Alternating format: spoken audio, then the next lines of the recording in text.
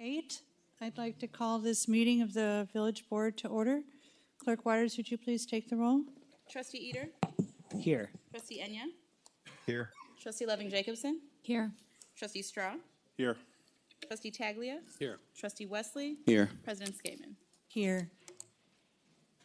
Okay, thank you. I would entertain a motion to approve the agenda as been presented. So moved. Second.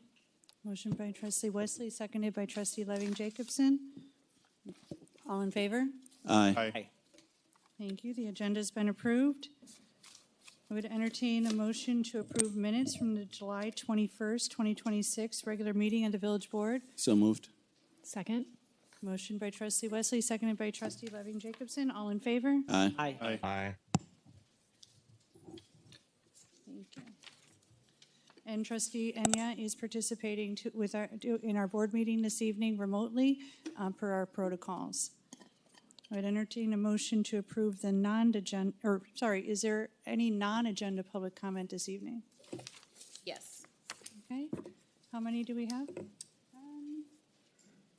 So the ones who submitted prior to the meeting, we should have 3. Okay. But I believe one's canceled, so 2. Okay, please proceed. Rosario? Okay, she canceled. Annalise?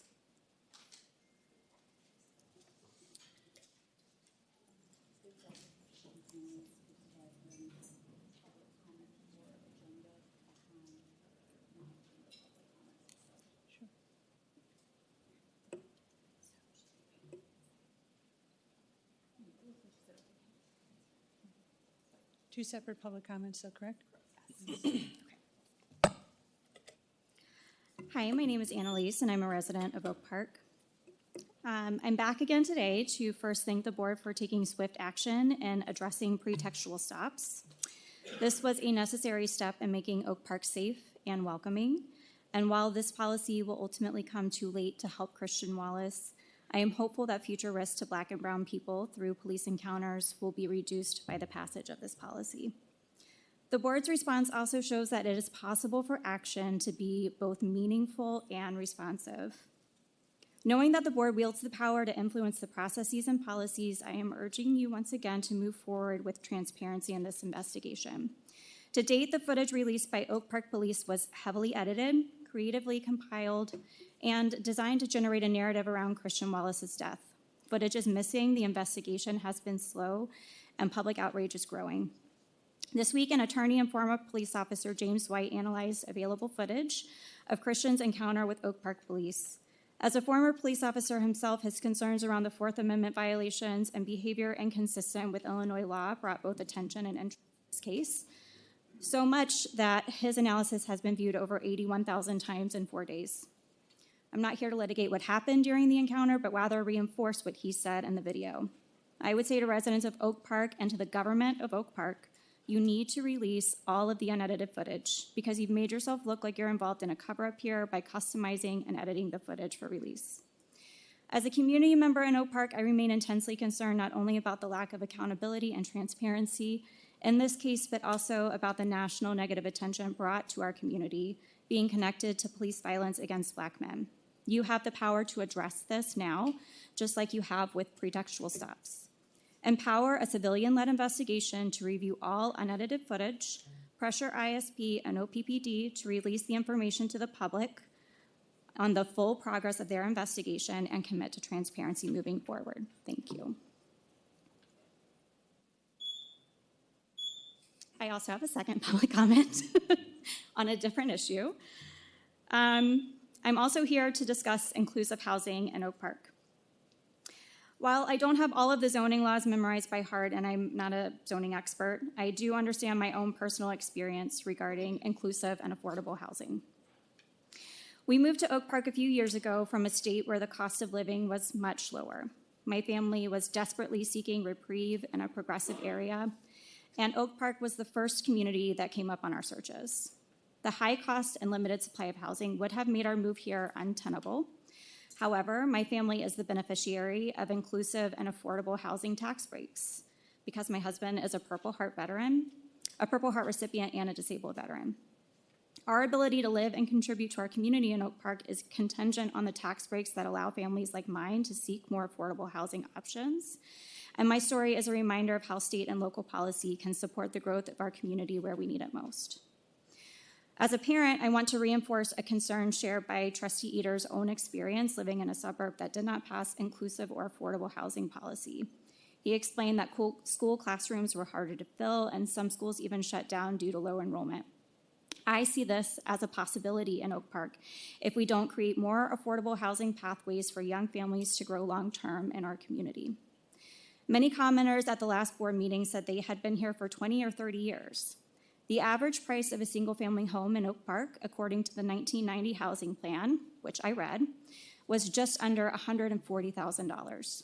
That price has now nearly quadrupled, presenting a financial barrier for a young family just starting their careers to afford a single-family home. This threatens the longevity, diversity, and vibrancy of our community. And I want other children to grow up with block parties, bike rides, and parades down Ridgeland, which won't be possible if we keep outpricing starter homes and rentals. I'll leave you with the goal of the 1990 housing plan that stuck with me the most: to preserve and enhance Oak Park's stable residential environment so persons of all ages, races, and incomes can live here in sound, affordable housing. The first objective was to support racial integration throughout Oak Park and prevent resegregation in any part of the village. I believe we run a very real risk of resegregation and failure of our community values without meaningful changes to our housing policy. We got it right in 1999, and I think we have the ability to get it right again. Thank you.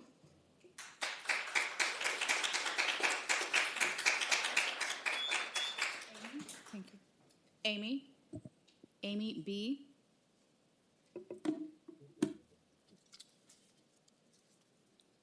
And after Amy will be Mona. Hello, good evening. I want to begin by thanking the Village Board and the community members who advocated for and ultimately passed a commitment directing village staff to develop policies that eliminate non-safety related traffic stops. I appreciate the swiftness with which the board acted in response to the tragic and unnecessary death of Christian Wallace. Here, Amy, can I interrupt you just so that we make Yes. sure we can hear every word? Yes. I do believe we've got someone remotely who doesn't realize they're not on mute. Thank you. Sorry. Thank you. It's okay. I'm a teacher. I usually just keep going. I thank you for the swiftness with which you acted in response to the tragic and unnecessary death of Christian Wallace. This is an important milestone. However, it is not the finish line. This was a starting line. We've got someone who's taking care of it, Amy. Thank you. Maybe I'll have you just start completely over, okay? I just feel bad taking everyone's time. I'll talk very fast. Okay. I want to begin by... Let me make sure that it's not going to happen again. Yeah. Are we good? Thank you.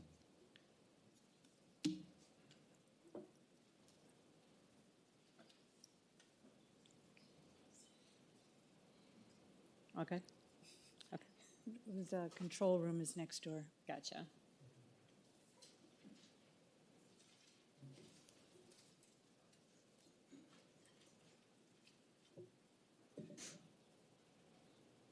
Please go ahead. All right. Well, thank you for your patience and commitment to listening to every word. So thank you again for passing the non-safety traffic stop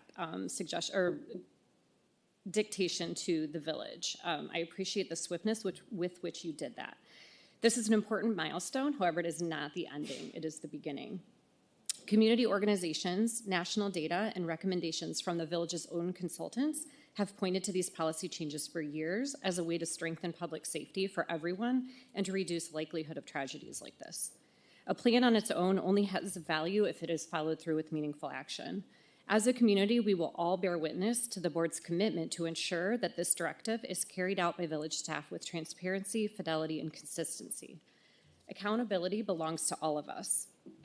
It means honoring the commitments we make, staying engaged in the process, and ensuring that policy and talk will lead to systemic change. That same commitment and accountability and transparency is why I respectfully ask the board to initiate an independent investigation into this incident. particularly the use of deadly force and the medical response that followed. An independent review is an important step toward providing answers, strengthening public confidence, and demonstrating the village's commitment to transparency. In addition, I encourage us to adopt formal protocols for critical incident communications and transparency. Clear, timely, and consistent communication during moments of crisis is essential to maintaining public trust. These three actions are all opportunities to demonstrate that accountability is not just something we ask of others, but that we are all in together as a community. Thank you for your time and your commitment to the work. Thank you.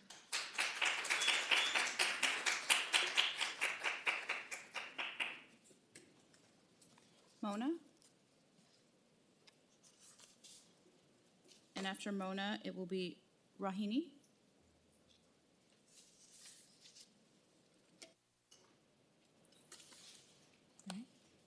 All right, hello.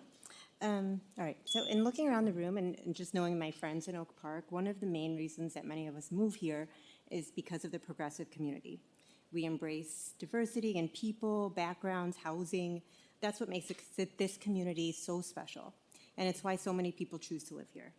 I know this personally. I lived in a single-family home on a street that had multi-unit housing. Some of the best neighbors I had lived in some of those. After changes in my family situation, I needed to downsize, and because Oak Park offers a variety of housing options, I was able to stay here instead of leaving the community I love. Today, my daughter and I live in a condo in downtown Oak Park, and it's been absolutely transformational and wonderful. She attends homes. We've experienced firsthand the incredible diversity that makes our school and our community stronger. That richness does not happen by accident. It happens because Oak Park has homes for people at different stages of life, with different incomes, from different backgrounds. Multi-unit housing isn't just about adding buildings. It's about creating the kind of community that we say we value in Oak Park. It allows teachers, nurses, young families, older adults, and people navigating life transitions to remain part of Oak Park, while living in housing that better reflects the way families and communities thrive. Because being progressive, which we say we are in Oak Park, isn't just about racial diversity, it also means embracing economic diversity, housing diversity, and people from all walks of life. It's time we put our money where our mouths are. If all we wanted were neighborhoods made up of entirely of single-family homes, there are many suburbs around Chicago that already offer that. Oak Park has always aspired to be something different, and that's one of the reasons many of us choose to make our lives here. I appreciate the board's efforts to modernize our zoning code, and I encourage you to include stronger, more inclusionary housing reforms as part of that work. If we truly value diversity and affordability, we need to use every policy tool available to preserve them for future generations. Thanks. Thank you.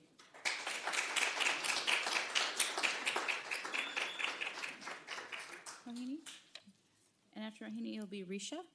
Now, are these non-agenda public comment? I'm sure they've filled them out that way, but if it's for an agenda item, then I do need to ask you to hold that unless there's a reason that you have to leave.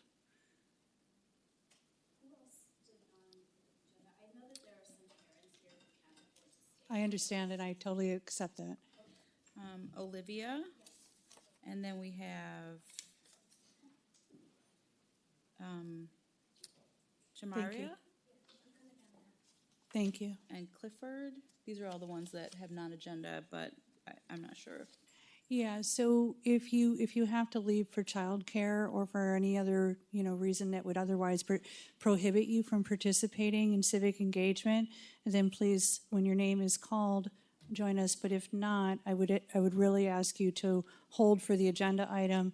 You're also able to see the presentation and hear from myself and my colleagues, and then also to respect of those who are waiting as well. Thank you so much for being here. Hi, hello everybody. Thank you guys for taking the time to speak with me today. So my name is Jamaria, and I'm currently a renter in Oak Park. I have an 11-year-old son, and I recently started fostering a 2-year-old little girl. I've been in Oak Park for about 2 years now. I think I have a different story than everybody else because I am a little bit younger. Okay, I'm only 29, and I have a 12-year-old son sitting back there, so he's one of the reasons I'm here today. I'm operating on a one-income household, okay?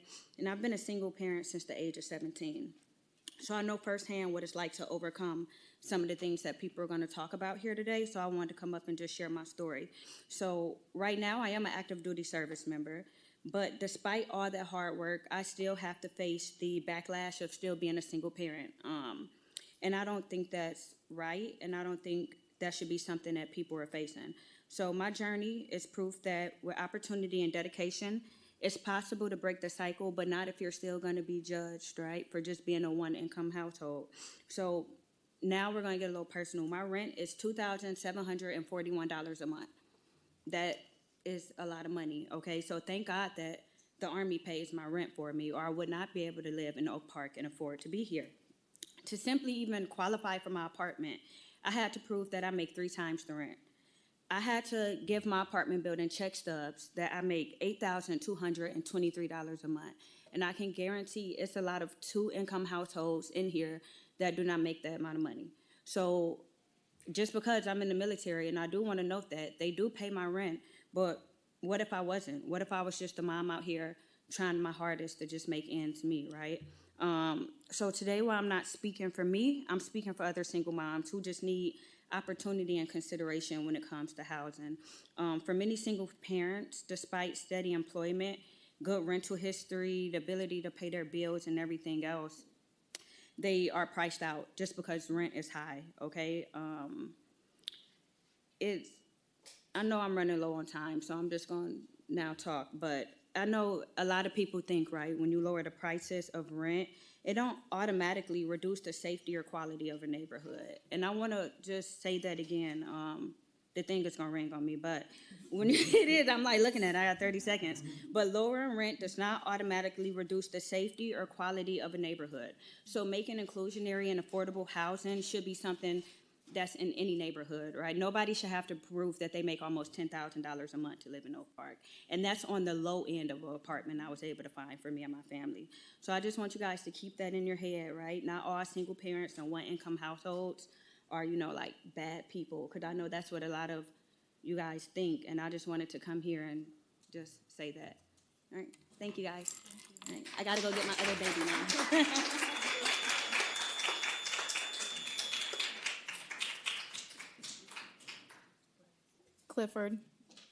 Clifford O. Is that Cliff Osborne? Yes. Hi, Cliff. Would you join us, please?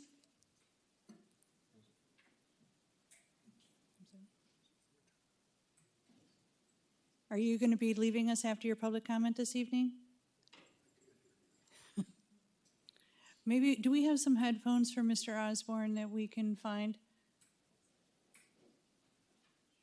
I just put mine in my office. I just left mine in my office. Sorry, I have trouble hearing you and speakers, so I may have delayed your meeting. I'm sorry.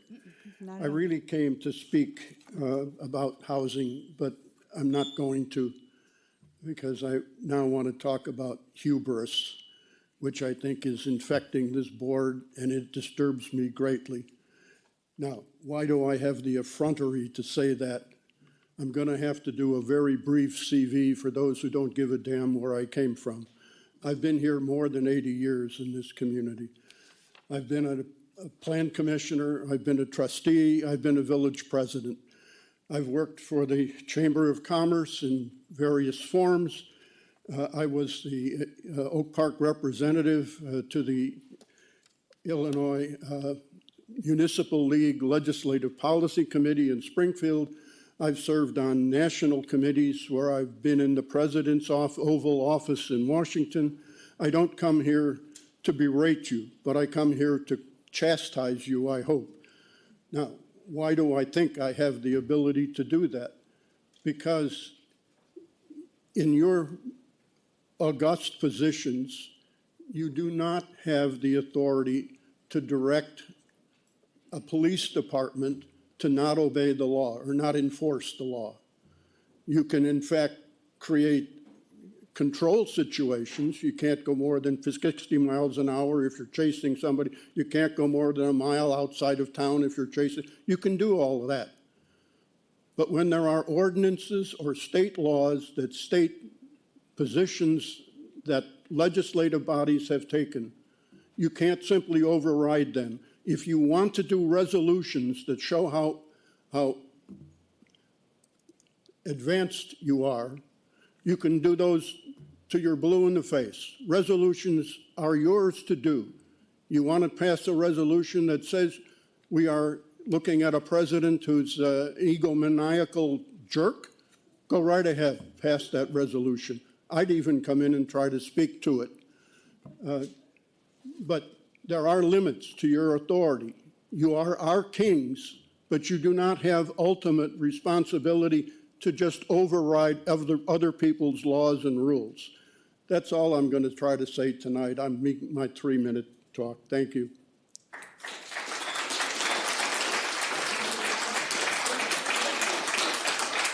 Brohini? Brohini? Brohini? You want to speak? Okay. Risha? Okay. Olivia?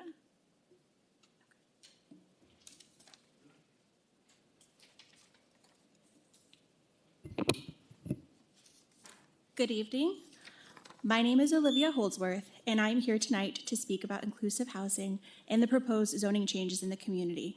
Unfortunately, I have commitments, so I cannot wait until later. I have listened to many of the comments previously made regarding this topic, and I felt it was necessary to add my voice and perspective into the conversation.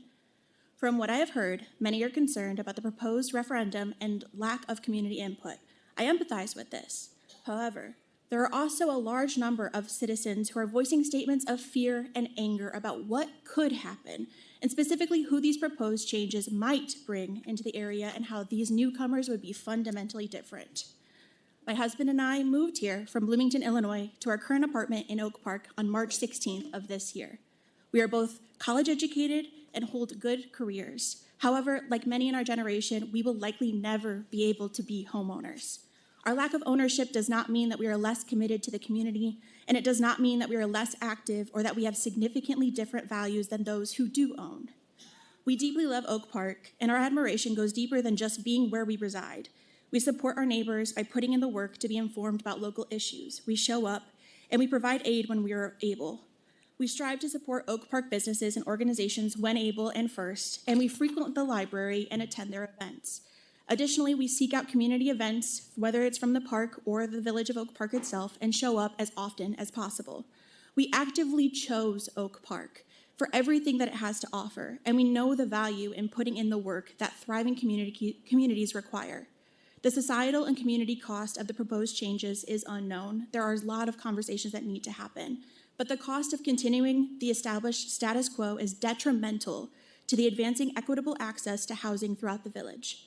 The proposed rezoning, when paired with strengthened inclusionary housing reform, is a step towards making Oak Park more accessible for those who, like my husband and I, want to live here and grow here and build our family here.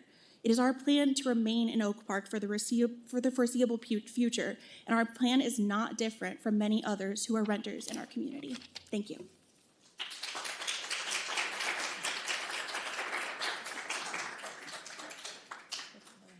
Okay. Sure, please go ahead. Raheem? Yeah. Okay, so, I gave a sheet to the village clerk indicating I had none, okay, and I've not been called. please join us. Again, and Frank, while you are getting set up, I know that we have some people who are standing. So if there's someone who's struggling with standing, then I'd like you to raise your hand so we can figure out how to get you a seat. Okay, please don't hesitate to let somebody know. We have staff at the end of the last row here if you need a chair, okay?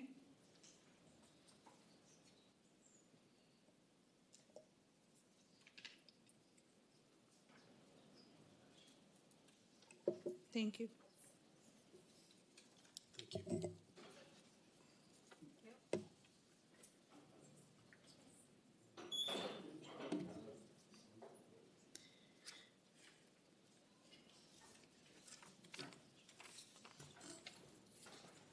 Good evening. My name is Frank Vozak. As I said the last time I was here, I feel like I'm among friends when I come here, even though we disagree a lot. But I learned from Ray Johnson, when he was in this very seat here, that in Oak Park, we should be able to disagree with each other and still respect each other. And I think that is what I do. Now, I originally was going to talk about something that was in the Tribune today. It's before each of the trustees. I will not bore you with what's in this thing because, well, obviously you can read it after I leave. The bottom line, though, is this board has taken a really strong stand in terms of environmental improvement. Sometimes I have not agreed with you. But I think there is something where we can all agree, and that is that the fact that we now have the opportunity for backyard battery backups for common users at basically just the cost of installation by a company called Base Power from Texas.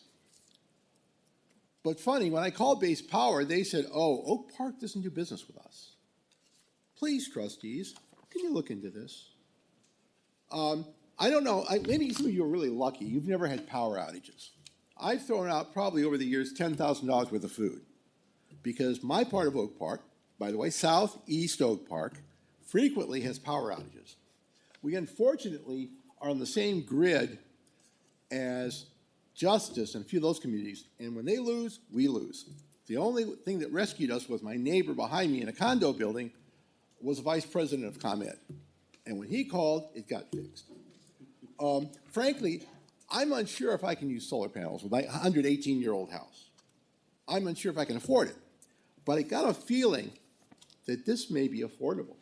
So please look into it. My other point, though, and this is going to be very unpopular because I know everyone here hates the police. These are terrible people. I live in a neighborhood where I have been the victim of 3 home invasions, my car stolen out of my garage, shootings on my street, shootings on Austin, shootings 2 blocks north of me. And I got to tell you, I treasure my police. I mean, even my neighbor's son got pistol whipped when he came home from work at 11 o'clock. We need the police. But I will say this. If any of you remember things in the Oak Leaves, or the Wednesday Journal, I wrote a letter saying we need effective policing, but we need effective civil rights. In fact, I was in the Community Relations Commission and raised that very concern as a commissioner. And when they didn't respond, by the way, I refused to be reappointed. On that, I'll pass.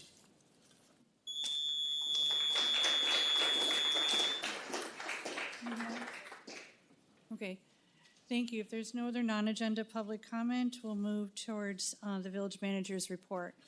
Sir?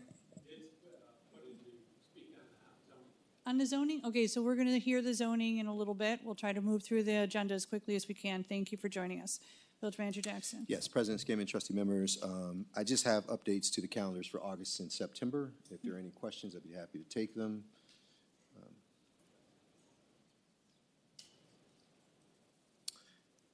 And if not, that would conclude my report. Okay, so if those on the Finance Committee have any challenges with the additions of the Finance Committee dates, please do email myself and Village Manager Jackson as soon as possible. I know we also have other committee dates that we need to settle too. You have my commitment to working with everybody's schedule during the month of August. Okay, so thank you. And is there no comment? Anything else from the village manager's report? No. No. Okay, board committees, are there any opportunity for members of the village board to share any updates of which they are liaisons to any of our boards or commissions advising the village board? Thank you. We do have a vacancy report that is on every village board agenda from the village clerk's office. Anyone interested in serving on a village board or commission, please email Clerk Waters at clerk@oak-park.us. And thank you to all of those who serve. Moving to the consent agenda, I was entertain a motion to approve the consent agenda as it's been presented. Motion, please. So moved. Second. Second. Okay, motion by trustee Loving Jacobson and seconded by trustee Wesley. Thank you, trustee Enya. And Clerk Waters, would you please take the roll? We do have two public comments for agenda item E and V. Okay, thank you. Hi, good evening. I'm Chris Donovan. Regarding agenda item E, ordinance 26-144, the consent, this is for 6104 Roosevelt Road, something I've been advocating about for some time. I noticed that the supporting documents say that there is a contract for the purchase of the building between the community builders and the current owner. Considering we're putting $700,000 into it, I'd like to know what the terms of that contract are. There was an attempt to speculate and benefit from real estate speculation that I'm hopeful was put to rest. I'd hate to think they shelved it and put it someplace else so that it doesn't look like the village is paying, or the $450,000 is being paid for a $115,000 lot. So that information should be public because it's our money. Thank you.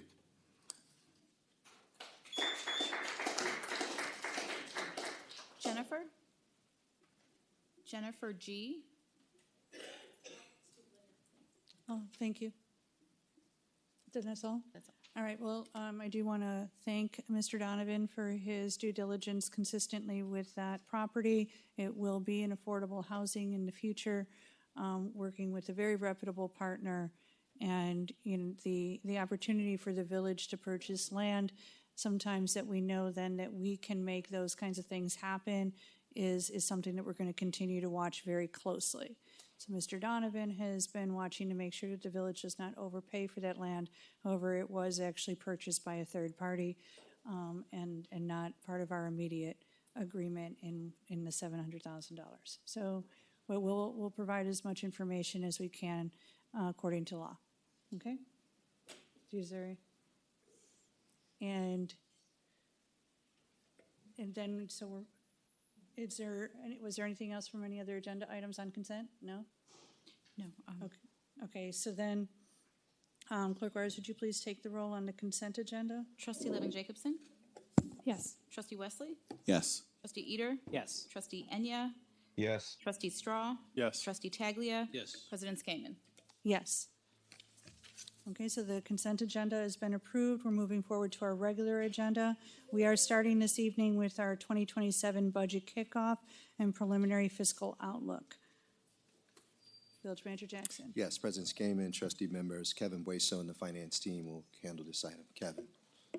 Thank you, Manager Jackson, and thank you, Village President Skaman and the board. I'm going to preface this conversation or this presentation by noting that this is very different from what you have seen before in terms of budget kickoff. We're not going to do a deep dive into the numbers tonight. We're also not going to cover like policies or anything related to that. It's going to be pretty quick. And the reason for that is because we're doing that through the Finance Committee. So August is going to be all about the financial policy. So we have 2 meetings set up for that. And then September, October, we're going to talk about the numbers themselves. So today's conversation is more about the framework, the changes that are coming, sort of the layout, what software we're using. The village board approved software to create dashboards and put this information out in public. So we're going to talk a little bit about that. We do have our incoming deputy CFO who is going to go through the presentation along with our management analysts. So they'll go through the presentation and then we'll open it up for a lot of questions. We know that you have a lot ahead, so we're going to try to be very quick about these. But of course, open to any questions about what we'll go through. So thank you. Good evening, everyone. Thanks very much for having us. We're excited to talk about the budget kickoff tonight, and it's great to see a packed house with everyone also excited about said budget. I'm joined by James Carson, my colleague in the finance department, and the two of us are going to give a brief update, hopefully both brief and informative, on the state of where we're at with our current budget kickoff. We initiated this successfully with a kickoff in June with each of the departments. I want to share a very special thank you to each of the departments, all of their staff and directors who have been working excessively hard, navigating new technology systems, and then bringing just an absolute A game to the conversations and meetings and draft development that we've been fortunate enough to interact with them on. We've got a couple of updates on the budget process that we wanted to share with you tonight. Number one, we are using several new platforms, as CFO Bueso mentioned, that we're using both to draft these budgets and then streamline replicable processes and tools for future years. So not only will you see changes in this year's budget, but you're also going to see hopefully improvements in the years to come, both in the development of the budget, but then also the public presentation of those materials.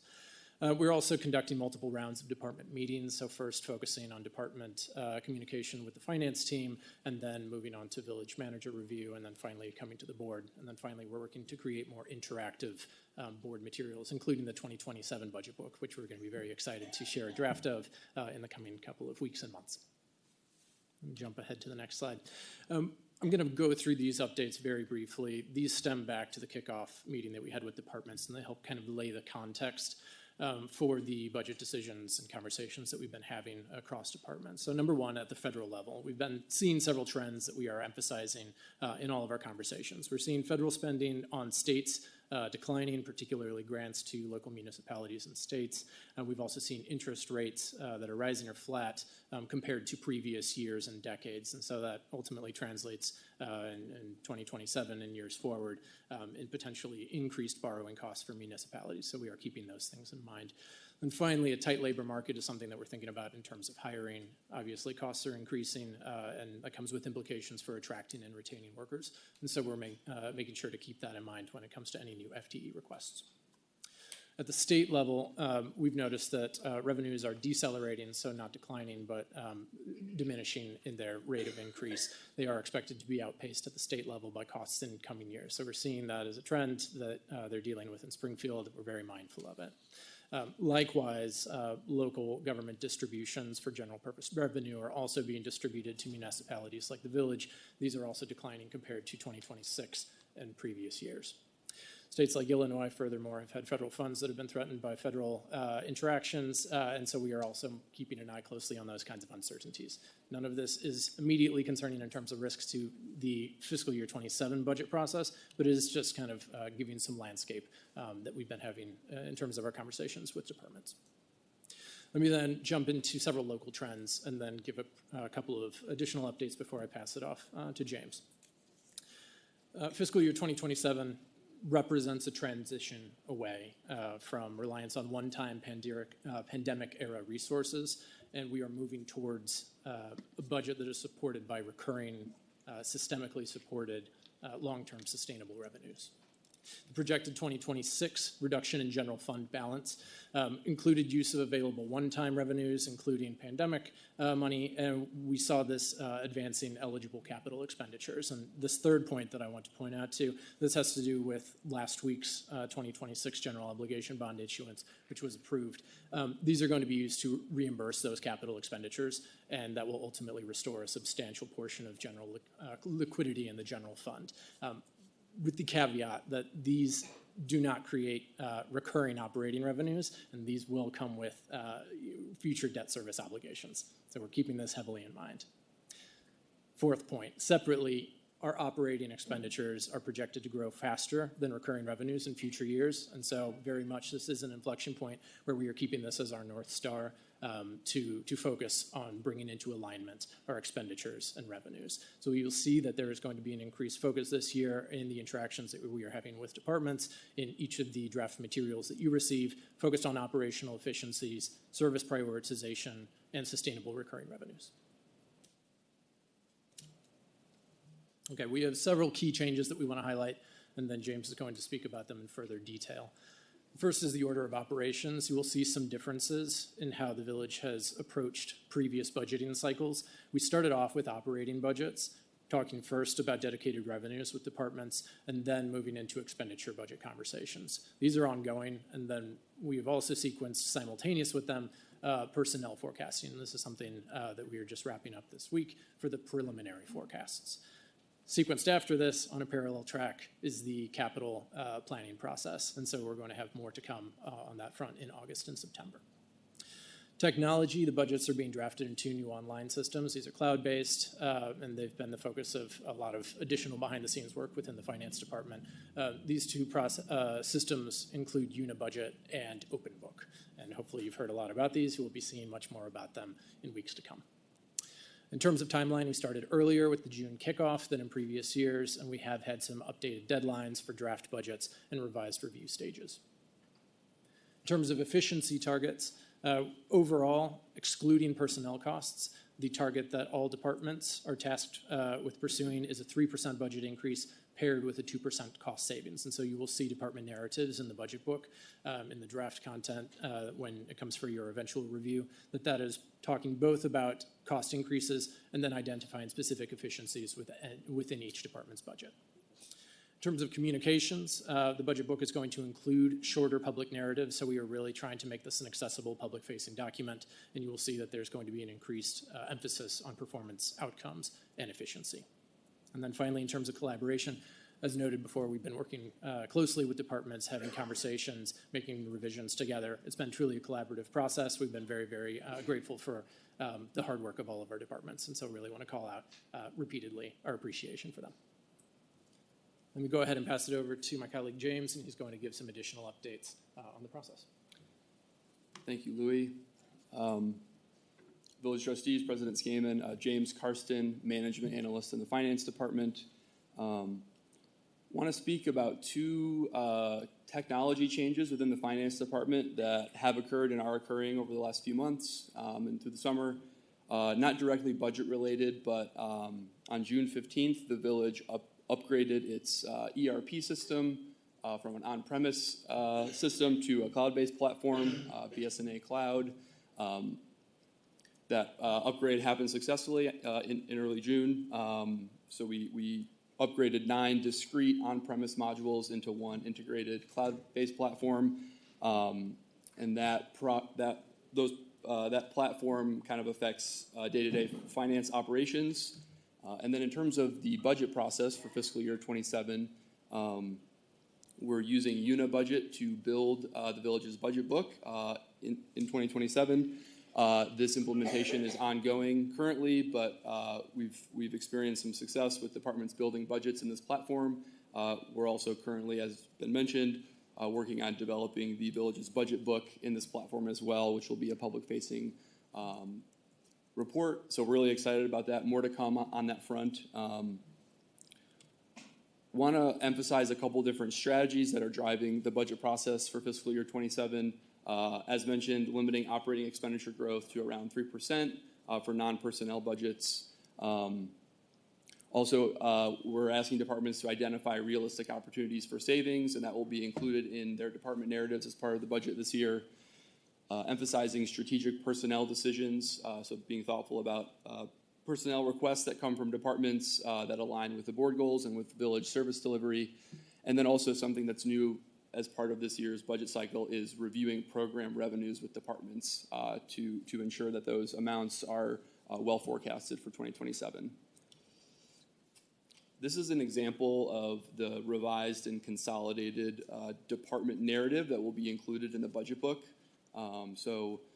Department narratives will be sort of broadly in this structure in the budget book, and you can kind of see mission statement and narrative will be at the top, focus on 2026 outcomes and 2027 goals and initiatives in alignment with the board goals. Some narrative around the efficiency and cost savings that we mentioned, and then finally the full department schedule will be below that information. Anticipated budget timeline for the remainder of the summer and the fall. We're targeting a proposed operating and personnel budget on August 20th, the 3rd week of August. There will be department presentations to the Finance Committee in September and October. Concurrently during that time, August through October, the CIP will be developed, targeting adoption on October 27th. And then finally in November, a final recommended budget along with the Truth and Taxation hearing, and then targeting full budget adoption during the last board meeting in December.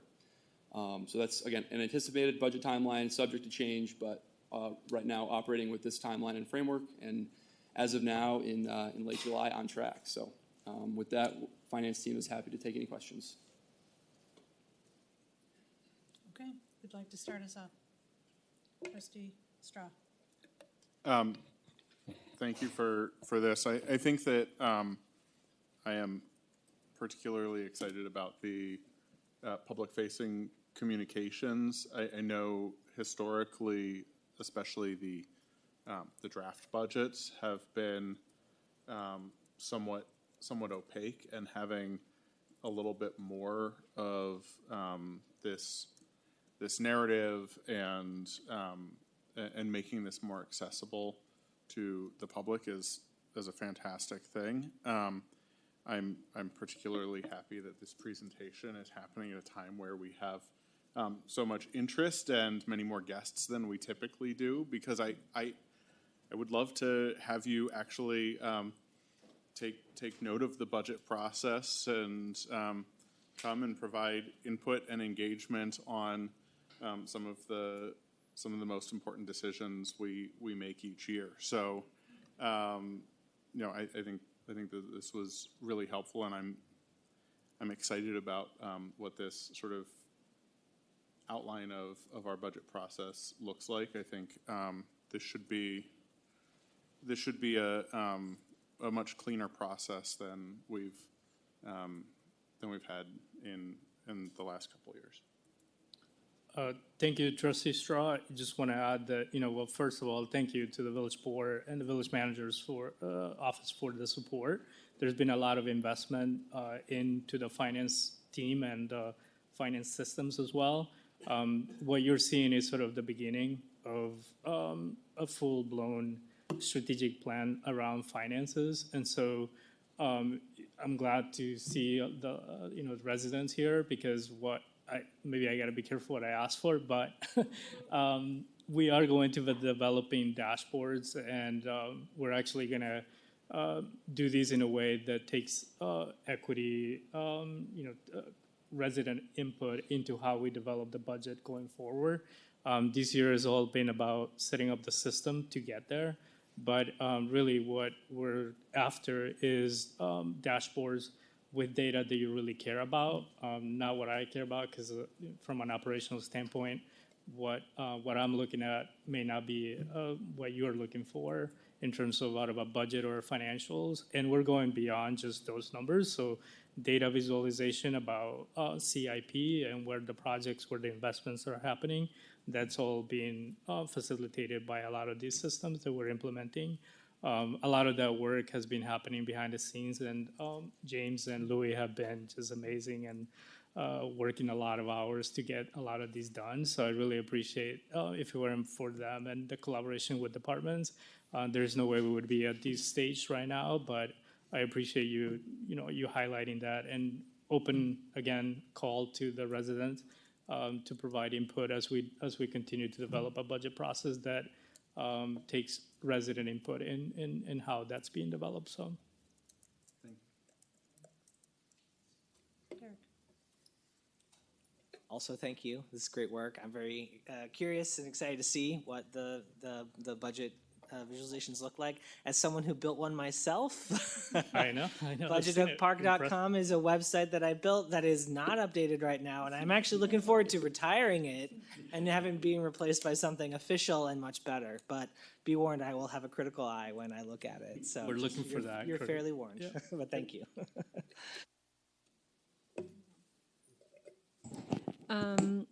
I also noted that the public-facing comms looked really interesting and promising. So thank you for all of the additions and updates. The one thing I noted going through the presentation, the slide about sort of the larger landscape, state and federal, and how it's going to impact us in our financial planning, the loss of some of the grants that support staff. I just want to sort of, for our benefit, note that we have two very important roles in the public health department that will need to be supported with the general fund. The environmental health manager, health education manager, the ARPA funds are ending, and so just get ready to support those roles. Hopefully, that will be an easy ask and agreement from all of us. But I'm just noting that now because I think those are two really significant roles that we need to make sure we preserve in the budget. And thanks. Truly, just I'm gonna steal Louis' line here, but this is an inflection point for the village. Not just those two positions, but also a lot of the additional expenses related to like inflation costs and all the personnel. One of the items that we highlighted is the tight labor market that we have. So that means that salaries, we have to be more competitive if we want to attract people. That means, again, salaries that we're not, unfortunately, as being a directly bordering town to Chicago, we're competing with, not necessarily with other communities. We're really competing with people that are working in the private side, or companies. So a lot of times we're competing with salaries that Microsoft and some of the other companies are paying. And that's one of those situations that, again, that it's adding a lot of pressure into our budget. So we're looking forward to, again, bringing back those conversations to the Finance Committee. It's going to be definitely a tough conversation in terms of what some of those, what that will mean. But we're keenly aware of what those pressures are going to be. We talked about some of the pilot programs that we have that are now coming online full-time on our general fund. So there is a lot of pressure on these expenses. But policy making, those conversations with the Finance Committee will be key. And again, invite the public to participate in those committee meetings as well. The calendar is publicly available, so feel free to join the conversation for sure. Okay. Jim. Thank you. So a couple comments. And again, I understand, first of all, thank you for your team's efforts. It's been very good. We invested a lot, and I know you're working very hard to make that investment pay off. So we appreciate that. I just want to say that right now, as you look at the landscape for next year, I understand from this presentation that you're looking at a 2% non-personnel reduction and a limiting the non-personnel budget increase at 3%. But I'm guessing you may have an idea of what the overall levy goal is that you're working with, and I'd like to know what that is, if you could, because we have our levy policy, it's kind of an interim policy right now, and the definition of it is kind of vague, and I just wondered what your thoughts are. Yeah, part of you have all a draft of that tax levy policy right now. This meeting is too early to talk about what that is going to look like, because at the end of the day, we're looking for feedback from the Finance Committee. We're going to present a few scenarios about what X% tax levy increase will look like, but at the end of the day, that's going to be tied directly to services that the village is providing. So what are the basic level of services that the village is providing, and how the tax levy is going to impact that, right? So if you want additional services, we're going to be able to identify this is the impact on your tax levy. Right. And if you want to add, I don't want to single you out, Trustee Levin Jacobson, but since you brought it up, if you want to add 2 staff members to the general fund, that's what it means, going above and beyond what the village board is providing as a basic service to the residents. So again, that's conversation that we're going to have at the Finance Committee on August 6th. And so we have that policy at the top of those. It is going to be a lot more comprehensive than the 2-page policy that we have had, because we want to make sure that just like we hold ourselves accountable to that, we hold other tax levies that we have control over, such as police pension, fire pension, the library tax levy as well. So all of those will be subject to that policy, and we want to make sure that we outline that as a comprehensive conversation rather than, it's a long way to say I don't have a straight answer for you to say X% will be the tax levy increase at this time, because that will be a discussion of the Finance Committee for sure. Okay, so what you're suggesting is that the Finance Committee meeting on August 6th will hopefully quickly come to some coalesce around a policy that you would then immediately apply to the 2027 budget. I've just thought you would assume I mean, I'm fine with that, but I didn't know that, so I'm getting it now, so that's good. Yeah, I think that's a very way, I mean, I think we're still working through the process too, right? And so, I haven't even had an opportunity to meet with all the departments. The finance team is doing, as they stated, has been working very well and efficiently through the department budgets with the targets that we provided. And soon, and within, I think, the next week or so, I'll start the reviews. And I think we'll be by the 6th, or probably shortly after, Right. We'll be in a pretty strong position to understand where we are completely. Definitely, yeah, and that policy that we're gonna have a discussion on August 6th, yeah, it will depend on what consensus we get. Keep in mind that the Finance Committee is an advisory committee at these times, right? So it will be providing a recommendation to come to the board, and then the board will make that decision as a whole.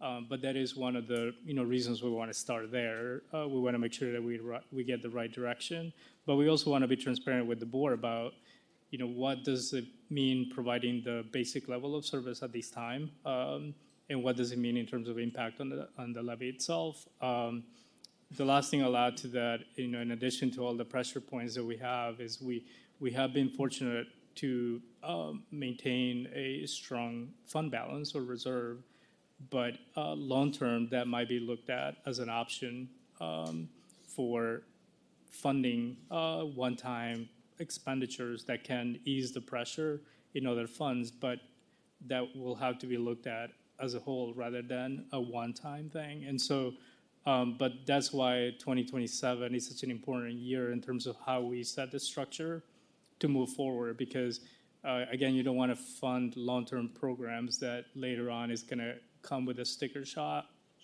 to the tax levy, and then from a personal standpoint or personal finance standpoint, it's hard to budget for that. So we're definitely keeping all of that in mind. And again, the August 6th and 20th, I think is the next Finance Committee. Okay. Those are going to be key to talk about some of these policies. And that's not, that you don't consider that too late in the budget year for you to make whatever adjustments necessary to the new policy? Correct. It wouldn't be too late, because remember, we are presenting a proposed budget, right, and then we're having the discussions. Based on those discussions, the village board will not adopt the budget until December 1st. So there's all those months. That's why it's so important to have these conversations about the financial planning and budget now rather than, October, November. So we will definitely take all of that into account when we propose a budget for adoption in December. Great. Thank you. Okay, thank you. So if anyone has anything more to share, otherwise I'll just close. Just really quick, I just want to say how great this presentation is in terms of setting expectations, which I really appreciate. So it gives me the ability for forethought on what's coming down the pike, and allows me to get a little bit more prepared in advance of you guys coming forward with the agenda items that will be very tough decisions, it sounds like. But at least I know that in July instead of October. So appreciate it. Okay, anything further? Was Trustee Enya?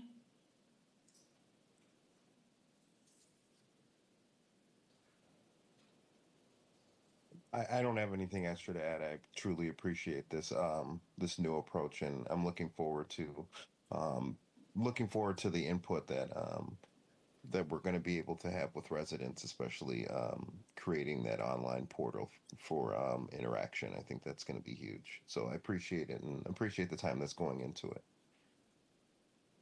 Okay, thank you. Thank you. So what we've heard from tonight, and you can go ahead and sit down, you're fine. Thank you. Is the staff has been extremely responsive to the concerns and the goals and the way in which the village board as a whole, myself and my colleagues, wish to be responsive and informed decision makers with our budget. And the staff has done an excellent job, and thank you very much, because this is I think an impressive presentation and a process for us to follow, but and demonstrates that every step of the way they are listening to what the expectations of this board are. So But I will also pull out and highlight the statement that we heard that our staff are going to be looking at their own budgets once, twice, three times, to bring back what they believe is the most responsible budget, and we need to do the same. And so that's what we're hearing from Kevin Boyso. We're going to have to prioritize those highest needs and be thinking long-term and how it is that we're paying for everything that is most important to this community and to the well-being of all of our residents. Thank you. Okay.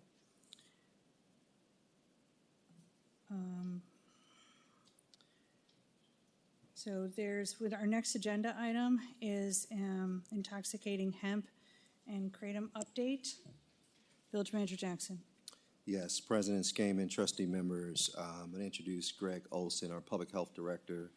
The Village Board has previously provided direction for the adoption of an ordinance to regulate unregulated intoxicating hemp and kratom. There's been updates to the federal and state law that is pending effectiveness, I think sometime in November, to regulate intoxicating hemp, but it does not include regulating kratom. So we have a companion item, AA, for the board's consideration tonight that follows this presentation if you want to continue to regulate kratom, and you're also interested still in applying a licensing fee or in a tax, which was something that the board was previously interested in doing with intoxicating hemp. We prepared that ordinance for your consideration tonight, and if there are alternative considerations, we're open to hearing that, taking that direction as well. So that's just a quick summary. I'm going to turn it over to Greg to actually conduct the presentation and guide us through it. And Greg, if you give me just 1 second, I want to invite anybody who's standing at the back. There's a few open seats towards the front over here and right over here. Yes, thank you, sir, to join us. Very good, thank you. All right, good evening, members of the board. Greg Olson, Director of the Health Department. A lot has changed on this topic since we last talked about it. There's been updates at the federal, state level that impact us locally. As we already know, the hemp loophole was inadvertently created by the 2018 Farm Bill. And this year, the 2026 Appropriations Bill has essentially closed that loophole. And it's done that by reclassifying many hemp-derived products as Schedule I controlled substances. So this applies to hemp-derived products that contain any cannabinoid not capable of being produced naturally, cannabinoids capable of being produced naturally, but they're synthesized or manufactured outside of the plant, and that's the category where Delta-8 lives, and essentially any quantifiable amount of THC. And this goes into effect November 12th, 2026. And so in response to this, states essentially had three options. They could adopt the federal language, effectively banning the product statewide. They could stay silent on the issue and then leave it up to the locals to decide, or they can create their own regulatory framework. And so the state of Illinois opted for option 3. So in June of this year, Governor Pritzker signed Senate Bill 3222, which established the Illinois Hemp Act. So this act does a number of things, but specific to what we're talking about tonight, this act reclassifies intoxicating hemp as regulated cannabis, and that begins November 12th, 2026. So these products will now be subject to the regulations in the Illinois Cannabis Regulation and Tax Act. So essentially this means that all our intoxicating hemp products, they have to start using safe ingredients, they have to undergo rigorous testing, and their labels have to be very detailed, and their labels have to be accurate. The products also have to be packaged in a child-resistant manner. They can't be targeted towards youth, and they can't make any health claims. And most notable is that any product that contains 0.4 milligrams of total THC or more has to be sold only at state licensed dispensaries. So the Delta-8 products that we're seeing, other intoxicating hemp products, come this November, they won't be allowed to be sold anywhere outside of a state licensed dispensary. So because of these products being reclassified as cannabis, as you can guess, and what Manager Jackson stated, the Oak Park is not allowed to enact a local tax, nor are we allowed to require any sort of additional license fee. And that's because these products are all going to be taxed like regular cannabis since they're being reclassified. And so in order for us to be in alignment with the state, the staff recommend amending our current ordinance to remove mention of intoxicating hemp. And so doing so, our current regulations would only then apply to Kratom products. And our current regulations are 21 and over, appropriate signage, the marketing can't be towards children, and it can't be readily accessible to customers. So those still all apply to Kratom products. Now, we know we can't tax or license intoxicating hemp products now, but we can apply that same framework to Kratom products. So we can require an additional license fee for establishments that sell Kratom, and we can tax those Kratom products. While we don't know the exact market size of Kratom within Oak Park, currently there's 5 businesses that we know of that sell Kratom products. And in general, the overall market for Kratom is significantly smaller than cannabis and intoxicating hemp. So the estimated revenue a tax would generate, it's currently unknown just because we don't know the exact market size, but it's likely to be pretty small. So yes, the village can do a license as long as that additional license fee is within 10 times the cost of administration and enforcement. And when it comes to taxing the products, the tax can be applied either based on its potency or on a per unit basis. Now, Kratom products and intoxicating hemp products, they're usually placed in the same bucket. They come from different plants, they're different drugs, but they're both psychoactive. And most importantly, there's little to no regulatory oversight. There's no licensing requirements, there's no testing requirements, and studies have found that potency listed on the actual packages oftentimes don't reflect what's actually inside the product. And so because of this, staff recommended imposing a per unit tax instead of relying on a potency tax. And this is similar to how Chicago handles their water bottle tax. So any bottle of water sold in Chicago, it comes with it is a 5-cent tax. And so retailers would be tasked with collecting the tax at the point of sale and filing their returns with the village on a monthly basis. And there's been some proposals made in Chicago with a similar tax structure for intoxicating hemp and Kratom products. They've ranged from a tax of $1.31 per unit up to $2 per unit. But so far, nothing's really come of it yet. So, in summary, in order for Oak Park to be aligned with the state, we recommend amending our current ordinance to remove any mention of intoxicating hemp. And the draft ordinance that is here this evening is crafted to not go into effect until November 12th, 2026. Additionally, if the board would like to proceed with licensing and taxing these Kratom products, staff recommend an additional license fee of $300 and a tax of $1.31 per unit. And there's also the alternative option, which would be to ban Kratom products altogether. And if Oak Park were to go this route, then it would join the other 25 jurisdictions in Illinois that have already banned Kratom. And so with that, I am happy to answer any questions. Thank you. Do we have any public comment on this agenda item? Okay. Who'd like to start us off? Anyone? I know Trustee Enya. So I'm just making sure you just let me know if you have anything further on this. I know you championed much of this the first time around.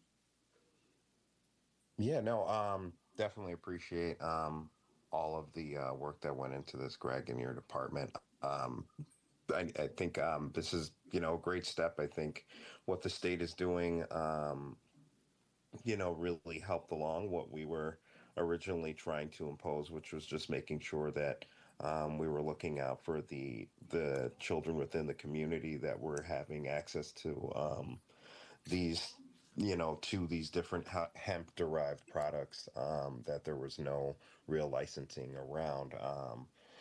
Or any real direction. So I truly appreciate all the work that went into this. And I think when you look at this, the kratom is the only thing that's still possibly legal.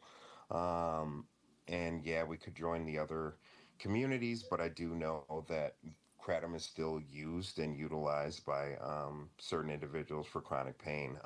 So I don't know what research the health department has done around this, and if they have any specific recommendations around this. Is it because I don't know if it's going to be as sought after as some of the other hemp derived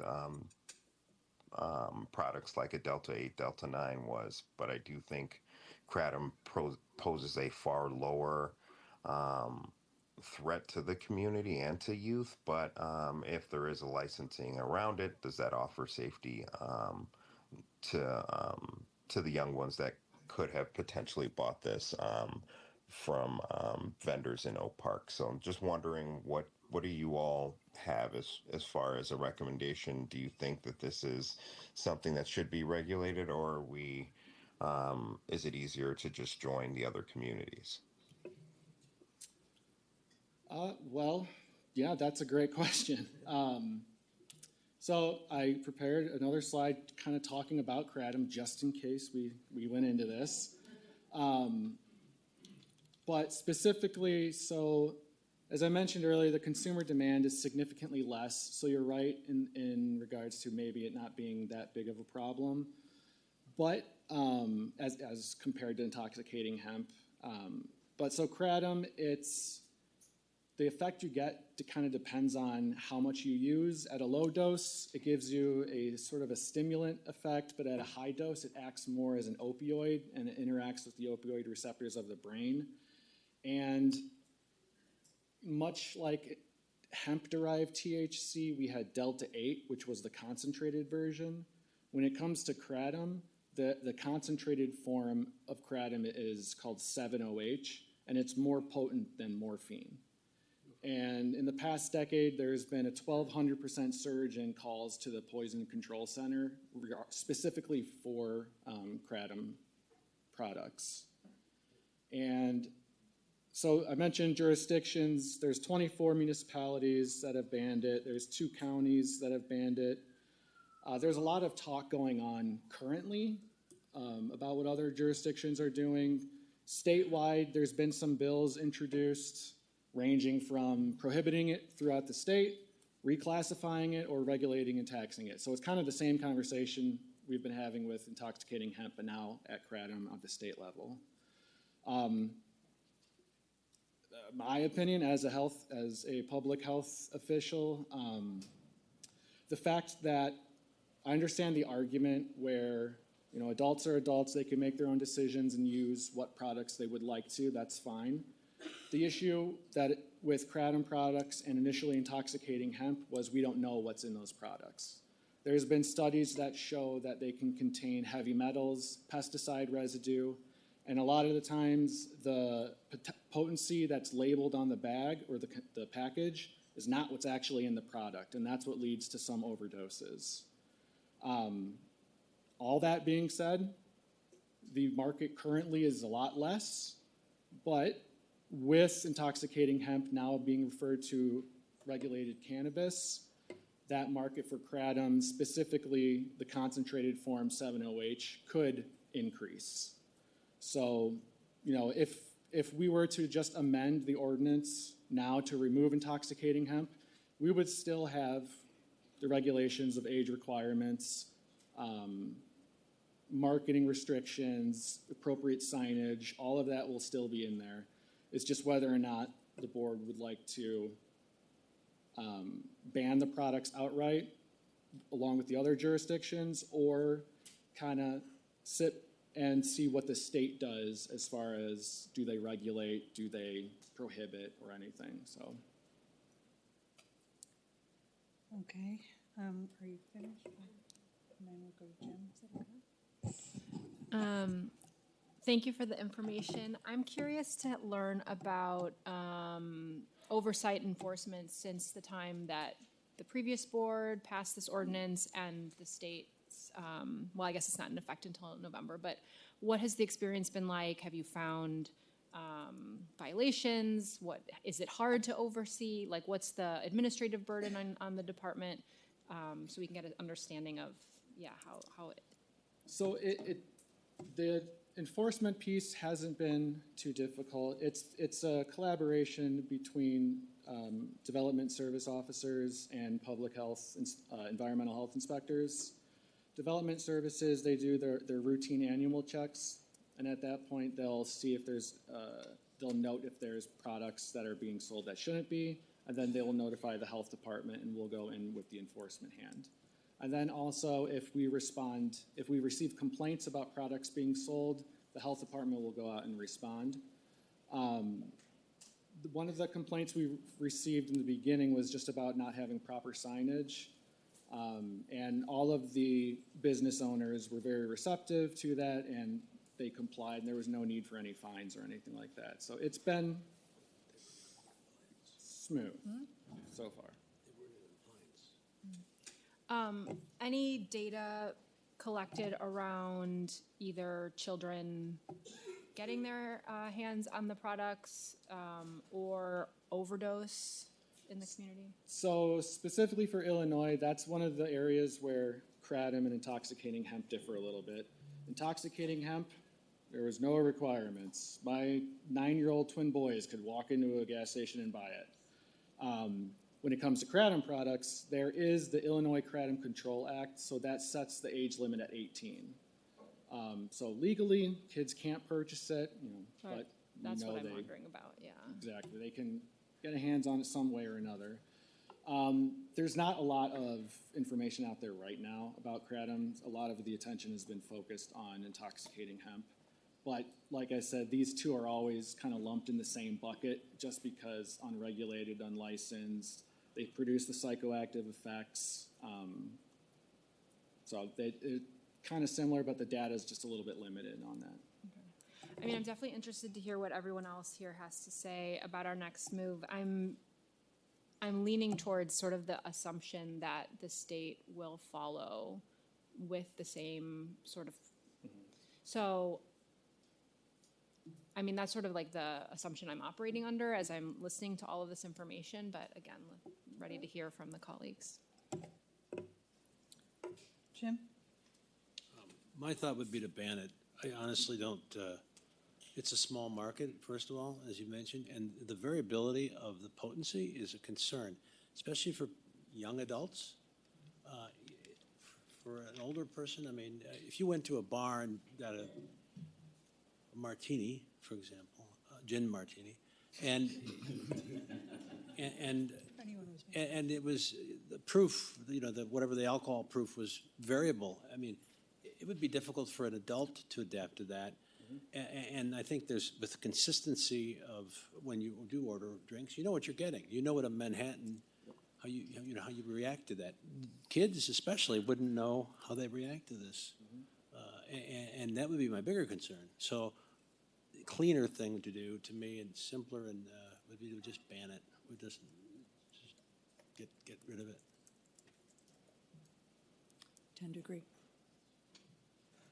So I come down on this the same way I did on the Delta 8 discussion, and that for me one of the concerns is Oak Park being such a small island. Unless our neighbors are also banning it, we have an issue where people are going to have ready access to these products just across the borders. And so for me, having an approach that requires it in Oak Park to be behind the counter requires public health education at point of sale, in addition to requiring the age 18 limitation as we have historically, I think makes a great deal of sense, because the issue, even if we are effective in banning it, we ban it and nobody actually sells it within Oak Park.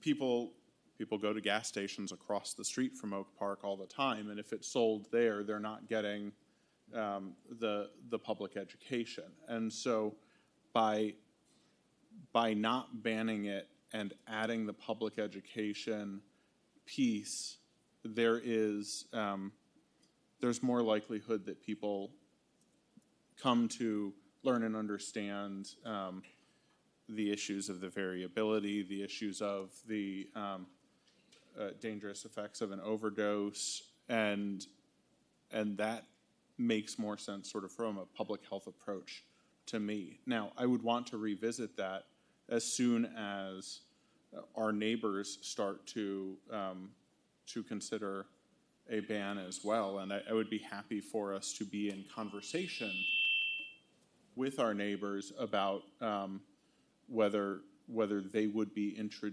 interested in implementing a kratom ban with us. But if we are moving alone on this, it isn't like other Illinois municipalities, like I think Naperville most recently was one of the municipalities. Naperville is massive. Like from a land size, it's many times Oak Park. And so when they move on something, unless you just happen to live at the borders of Naperville, most of the places you're going to go are closer in. Whereas here, I think there are very few days that go by where residents are not leaving the municipality. Can I ask what kind of education in the schools we currently have around drugs and alcohol? Is the health department involved? In any sort of, proper curriculums or anything like that, no. The health department. Oh, I think it's just too close to the Channel 5. We're not involved in any sort of, strict curriculums right now with the schools. Okay. I'm not entirely sure what sort of education they are providing. Yeah, I'm trying to remember what the secret is about two microphones close to each other. There's a certain way. Okay. I mean, they're in the township too. Do we work with the township on any kind of drug or alcohol programming? Not actively, not currently, but that is, we're open to pursuing all partnerships and with all of our community partners. All right. Well, I think a lot of people know that I was the program coordinator for the Illinois Department of Human Services underage drinking grant at the township for a number of years. I think we could re-engage. Okay. Appreciate this information. It's really helpful. I think I'm inclined to see what the state does here, but I do see Trustee Strauss' points about education and the benefit of that. But again, just because we are so small, it's the state's sort of role, I think, is the best move here. And I guess on that last bullet point you have on the slide, I know you don't have a crystal ball, but are these things coming up like anytime soon, or is it next year you think that these bills are going to be debated again? I don't know. Okay. The stuff can pass, like the intoxicating hemp passed at midnight the same day that the e-bikes did. Sure. Okay.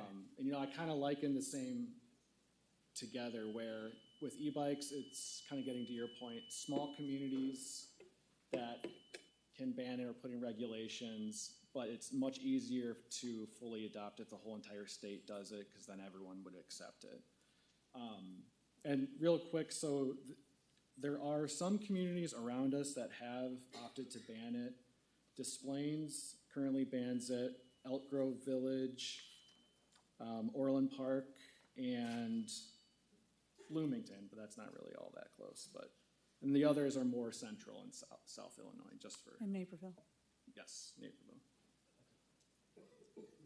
Okay, if you don't mind, Corey, I am going to jump in just to provide a little perspective here.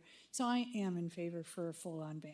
You know, I appreciate the comments on education and that, you know, people can just cross the street and buy the product probably literally across the street from the locations that come up on my map. But those locations, if they had education coming out of those locations, I wouldn't trust that they would be particularly strong partners with us in that, and that even getting them to comply with, you know, state level restrictions might also be a challenge in itself, and that just all-out banning actually becomes a whole lot easier to enforce. I do think that the education still has to happen, and should be in partnership with the township and our other governing bodies. And that just goes without saying for whether a product is legal or not legal. As somebody who wants to get a product is going to figure out how to get a product. But, you know, to understand the potency of this and the potential danger of it not being regulated and not knowing what's in it is in itself, I think, just a responsible thing to do to just ban it. Okay. Corey. Do we know how much of a, this 708 variant, do we know how much of the market that is? Or is it just because everything is just not being tested, we have no idea what's anything? We don't know exactly how much 708 is specifically of the Kratom market. We just know that, you know, much like Intoxicating Hemp, they had Delta 8. That was the concentrated form. The 708 is the concentrated form of Kratom, and that since Intoxicating Hemp is now going to be regulated, there is an opening for the Kratom market to increase because of that. Gotcha. Okay. Yeah, you know, I hate banning things all the time. It's just, you know, I think there's an avenue for reasonable people to make informed decisions about what they put in their body. But I also think that there is an avenue for government to, you know, do what they can to inform them of the risks for that. I think we're trying to straddle that. Though I don't, honestly, I'm just going back and forth on this. I'm probably giving this more words than what is worth, given the relatively small, you know, amount that we sell in the village every year. So, yeah, coin flip for me. So I did also learn at a recent, sorry, whoever was going to go next, privilege, a mayor's conference, that these same establishments are also the ones who tend to sell other illegal products. And that things that I don't actually wish to share currently. And that, you know, by banning this, and enforcing that, we might actually get more insight to what other activities these same locations have going on. Okay. Just to add, you mentioned about the content, not just the potency, but the content. What specifically? Are there impurities, you said? You mentioned something about that? Regarding the taxing? No, the content of the material, the Kratom. Okay, so let me go back. So Kratom, it's like Intoxicating Hemp. It's plant-based. Right. And so it's more, that concentrated form is more potent than morphine, and it's led to 1,200% increase in poison calls. Yeah, I mean. I'm not sure if I follow the content that you're asking about. No, I thought there was some impurities within there generally. Oh, yeah, so since, mentioned. So there's been studies with Intoxicating Hemp that show that since the products aren't regulated, they're not tested, there's no requirements, that there's been found heavy metals inside the product along with residual pesticides as well. Right. I mean, we in Oak Park, we have a lot of, we're very concerned about opioid use, and we have our boxes located throughout the village. Here's an opportunity where the situation, people could end up in a overdose position or situation, and we can avoid it by just banning it. And I think that's a simple thing to look at it in that way. Plus, considering what we don't know about the purity of the material and concerned about what people ingest, as well as the variability of the material, it seems like and plus I really don't mention, to Vicky's point, those stores, I don't trust those stores. From what I understand, and I don't frequent them admittedly, but I would say that I've heard stories about them trying to sell different products out of them, and I think it's an ongoing concern everywhere. It's just the nature of it, just because. So I'm not, that does not weigh heavily on me, but the more important things are what Vicky mentioned and what I had to discuss. Thank you. Okay, I kind of lost track. Who'd like to go next? Okay, so Trustee Enya?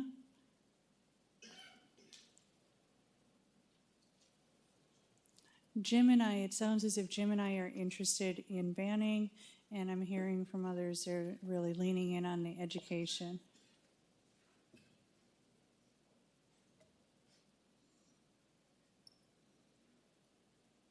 Yeah, I'm definitely of the mind of getting a little bit more education before banning. Yeah, I like to think that some of the business owners in here are acting on good faith and making sure that they are representing themselves positively. And I know that some of them have reported the incidents that have happened at their locations when individuals have tried to attempt to steal these type of things from them. So I do think that education is a good first step for any of this because, like Trustee Straw said, you can still get these things in other communities. Whether or not you get them from here, they can still get them to any of our neighboring communities because from what it sounds like, the closest nearby that doesn't do it is Des Plaines. And that's pretty far away. So they can get these right across the street. If you're by me on Roosevelt, there's a store that does it. And if you don't get it on the Oak Park side, there's one literally 10 steps away across the street. So that's not going to change for some time. I would rather us be an educator and making sure that people understand the dangers or, what are the benefits, if any benefits, if you are getting this for your pain tolerance or pain issues. Trying to figure out what that is before banning because there are very high potent THC products that are sold at dispensaries every day. And people just need to be of age to purchase those. There's no education that goes along with that. I would like to be a community that is actually educating people on the dangers or the benefits of whatever these products are, if they are going to be out there regardless. So, I would like to go down the road of educating ourselves more, working with our health department and working with these business owners until Illinois does decide what they're going to do. I feel like we're still going to be caught in this in-between phase.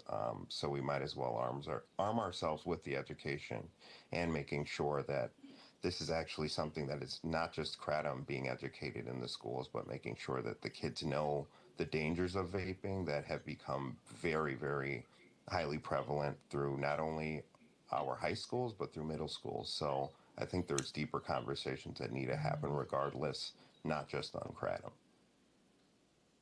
Okay, I think it sounds as if we're going to be prepared to call the roll after we make a motion for the next agenda item properly. I will be voting to ban, and everyone has the information at this point and has heard the different arguments. I would only close with that banning, if you go into a store and you're not able to get something because it's been banned and there can still be information available as to why it's been banned, is then you might think a little bit, why is it being banned? And give some consideration to that. If you're Otherwise, that education material may just go straight in the garbage anyway. We need to, I agree that we need to focus on our young people, and I know that that is not necessarily at the point of purchase. It should be before that point and consistently. I do understand and appreciate that there is a high-level legal intoxicating hemp, and I don't have any problem with that. We know what's in it, and that's part of the regulating. And and so that's when I do fall into people are hopefully making educated decisions for their own bodies, and if you're an adult, then that's less of my concern. So I'm very much going to be wanting to see the educational information either way. Brian? Sorry, just one last question. You said that it is illegal for people under the age of 18 to purchase it. Correct. What kind of enforcement efforts do we do against retailers to confirm that they are in fact carding and determining that people are of legal age before buying these products? I think that would fall in the same line as some of the police activities when they look for underage or confirm underage shoppers. But the health standpoint, there's not much that we get engaged in on that part. But education is the kind of the backbone of public health. So whatever direction we go, education will be a big piece. And if I can also just say that, so when purchasing items at a dispensary, yes, you have to be of age, but you know what you're buying. Going to a bar, getting a beer, you order a 4% alcohol beer and you get a 12% alcohol beer, you're getting up woozy, not expecting it. And when it comes to, municipalities, jurisdictions kind of piecemealing different areas of where to regulate, I would just say that Tobacco 21 started in the city of Evanston, and it kind of grew to different communities, and eventually it became statewide. So that would be my argument against, people just go across the street. That's definitely true right now, but they could be jumping along with us and then just growing it the same way that Tobacco 21 did. So the enforcement in the past has been that the police department is able to receive a grant to operate with stings, where they're working with trained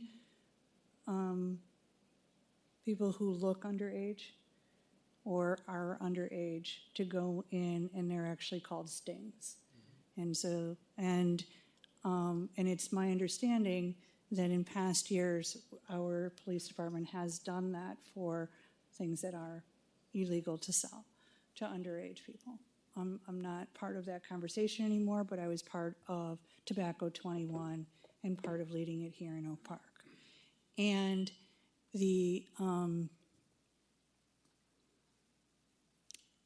but if we do ban it, then we can go in to make sure it's not there. Yes. Regardless of what we do and regardless of what the state does, I definitely want to support a comprehensive public education campaign because I feel like every time this comes up, I learn something else about the danger of this product. So I think it's important. My question, Trustee Enya made a point that made me want to understand a little bit better about, so he said that he believes that the business owners that are selling this product are operating in good faith. I remember when this first came up prior to me being on the board, there was some outreach and conversation with business owners who have these products. What were they saying at that time about why they have this product that maybe could help us understand? Because if it's as dangerous as you're saying, even though somebody could cross the street to another community to buy the product, it's still a barrier to preventing someone from harming themselves or someone else, right? If they're gonna then sell it or give it away. So I'm curious to learn more about like what kind of feedback you were getting or we were getting from retailers at that time. Honestly, I don't know what specific feedback that we received in that situation. In preparation for this, our environmental health inspectors visited each of the known businesses that sell Kratom products. Well, they visited all of our businesses that sell intoxicating hemp products, and then noted which of those sell Kratom products, and there was 5 of them. And of those 5, they asked what kind of products they sell. A lot of them were capsules, so not really vape or anything like that. I know this is anecdotally, but the inspectors noted that some of the products were covered in dust, so there's not a lot of movement on the shelves when it comes to this product.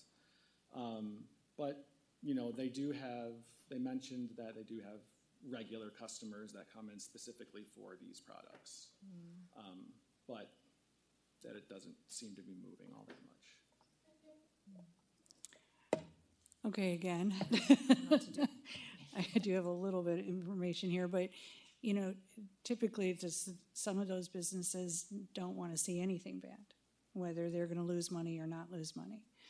And second, when it wasn't necessarily Kratom, was more Delta by some small businesses, because the loophole, I mean, let's go backwards a little bit to the legalization of cannabis, which was hopefully going to provide opportunity for Black and brown business owners to invest, right? And to be able to build these businesses. But there often were still a lot of wealthy, early white investors that prevented that truly from happening. So many Black and brown smaller business owners were able to use Delta to get started and to make products. And some of them are, to Trustee Enya's point, you know, they're working in good faith and they're making products that consistently are in that same spirit of the original cannabis law. Kratom isn't necessarily that. Kratom is somebody who maybe should be seeing a doctor for other reasons. But yes, well, our health system is a mess. Don't trust me. Yes. But you know, you force some of that change. You know, we've got a lot of change that is needed. Because I don't think like Wake and Bake Cafe, which is on Lake Street, I don't think they have a dispensary license. They simply, you know, use hemp-derived products outside of regular cannabis. So I think, you know, there's that where, you know, that company is actually owned, or partial owner is an MD, is a doctor that does, you know, want to get into the, like you said, the more legalized version of, you know, dispensary side of things. But like we said, because of the lottery that goes along with being able to get a marijuana license within Illinois, it became a huge rat race and created a lot of issues because the people that were backing individuals that were trying to put their names up for some of these businesses were just corporations anyway that just wanted another means to get into this and get their way around the minority lottery that was going around. So there are owners, you know, of some of these establishments that did want to go the legal way, have put in multiple times for licenses and still not been able to attain them. So, you know, I wonder about places like Wake and Bake Cafe, which has a place in Oak Park and in Forest Park, but, you know, and in the city. So I don't know. You know, I know that some of these people are doing this, you know, as legally as they can, but we know that there are barriers to some of these things.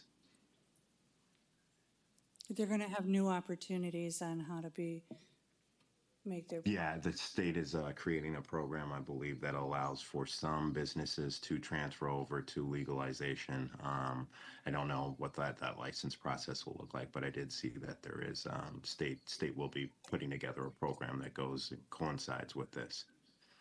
And this is why we saw a difference between Senator Lightford's proposal and LaShawn Ford's proposal, was really trying to create that avenue for more black and brown businesses to operate legally. Okay.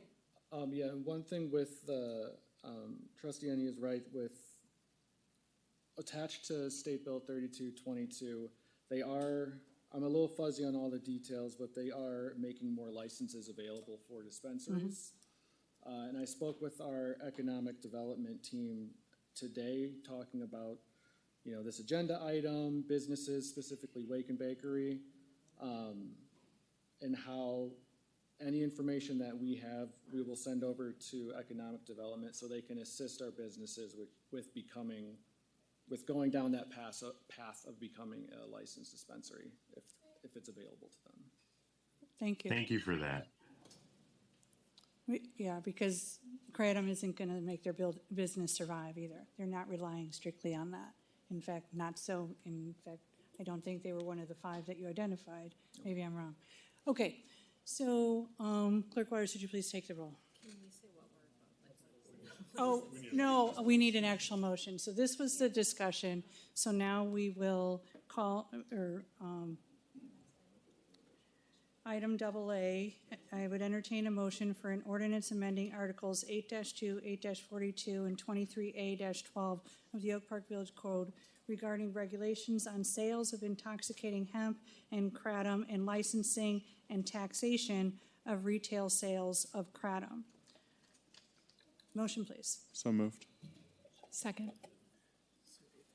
Motion by Trustee Straw and seconded by Trustee Loving Jacobson and Village Manager Jackson. Yes, President Scaman, just want to confirm. So as written, it's repealing the provisions for intoxicating hemp and retaining the regulations for kratom and adding a licensing fee and a tax as written. Correct. So if you're looking to ban, then you're voting no on this item. Yes. Okay.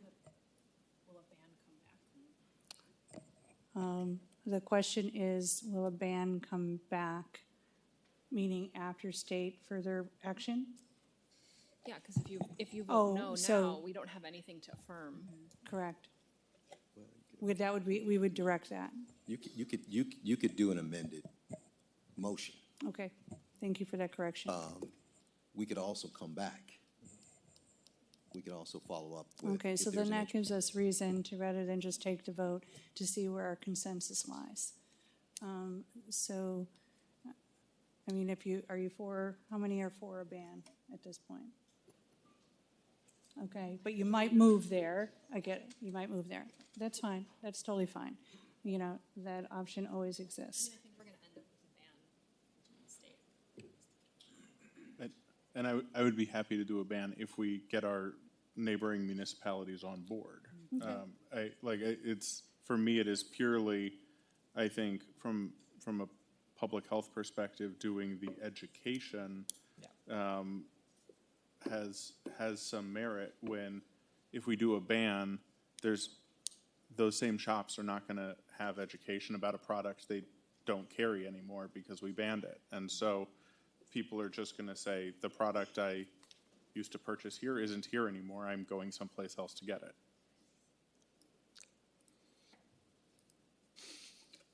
Do you have 3 for a ban? I'll vote for a ban, just not have to not talk about this anymore. Derek? I'm unmoved, so I think education makes sense to me, so I'm fine with that. Is there, Trustee Enya, you want to move forward with the item as it's presented, which is to impose a tax of $1.31 per unit on each kratom product sold and increases the business license to $300 for those businesses that sell kratom. and potential, and we would have education. And then if there's further state action, consider a ban in the future, or if there's effective advocacy to neighbors, enforce a ban, or come back and do a ban. So Trustee Enya? Yeah, no, that sounds good to me. Okay. So, are you for a ban today? No, not today. No, not today, but after, yes. Okay, are you for a ban today? No. You for a ban today?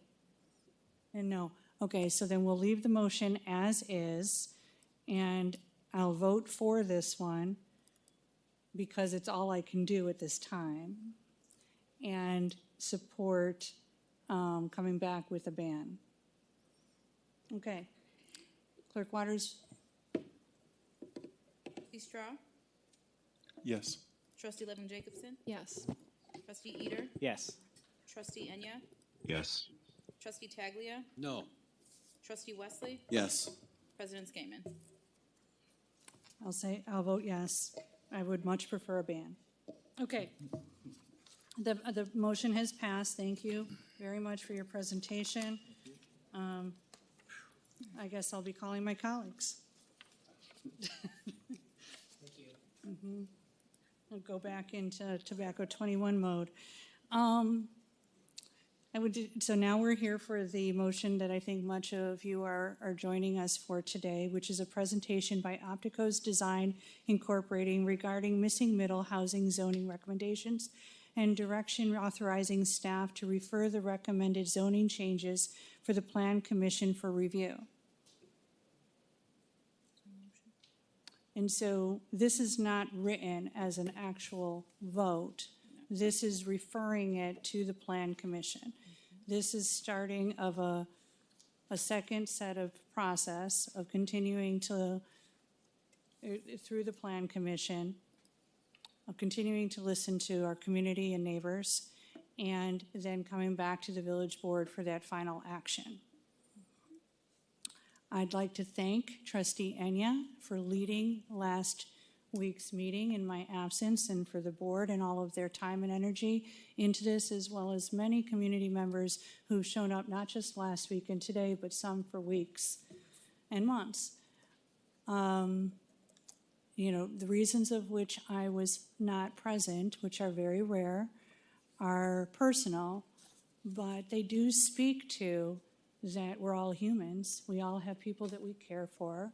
We all, I love Oak Park, and we're fighting for, I think, the same values. When I listen to and read your emails for your public comment, I see much of those same values of being a community, whether you have concerns about zoning changes or not, of where you want to live in a diverse community. You moved here for that. You want to live in a community where people have what they need to live and thrive. You moved here for that. My colleagues, and all of the colleagues before me, including Cliff Osborne, who I do consider a friend, care about Oak Park. Nobody runs for office because they don't want to listen or that they don't care. Nobody does. But everybody who is running and wishes and presents the reasons for why they run, they have every right to fight for that. Trustee Wesley seconded Trustee Taglia's motion to consider a referendum. We learned through that process that a referendum could only legally be advisory and not binding, okay? So the headline of your voice still matters is I do agree with.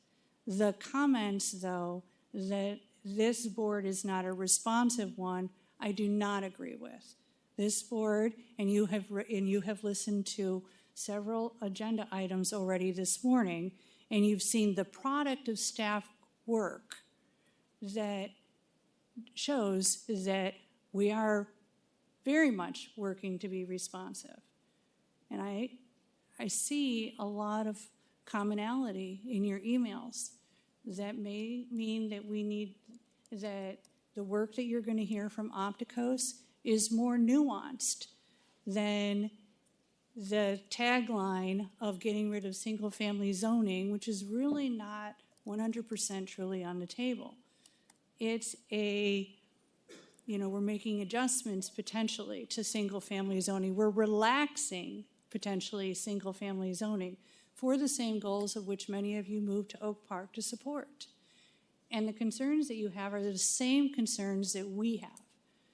So as we move forward, we are going to continue to make notes and of that and work to make sure that the final implementation of anything that we would support is addressing the concerns that you're presenting tonight.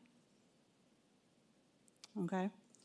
So with that said, how many public comment do we have on this item? For those that registered like beforehand, 11. Okay. But that doesn't include all that I received walking in. Okay, do you have any idea how many you have from walking in? Bear with me, I'll count them. Thank you.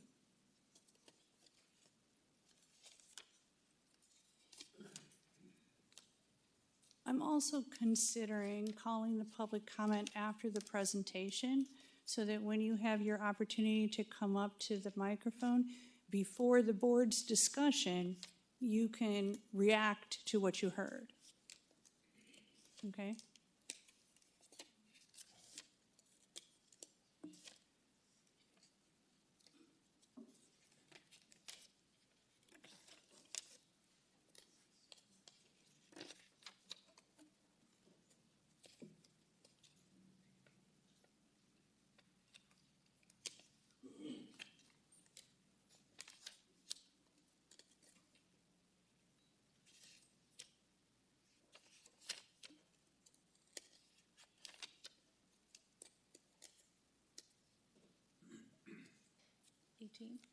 Okay, thank you. And did anyone put whether they were for or against? No. No, okay. All right. So we're going to turn it over to Village Manager Jackson. He's going to introduce the item and call up the appropriate voices. And then I will turn to public comment and we'll work to hear as many or all of the public commenters who are here this evening. At that time, I'll also ask you to please work to not be redundant. If you've heard that someone else has said what you'd like to share, then I would ask that you just put your voice behind their statement so that we can keep things moving. I will interrupt, although I do not anticipate needing to, if anyone is acting inappropriately or disrespectful. But again, I don't anticipate that need. I will also continue to make myself available to anyone who wishes to sit down and talk. Thank you. Village Manager Jackson. Thank you, President Skame and trustee members. Development Services Director Craig Failer and Village Planner Mike Bruce are actually the project principals for this initiative. So Craig is going to do a brief introduction, but I will let you know that we have our Economic Vitality Team members here present from the Neighborhood Services Department, the Economic Vitality Team, and from the Communications Office and other staff that are here to help answer any questions when we get to the point in the board discussion. So we'll do a brief introduction from Craig, and then obviously we're going to turn it over to Opticos to walk us through the presentation. Craig. Yep. Thank you. Thank you, Manager Jackson. Good evening. Craig Failer, Development Services Director. After multiple engagement occasions and in-depth study, Opticos is here this evening to provide their professional recommendation for possible changes to the Oak Park zoning ordinance, allowing by right missing middle housing within our existing residential and commercial development structure. In addition to the recommendations, Opticos will provide an overview of what has occurred and what is proposed for the near future relative to this process. But I think it's important to understand how we got to this point right now. In February of 23, the village engaged Metropolitan Mayor's Caucus to begin an update of the 2012 Homes for a Changing Region report, which resulted in the adoption of the Strategic Vision for Housing Plan in 2024. In January of 2024, the Village Board adopted goals, priorities, key projects, and initiatives, many of which were reaffirmed in the 2026 Village Board goals. Key projects and initiatives included evaluating single-family zoning and missing middle housing opportunities, considering additional housing types beyond ADUs, and ways to allow additional units within the single-family zoning districts. This initiative is also supported by key recommended strategies within the Strategic Vision for Housing Plan. Prior to the Metropolitan Mayor's Caucus engagement, the village began updating the zoning ordinance with recognizing zoning reform initiatives that increased opportunities for more affordable housing options, such as accessory dwelling units, and adopted reuse opportunities within abandoned churches. Later, the Village Board approved a dual provision for places of worship, which will allow the incorporation of multifamily dwellings into and within an existing place of worship. Based on these initiatives, the Village Board directed staff to research and actively pursue changes to residential zoning classifications, which would increase density, diversity, and equity within the residential and commercial zone areas. Staff prepared several single-family residential zoning district variations that included missing middle housing options for consideration. The Village Board eventually approved a professional services agreement between the Village of Oak Park and Opticos Design Incorporated, which conducted a study, Shape Oak Park, on missing middle housing and associated parking regulations as it relates to zoning within the village. With that, I'll turn it over to Jennifer Settle with Opticos, who can introduce herself and her team.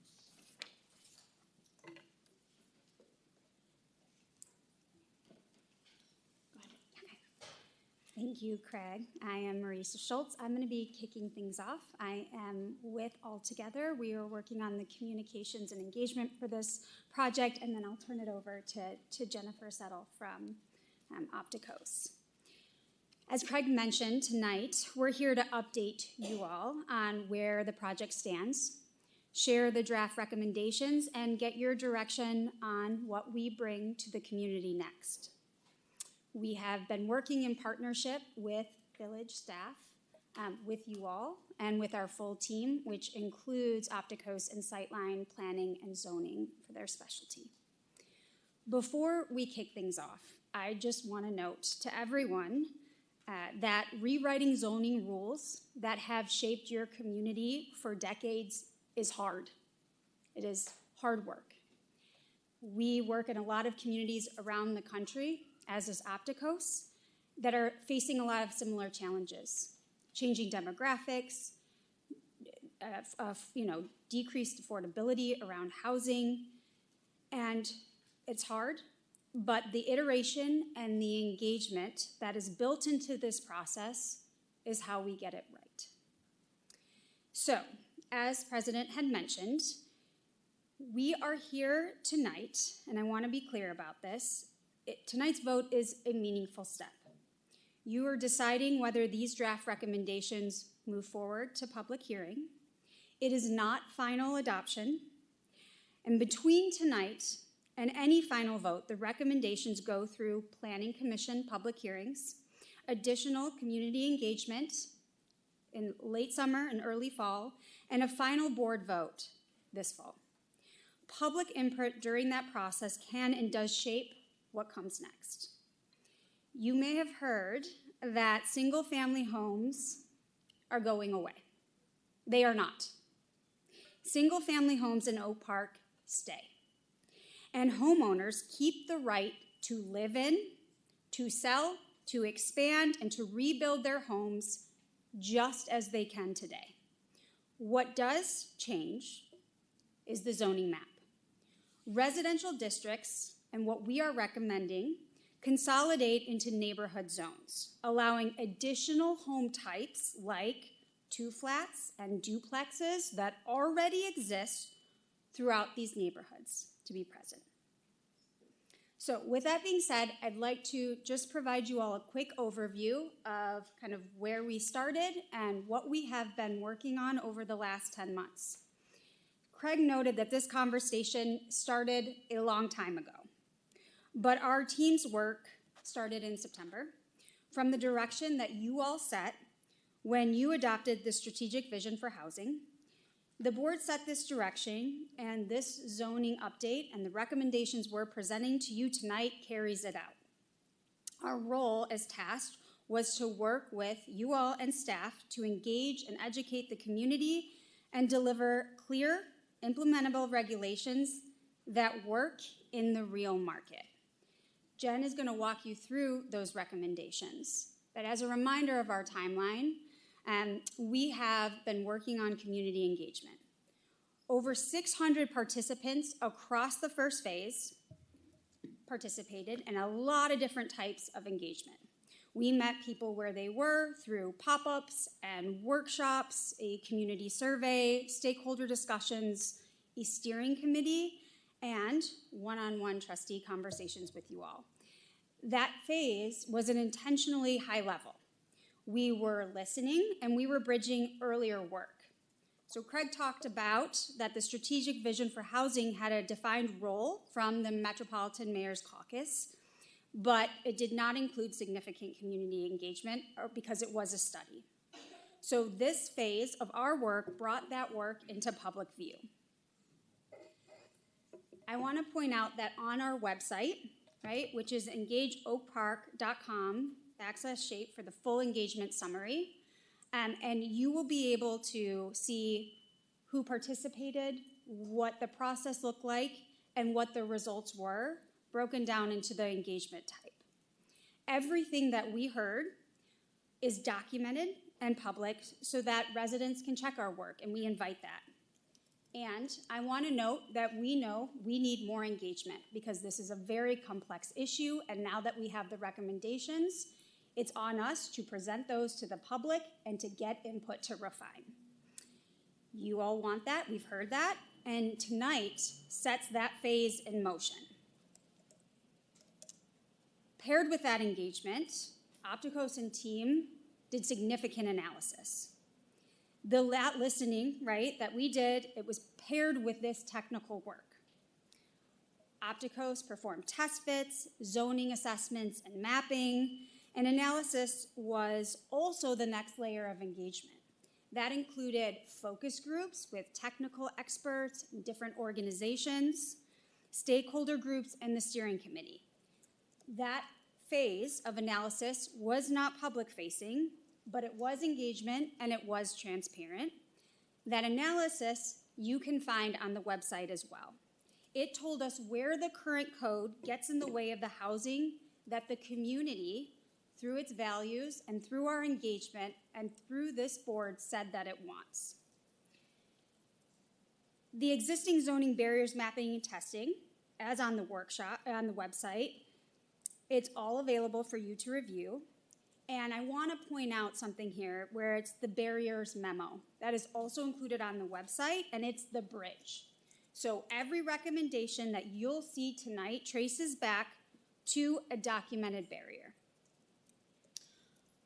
We have taken the last couple of months to draft these recommendations, and we've met with many of you iteratively along the way. The draft recommendations are also posted on the website, and the full draft is available. The campaigns and the next round of public engagement that we're going to talk about after we walk through this engagement and through the recommendations will be described in more detail in just a bit. So with that, I want to hand it over to Jen to talk through the recommendations.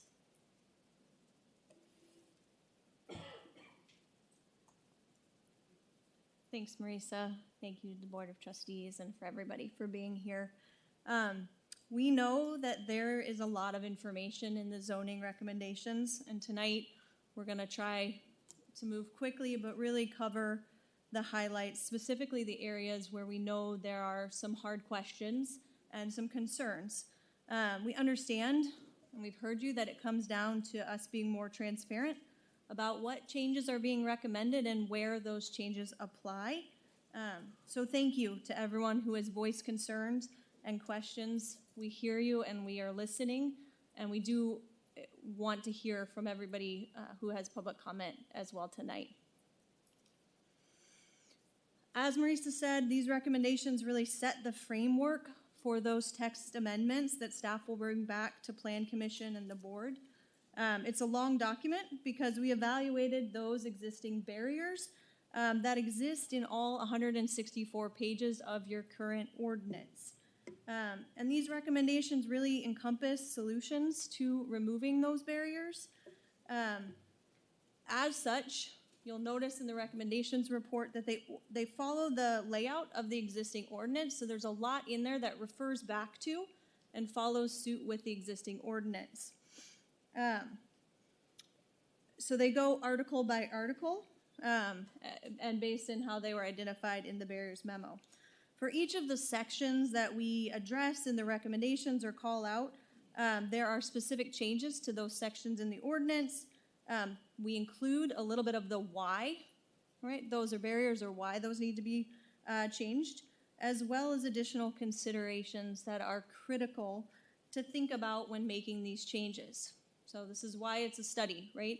We had the opportunity to not just speak to zoning, which we're hired to do, but also think about additional considerations that are critical to go alongside of this effort.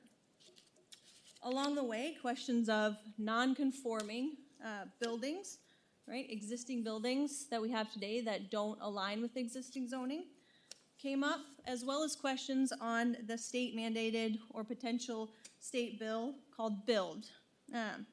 So we also included in the package and on the website an analysis of both of those two questions as well, which informed a lot of what you see in the recommendations. So there are a few clear topics that we're addressing with the zoning changes. There are changes that we're recommending for Oak Park neighborhoods, right? These are those residential districts that are called out in the ordinance. This is where we are talking about those 1 to 4 units and potentially 6 units, because these types can and do fit in the typical pattern and lot sizes that we see across these areas of Oak Park. Additionally, we are making recommendations to Oak Park's commercial districts. These are the areas that support our businesses and services, but are also home to most of our new housing that's been built in the last decades. That's why we transitioned to calling them mixed-use districts. Finally, there are also recommendations and zoning changes related to parking and design standards that impact both the residential and commercial districts. We must think about our mixed-use areas and our neighborhoods differently because the scale and the activity that those areas support is different. But our neighborhoods and corridors work together, right? They support each other, and changes are needed to both of those to really support a long-term housing solution that's actually effective. With that said, we want to be really clear. We are not proposing 4 or 6 stories, mixed-use, large footprint buildings in any of our neighborhood areas. As part of the package of recommendations, you'll find a conversion guide that helps explain how we're going from the zoning districts that we have today to the recommended zoning districts. This guide also helps highlight some of those key changes that are happening in those districts, and it goes hand in hand with the zoning map, which of course shows where those neighborhood residential and those mixed-use districts would apply. So we'd like to start with the topic of much discussion, right? What uses are changing in both those neighborhood areas and the corridors, right? So this takes us to Article 8 in the zoning code, the land uses that are allowed today and those that we're proposing being changed. We are not seeking to eliminate single-family uses or homes from the ordinance, and it was fairly pointed out to us today that this slide should be a little bit more clear. We are changing the word from single-family to single unit, and that is because our codes rightfully no longer rely on a traditional or nuclear definition of family to define uses. That's a nomenclature change. We do understand the fear and the anger that can come from statements like eliminating single family. The ones that you're seeing, that we're hearing in the news. It is a scary proposition. Right? We are not trying to hide the fact that we are encouraging new housing types to be allowed alongside single family homes. But we want to be very clear, though, that we're not recommending eliminating single unit homes as a use anywhere where they exist today. And the recommendations include suggestions for protections that limit both the scale and form of new development, as well as address the potential demolition of any existing homes. That's all in the report and really important to look holistically at. So with that said, there are a couple key things to point out on the use table. This is based on that current use table that you'll find in Article 8, right? This is already part of the code today. And as we go through these recommendations, it's really important to go back to compare, right? What's actually changing. We're trying our best to call that out, but recognize that most of these tables are working from the starting point of what exists in the zoning code today. So you'll notice a couple of key changes. Single unit dwellings remain allowed in all neighborhood residential districts. No changes are made to where those are allowed. We have added definitions for middle housing types that were not called out previously or acknowledged or even identified in the current zoning. We added those definitions and added them to the use table. Finally, as part of that, we expanded uses in the mixed use or commercial districts to acknowledge the recent development, trends, as well as needs that support residential multi-unit development in those areas.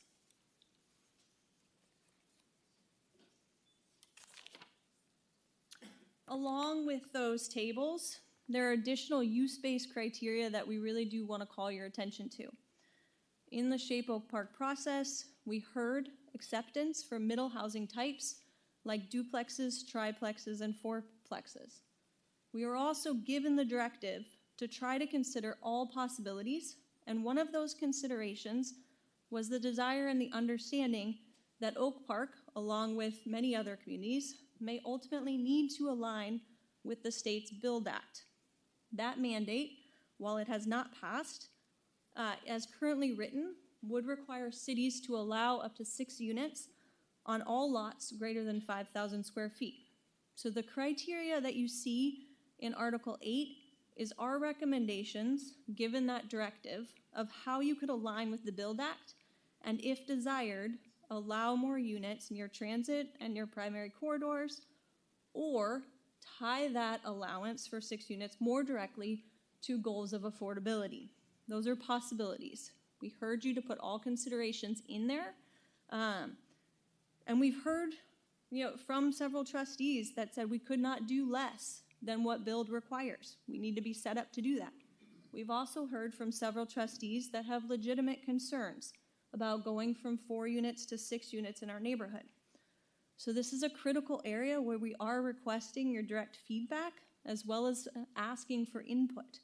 And we're happy to spend more time tonight or in following meetings to discuss a little bit more about the potential benefits and trade-offs of the different approaches that you see here. As I mentioned at the start, we also have some really key recommendations for Oak Park's commercial districts. These have not gotten as much attention, but are certainly important in a holistic strategy. So these are our mixed-use corridors that really support much of our new development today and are far more likely to see significant change in the next couple of decades compared to the incremental change that we expect to see in our neighborhoods. So again, in the commercial districts, you'll find these are places like Harrison Street, North Avenue, Roosevelt, or Chicago Avenue. You'll see some key changes to both the height allowed in those as well as density. These changes reflect what we heard in our focus groups, as well as align with the different physical environments that we analyzed and looked at across our existing corridors. For example, Madison Street is much different than Chicago Avenue, right? The increased height to allow 6 stories along Madison is reflective of recent developments and construction types that have built along that corridor, it also ties into the width of that corridor, right? And what height it can support. The last bullet, minimum lot area per dwelling unit, was a key barrier that we found in our testing of these districts and heard reinforced from both nonprofit and for-profit developers and builders. The current standards were not allowing multi-unit developments of any kind to pencil out. And we want to support that increased density, especially in areas that provide more opportunity for development, such as our corridors. Oh. I'm sorry. I got very out of whack here, didn't I? I'm sorry. I was going to the wrong slides, reading my notes. Okay. I skipped over our residential. I'm very sorry. This is a scary room. Forgive me. I will. What's that? Thank you. No, it's a disconnect. Forgive me. I will go back to my notes. I went to the wrong page. I do want to look at. We started with the residential districts, and I skipped over the commercial. But I want to dive into the residential districts to talk about how those uses that we talked about are actually being applied in the residential districts. So let's actually look what's on this slide. For existing residential districts that are primarily single unit areas, you'll find modest changes to height from 30 to 35 feet. The current zoning allows 30 and 35 feet, or 30 feet, and we're adjusting that to 35 feet to align with best practices. You'll find this is a typical standard in nearby communities and aligns with modern building practices. It's also representative of many of the new single-family homes that are built today. In the N3 district, you'll see a more dramatic increase from 35 feet to 50 feet. It's important when we talk about the N3 district to go back to the map to understand this change. These are areas where we find most of our multi-unit buildings today. That's where multi-unit development is allowed. So the reason for the shift in height in this specific district is to better align with those existing conditions. Notably, I think it's important to note the amount of impervious area that's allowed, right? The yard space and green space, and the setbacks remain the same as current standards. So even as we allow those duplexes or fourplexes, they must fit in the same area that's allowed for a single-family home today.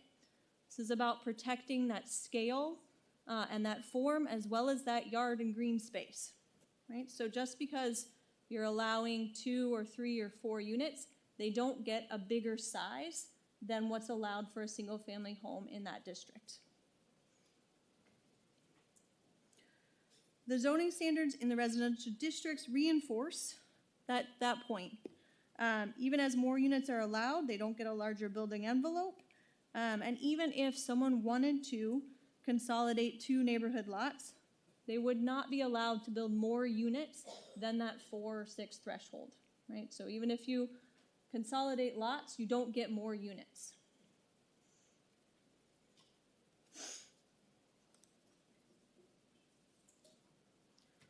So now back to where I was before.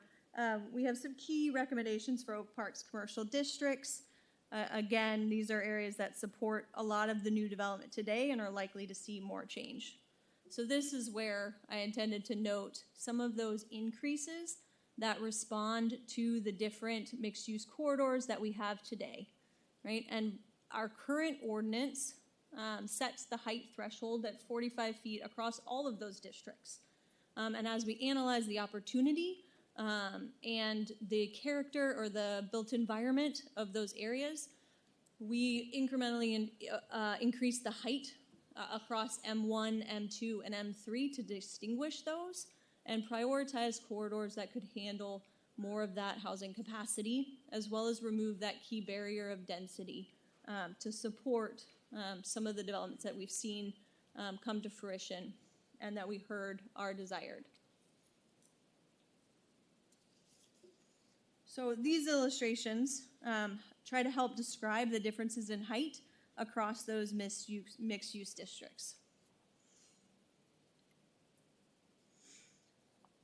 In addition to those key changes for residential and commercial districts, there are also several other recommendations that are seeking to remove those barriers that were identified.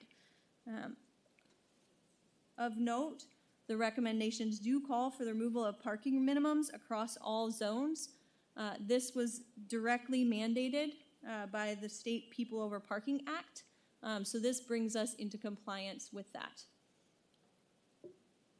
In addition, there are also many recommendations related to the existing design standards that provide some of those additional considerations for all types of uses. Our recommendations here really focus on providing more objective standards and applying those standards consistently across what we call house scale buildings. So that includes those single homes, those duplexes, those fourplexes, and potentially sixplexes, and having design standards that are consistent to ensure the compatibility of those smaller house scale types, as well as design standards that are more objective for those much larger buildings that are allowed in the mixed-use districts. These recommendations seek to support the village goals of equity and affordability, but we know many questions have come up on how we can ensure that new development of any kind is actually attainable. With that in mind, the report lays out many additional considerations that we think are extremely important to go hand in hand alongside these zoning changes. First, these speak directly to some of the community concerns that we've heard about the potential for teardowns, and we agree that demolition and deconversion controls need to be considered. There are also additional incentives that are likely needed to actually encourage middle housing to get built. So we include suggestions for those with thoughtful considerations for how to protect that form and scale. It is also important that zoning changes, especially along the mixed-use corridors, go hand in hand with updates to the inclusionary housing policy. We want to acknowledge that zoning does not determine whether new development occurs. Zoning on its own will not create housing. An effective housing strategy must go hand in hand with reforms, with financing tools, with incentives, and with preservation funding to have it be effective. The zoning is one critical piece of that, and we understand the village is calling for a housing task force who will hopefully consider, and look to these additional strategies to support that effective, multifaceted approach. To help answer some of these really hard questions, we do have an economic consultant who is currently working on financial testing. Those findings will be available at the end of August and should, just like your feedback, inform the zoning amendments.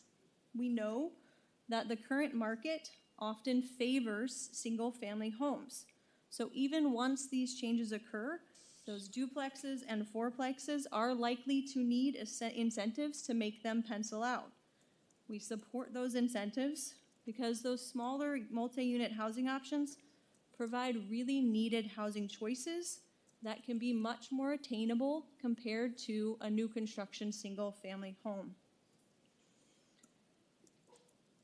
That understanding of feasibility is why the recommendations are aimed at allowing incremental changes in the neighborhoods, but also making changes to zoning along the corridors where more opportunities are available. So the new zoning map may look a lot different, but it's really rooted in our analysis of existing lot patterns, of existing zoning districts, and the built form that we see today. It's carrying forward much of what we find in the code today, but adding those considerations for those additional uses. It's important to look at this map to really understand where we are recommending those larger developments to occur and where we're focused on maintaining that house scale form. as we think about these changes, we come back to this reality that Shape Oak Park is looking to reallow the types of buildings that have long contributed to that walkable, vibrant, and diverse community that we have today. There's a full report on the analysis of non-conforming buildings and on where existing middle housing exists. But in quick summary, there are currently 519 parcels in the residential districts that do not currently conform to the existing zoning, particularly the existing uses allowed in those residential districts. So most of these pink boxes on the left are specifically 2 to 6 unit structures that are currently not allowed or called non-conforming today. The zoning changes that are proposed in the recommendation would bring 80%, accounting for approximately 1,000 units, into conformity. This is not necessarily the only reason to make these changes, but it does support those zoning changes, that zoning changes would allow more of what we have today. The goal here is not to create new uses that are dramatically out of character or line with our existing neighborhoods. Shape Oak Park is rooted in a desire to support that diversity of housing choices. The recommendations look to make strategic changes to both neighborhoods and corridors alike. Zoning helps establish the differences in scale and form that are appropriate for those different areas of Oak Park. And with that, we do want your continued feedback on these recommendations, and I'll turn it back to Marisa to finish us out talking about what are those next steps and how are we looking to get that feedback.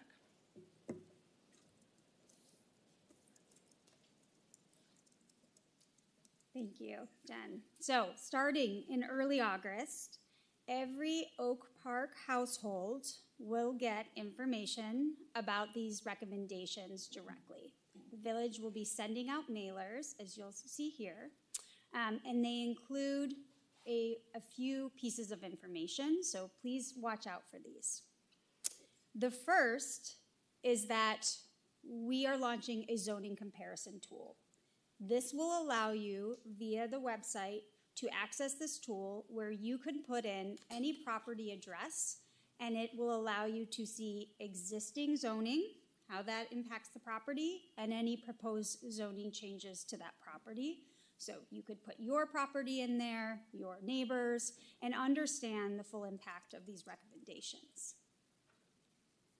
We are also holding a series of pop-ups and workshops across the village. As of right now, we have 6 that we have confirmed. These will be noted on those mailers and on the website. It's an opportunity for us to be able to engage the community more directly, to hear your thoughts and reactions to the recommendations, and also to have both staff and the consultants there to answer any questions that you may have. So as of right now, we are looking at from Thursday, August 27th through September 3rd, where we'll be having a virtual workshop as well. So these will be in person in neighborhoods across the community and a virtual option for you to be able to participate and weigh in. And finally, what's next in terms of the adoption process? Plan Commission public hearing is tentatively scheduled for September 17th, and a second meeting, if needed, tentatively scheduled for October 8th. Plan Commission then votes to send a recommendation that is either approval with conditions, or denial to this board. The item could return to the village board as early as October 20th. Nothing tonight forecloses any of these decisions. The public process of what happens between now and then. And tonight's vote encourages more engagement and refinement, not final action.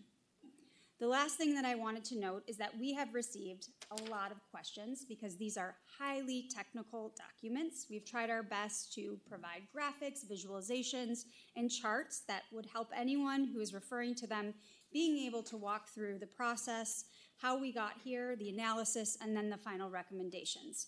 But we know that is a lot for anyone to have to navigate. So we have pulled together a series of videos that explain the recommendations as Jen went through, very visual, and help to address a lot of the questions that I know both staff and the board have been fielding from residents and property owners. So tonight, board, one question that we have for you is, knowing that this engagement process is about to launch in full force, what do you want us to bring to the community? What questions, what concerns, what clarifications should this engagement phase be built around? In terms of the structure of these pop-ups and these workshops, the questions and what we are clarifying to the public is still very much in kind of a formative stage, and we would love your input on how we can best leverage these opportunities where we're going to be connecting with the public to be able to get you the input and the desired approach that you see as best. So with that, thank you so much, and I would love to kick off the discussion with this question. I know we might also have the public first. You might get the answer to your question. That sounds great. We can leave this up here. All right, and we'll be diligently listening to that public comment then so that we can take notes and highlight for you at the end exactly where we stand. And that, again, I think is another thing I'll just kind of share with everyone who has joined us this evening and anyone listening in, that, you know, as I see it is our job to be listening diligently and to be making decisions that, you know, we believe are aligned with our values as a community. And ultimately, whatever we do, we need to each be able to explain to you why we're voting the way that we're voting. Okay. And I will refrain. So, again, did you want to share? Do we want a motion to move, to extend beyond 10 before we start public comments? Sure, so we why don't have not? to interrupt that? Why not? Okay, entertain a motion to move the agenda beyond 10 p.m. So moved. Second. Okay, that was like a tie. A motion by trustee Straw, and I'll give this one to Corey. Seconded by trustee Wesley. Okay.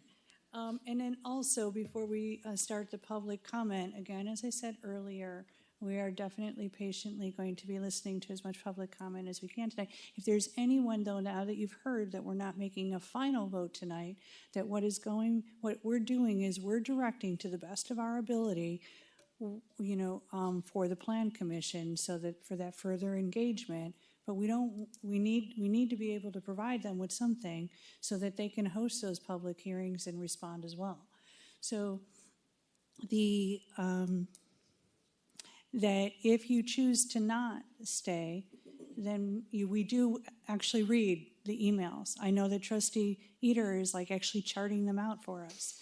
Or maybe he's not and will now, but he is tabulating. And again, as I'm reading them, I'm very much reading from people that, you know, like myself, love Oak Park. We need to vote on the motion to extend. I don't think we took a roll call for that. All in favor? Aye. Aye. Thank you. Moving beyond 10 p.m. And so then you said the initial, was it 11, were emailed in? Or they signed up in advance? Okay, why don't we start with that? If they're present. Tashawn? Tashawn? Matthew? M? Who would be after Matthew? Ford? Is there a Ford here? Next. And after Ford would be George, P. Thank you, sir. You'll be next after this gentleman. Hi, my name is Matt. To be fair, I didn't think I'd be here about a week ago, but my wife and I watched last week's board meeting, and I think that motivated us to bring some comment to what is being considered here for zoning. So I think we have a number of concerns with here. I think we have concerns regarding the impact to population density, public resource, the environment. I'm sure that's going to be talked about ad nauseum here, so I'm going to skip over those. I think a few things I wanted to talk about here. I think one is what I call the free market, right? We're in a nationwide housing crisis. I think the idea that eliminating single-family zoning in Oak Park will somehow lead to such a dramatic increase in units that will offset macroeconomic factors is something that needs to be considered, right? You guys talk about being on an island for banning Kratom. I don't see a lot of our neighbors holding hands with us here and implementing similar policy. We all know this. Oak Park homes are expensive, labor is expensive, materials are expensive. Developers are going to be coming in to earn a profit, not for social change. And then finally, the part that wasn't talked a lot about last week is demand, right? The only way we get affordable housing or lower housing prices is if supply outpaces demand. Oak Park is one of the most in-demand villages in a city with one of the worst supply-demand gaps in the country, right? So again, I would ask, how confident are we that we're gonna have this proliferation of supply that's gonna offset that?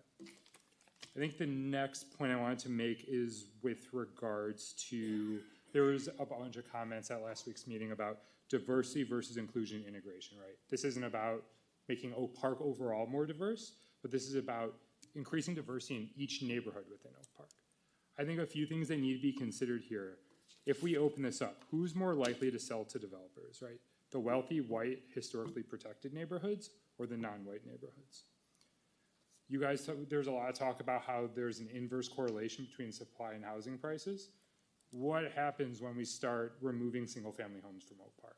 What happens to the price of the existing single-family homes? Something I just want you guys to think about is, how confident are you that this will not lead to the wealthy, white, historically protected neighborhoods becoming more expensive, more unobtainable, enriching those homeowners even more, while increasing population density in non-white areas?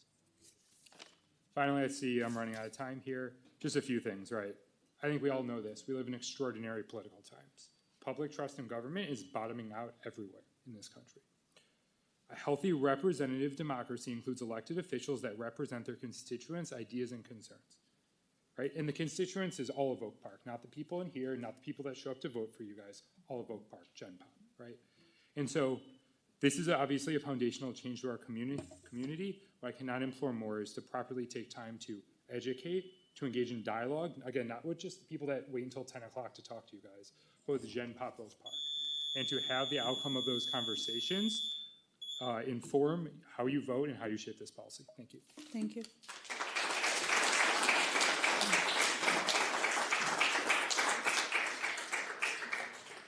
And after George will be Stephanie S. Okay.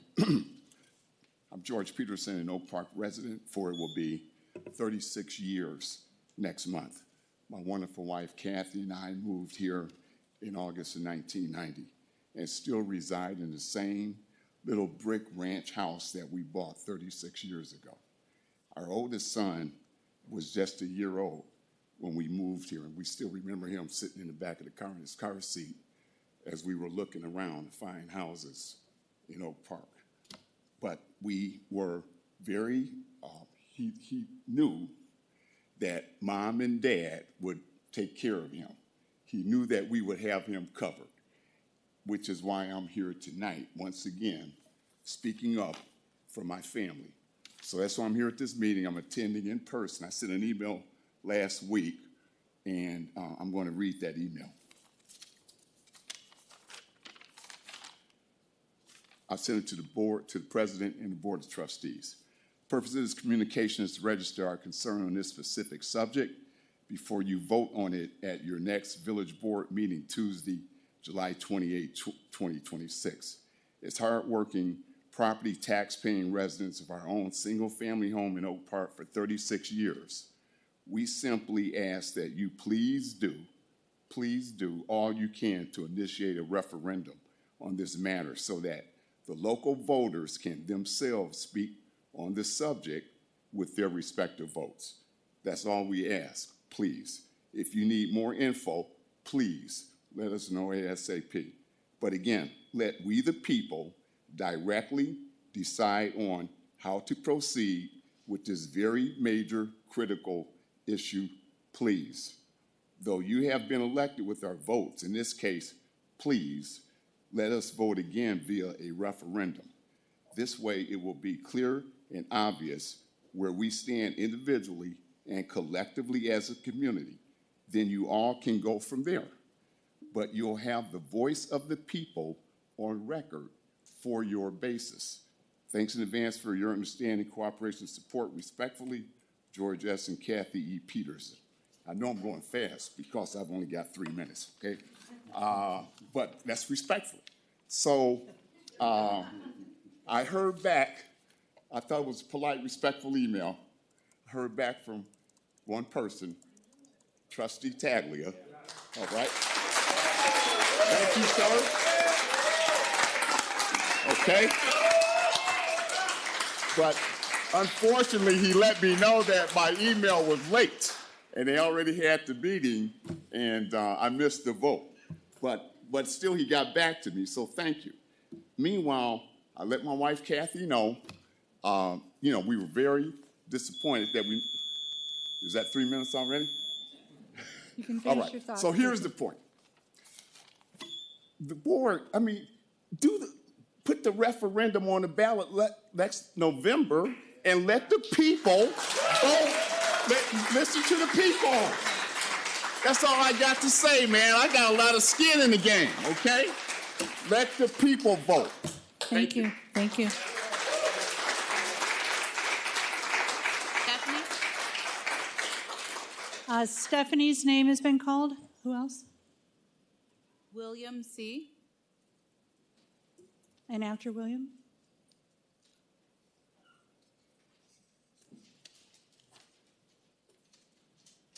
Ira. I'm Bill Craig, and we've lived here 54 years. My wife Barbara's here. And I've sent an email to the board, so you have that, so I'm not going to read that. And I've heard comments from others, so a lot of what has been said covers maybe what I'm going to say. So I'm going to be more specific based on my neighborhood. Our neighborhood is what I would call the bi neighborhood, Austin to Ridgeland and Lake Street to Chicago. And if you go in that neighborhood, you will find the missing middle. So we've been there 54 years. So you spent a lot of money going to Opticos. You could have come to me and I could have told you about the missing middle years ago.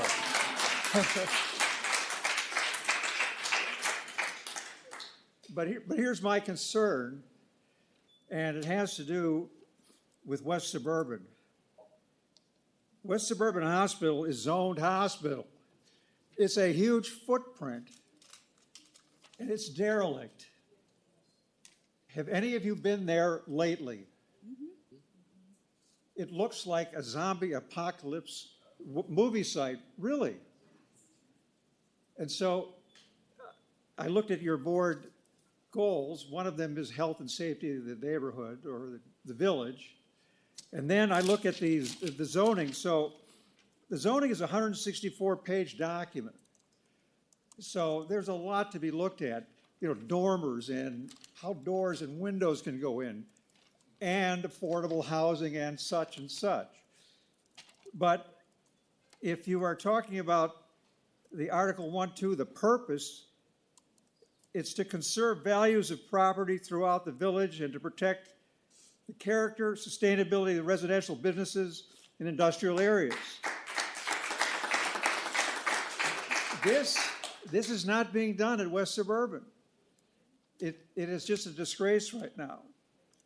So when I look at it, in fact, I heard the word nonconformance. So that hospital right now is nonconforming. I would say it's illegal, it's bankrupt, it's I don't know, it's corrupt, it's just terrible. So as part of this overall zoning position that the village is going to take, and we're talking about affordability and we're talking about the missing middle, we need to take care of all zoning and all buildings that are within it that affect this beautiful, wonderful village of Oak Park. That's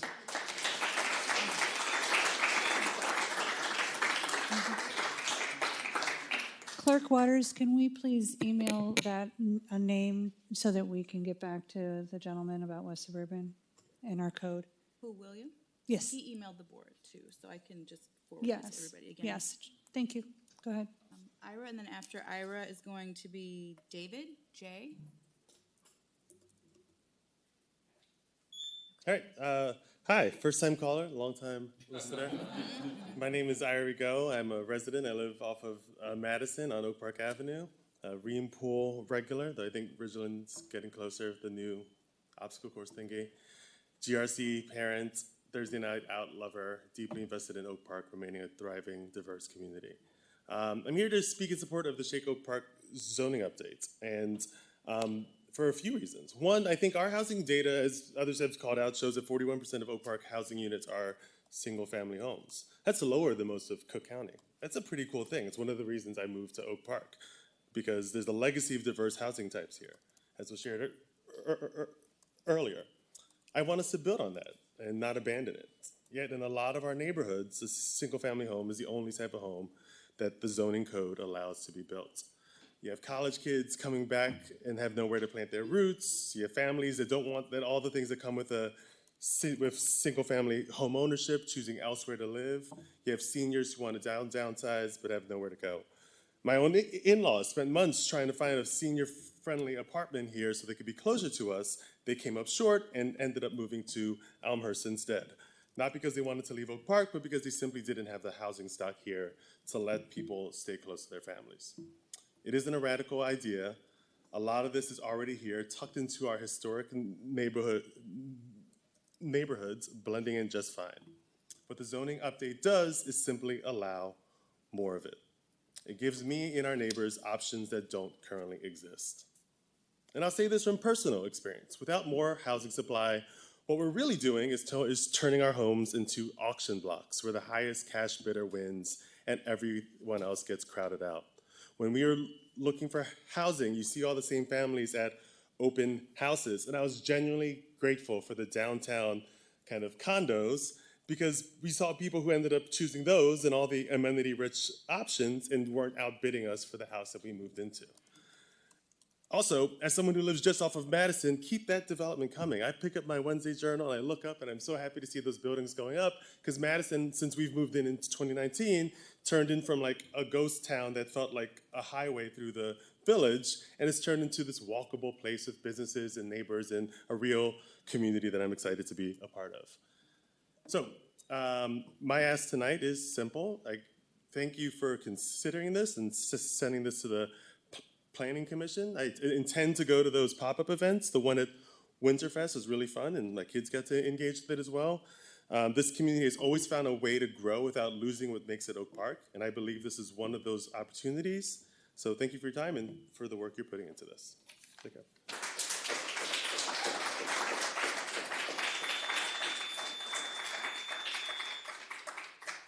And after David, it will be Noel. Hey, I'm David. I'm going to keep it kind of short to 2 points so I don't repeat what you've already heard. It took me a while of meeting with different trustees and reading through the documents, Opticos and otherwise, to actually figure out, like, what are we trying to do here? Right? And the one thing that I think that I heard earlier today and I heard last week is about equity, inclusion, diversity, right? And you guys did a great job, right? It's a massive document, a massive amount of work, but to me, there's a disconnect, right? You want to have more minorities, more black people in the white neighborhoods.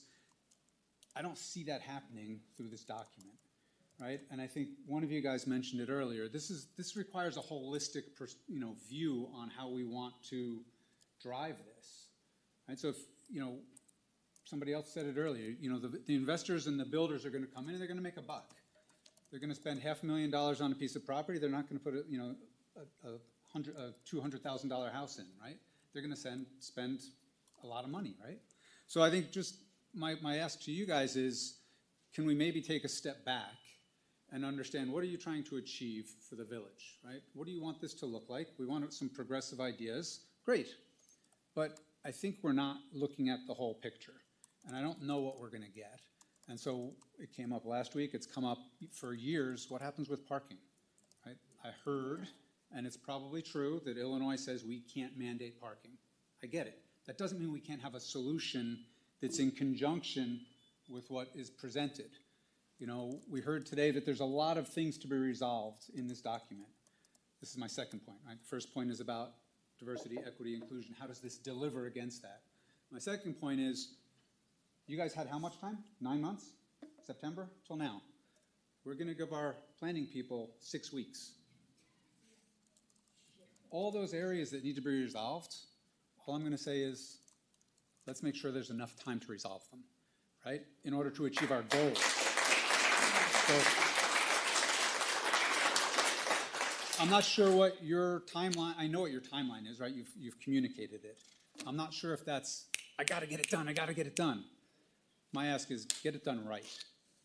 Don't worry about that timeline. If it takes an extra 6 months, take the 6 months and get it right, so that we can have the diversity and the equity and the community that we all want. Yeah. Thank you.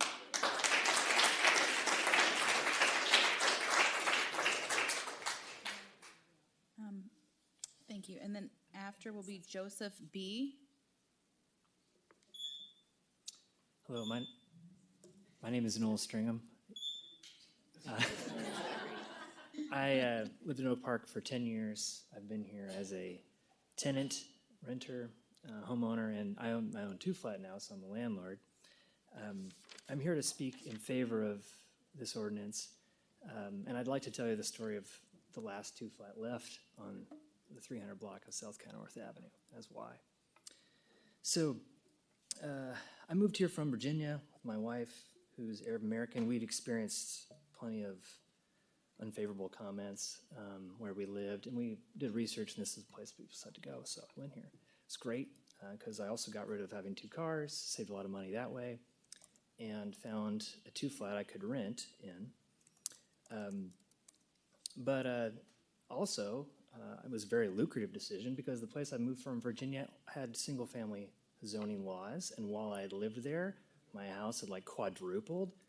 Single-family zoning kind of functioned really like a cartel for those who already own homes, and that since they're not making more land, that's just kind of how that went. But it was great because I had a lot of money sitting around, and I became friends with my landlord. He was going to move to Texas, so I bought him out, and my neighbor became my tenant. Erica is born and raised here. I still talk to her all the time. She eventually moved out when they built the high-rises around on Lake Street, which I was grateful for because I wanted to fix the place up, and I couldn't do it without kicking her out, right? Which I was never going to do. Since then, all the other 2-flats in my block, or what were 2-flats, have been turned into very large single-family homes. You know, a wealthier family comes and buys it. They kick out the tenants and people I still also know, right? And they're lovely people, right? They just want to have a nice big home. And they have their 2 kids in there, but then their kids move off to college in a couple years, and the population on the block goes down for kids, right? We already see this. The elementary schools' declining enrollment is already here, guys. If you live in Man, if you live in Holmes like I do, if you live in these other districts, they're already having to fire teachers, eliminate classes, because we've already started the same national trend.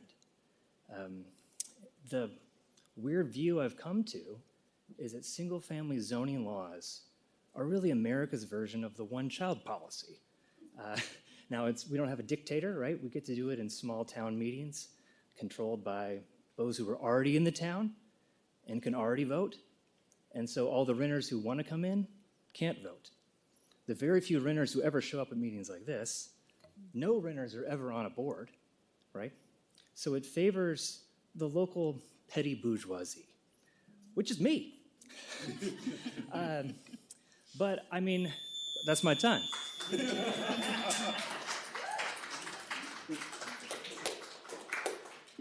Joseph B. And then after Joseph, it will be Sri. Hello, everyone. My name is Joe Beer. I have been Oak Park resident for just about going on 7 years. And I had a few comments. I spoke at the last meeting as well, and so I wanted to be able to respond to some of the things that the trustees said, and some of the things that were said by the consultant as well. But first and foremost, much like you don't run for a trustee position to not listen or care, you don't move to Oak Park because you oppose diversity. quite the opposite. And so for most, or if not all, of the people here that oppose this, this is not about diversity or race. It's just about density, parking, schools, and changing the community in a very radical way and potentially very quickly. So I'm in favor of affordable housing, and we actually heard from a lot of people up here today who talked about certain grants that they had or other types of benefits. So that, to me, should be the first line of defense, if you will. So a lot of these people said, well, we wouldn't be here but for these grants. Okay, great. Let's talk about how we can do more grants or what have you so that we can have more inclusion for these types of people. I'll just remind everyone that Oak Park has, I think, 10,000 rental units, and I think someone else mentioned this, only 40% of our housing is single-family homes. That's pretty low. And if you want it to go lower, I guess go ahead and move forward with this. But we're already lots of apartments, lots of condos. We have lots of diversity of types of homes in this community. You just have to go drive down any street and you will see it. Last meeting, one of the trustees mentioned taxes and how you take a lot and it's like going out to dinner. If you split the bill amongst more people, then you will have less money to pay in taxes for each of those. Except that's only if those people that come in don't have dinner as well. Those people are also going to eat. They're going to take up school resources, and there's going to be needing more programs and more employees. So that theory only works if those people are not using any of the resources. If you keep the taxes about the same there and divide it amongst all those people, but you have more people, you have less. The other thing that was said during the meeting was that this is democracy, right? Democracy is hearing everyone out. No, that's freedom of speech. Democracy is basically synonymous with voting, which the Board of Trustees denied everyone last week. Okay, so yes, this is freedom of speech, but it's not democracy at this point. People bought their homes in reliance on certain laws and communities and zoning and neighborhoods. And so tearing down those norms just undermines that reliance of trust that everyone has, that they can come in and buy a home and everything changes so radically overnight based on the vote of 7 people in a community of 52,000. So don't let these people sell Oak Park to real estate developers.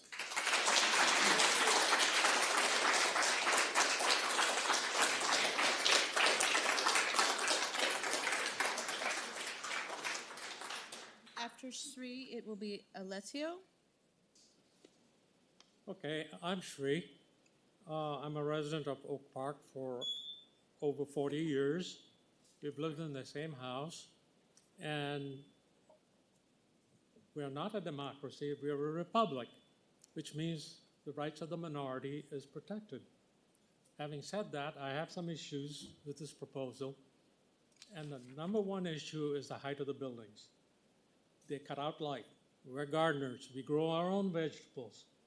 40 feet, 50 feet, that's going to cut it out. 5 feet makes a big difference. The other question I have is it going to reduce my property taxes? We had the lottery. They said it would. It did not. They had the high rises on Lake Street. It did not. Now we're going to spend a lot of money because it's not just building these houses. The infrastructure's got to be improved. The sewers are already to the limit. Every time we have a storm, my basement floods. So where's that money going to come from? Having said that, a few other things that have been brought up, I'm not going to repeat. So that's all I have to say.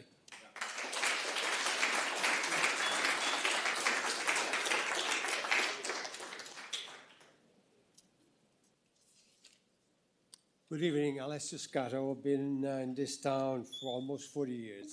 I share a lot of the views that some of the other people's brought up, specifically, especially the fact of only one person on the board answered my email. Also, there was Mr. Tanya. Shouldn't be that way. However, besides that, also I feel that at least an advisory referendum should be held because, as the other gentleman said, it's not a democracy unless you get to vote. Now, my main concern here is the unintended consequences of of this change in zoning. To me, it tends to reason that if we open the zoning to builders, they will concentrate on buying lots.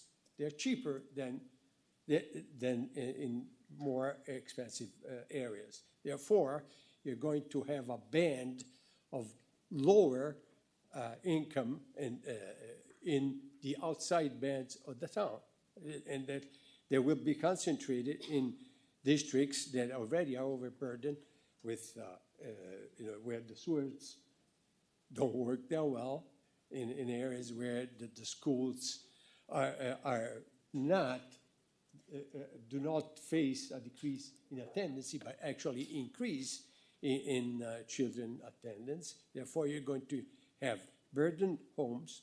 You're going to have loss of greenery because, and I think that what you said that you are not going to lose green zones is not correct, because looking at your proposal, now the buildings could go all the way up to 20 feet from the alley, and you will lose about 10 feet up front. Therefore, you lose 20 feet worth of, times 30 or times 50 of actual potential gardens or trees or bushes. So what you said is not correct. However, the unintended consequences is what I'm concerned with the most, because you know that you will overburden certain areas and stress their infrastructure. And also the end result is going to be that a lot of the seniors will move out because they do not want a lot of noise and lose their garden because they can't build any, because you have a building that is 35 foot tall next to you. Thank you.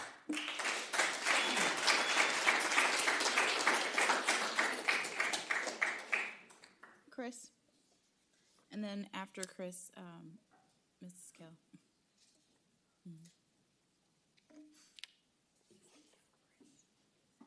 Oh, Chris Donovan, sorry. Okay.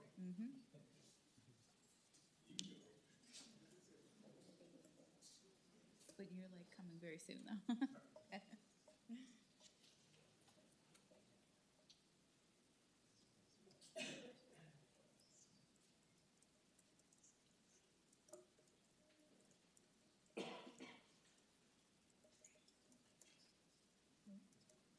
Sorry it took so long. I know we've been here and I've just made it later. Again, my name is Chris Donovan. I rise tonight and I actually have to change everything I was going to say, because what these ladies said was just so reasonable. But you know what? It's not going to work.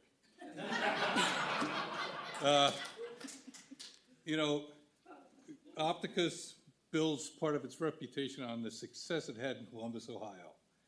Oak Park is 2% of the area of Columbus, Ohio. It has 6 times the density. And density does not equal affordability. So the gentleman who said, this is a lot to cram in a short amount of time for the Planning Commission, so I am going to echo what he said and say, push this back. I'm going to echo again the suggestions by other people that this go to a citizens referendum, non-binding as it is. We can do it by ourselves. But there's another element I want to address in this room, and that there's a member of the board who I think is stuck on the book Stuck, and has lifted the argument that racism is zoning from that book, and that the people who stand to speak against zoning variations is let's say, a stereotype. And Oak Park is not full of stereotypes, so there's diversity in the people that come to these meetings and speak against this. And that has to be recognized as we move forward. It's a nice idea, it's not going to work. So I look forward to, maybe next year talking about this again. And if there's a local election next year, it will really figure into what we have to do. Thank you.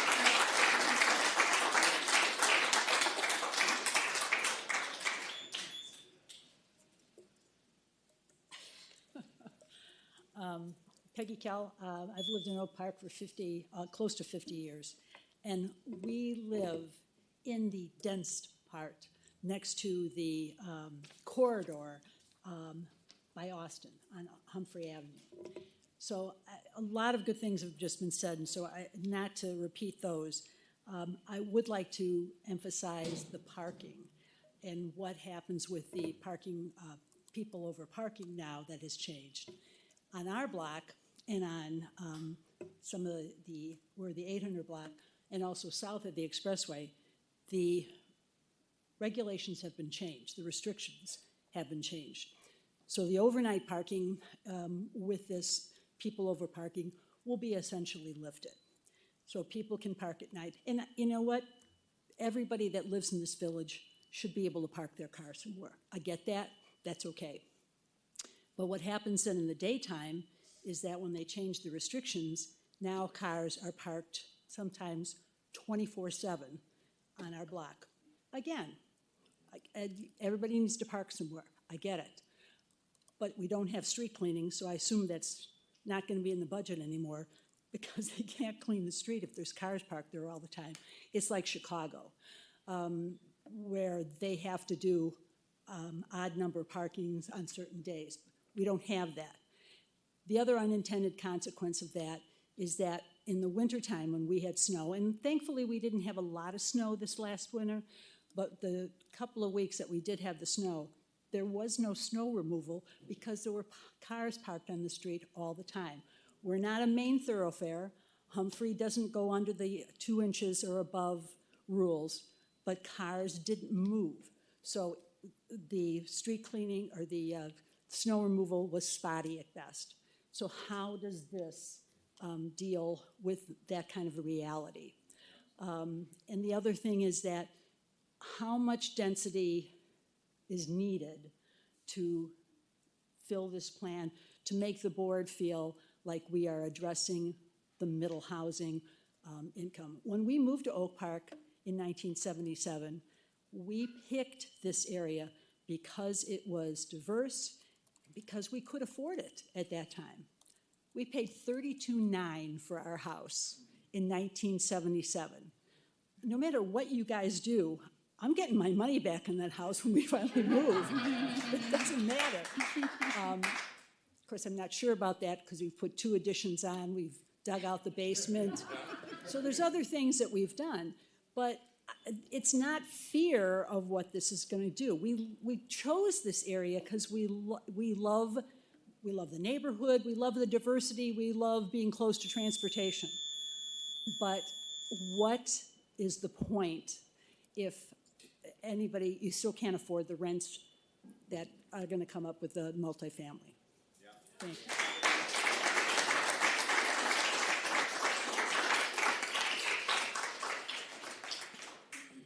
And after Chris, it will be Daniel B.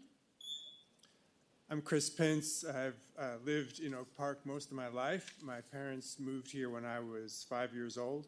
And I can top the previous speaker. They paid $29,000 for their bungalow in South Oak Park. And they were working class. My dad delivered mail for the U.S. Postal System. My mom worked hourly in a retail store, in a drugstore that's not here anymore. And because it was affordable, we were able to start a new life here, and I benefited from that significantly. Went to the schools, took advantage of everything that Oak Park has to offer, and really appreciate that. I moved away for college, lived out of the country for a while, moved back, and was able to rent a place. I didn't have a lot of money at the time, but my wife and I were able to rent. We raised our kids. We eventually bought a single-family home and had a wonderful life here in Oak Park. And it was because of those opportunities for affordable housing, both when I was a child and then when I was a young adult, that enabled us to do that. So that's a big part of the reason that I'm fully in favor of the proposed plan. But in addition to that, something that nobody else has talked about so far tonight is that dense housing is very good for the environment. In denser housing communities, people use a lot less energy, particularly when dense housing communities are close to public transportation. There's less need for driving in cars, in automobiles. The more dense housing that we have, the better it will be both for an affordability perspective and for an environmental perspective. And so I'm fully in favor of the direction that the village is going. Thank you.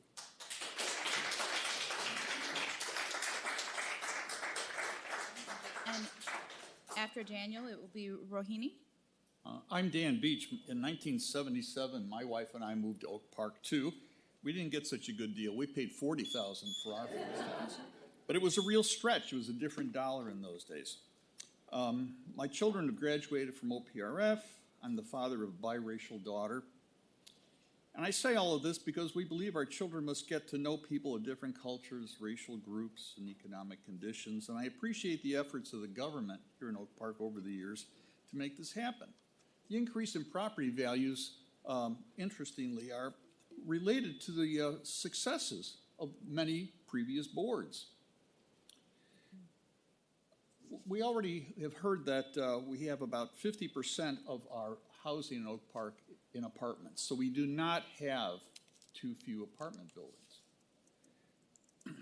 There's multiple forces determining the demand for property and thus the value of property. As long as Oak Park remains an attractive place to live and educate children, possessing good public transportation and a highway to quick access to downtown Chicago, relative safety from high crime, high-quality housing affordable at many levels, and conveniently located between two airports, it will attract families willing to pay high prices and high taxes to live here. These are economic forces that can't be denied.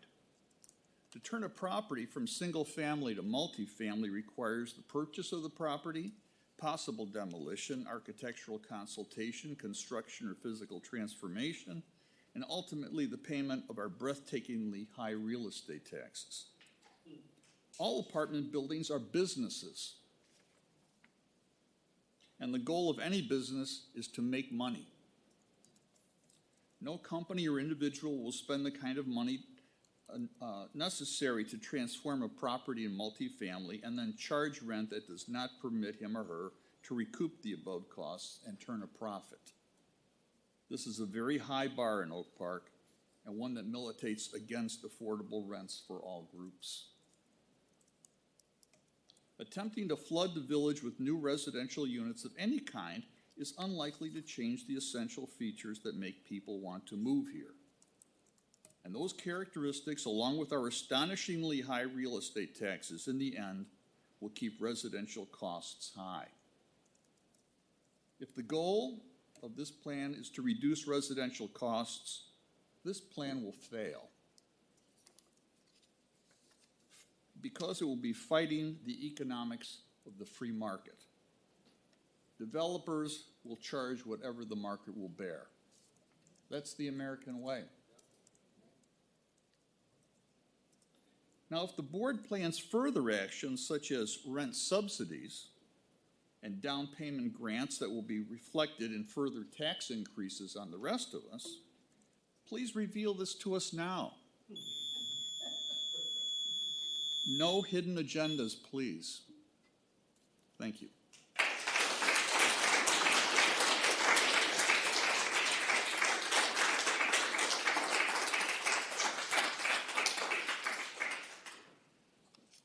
And then after Rohini, it'll be Risha.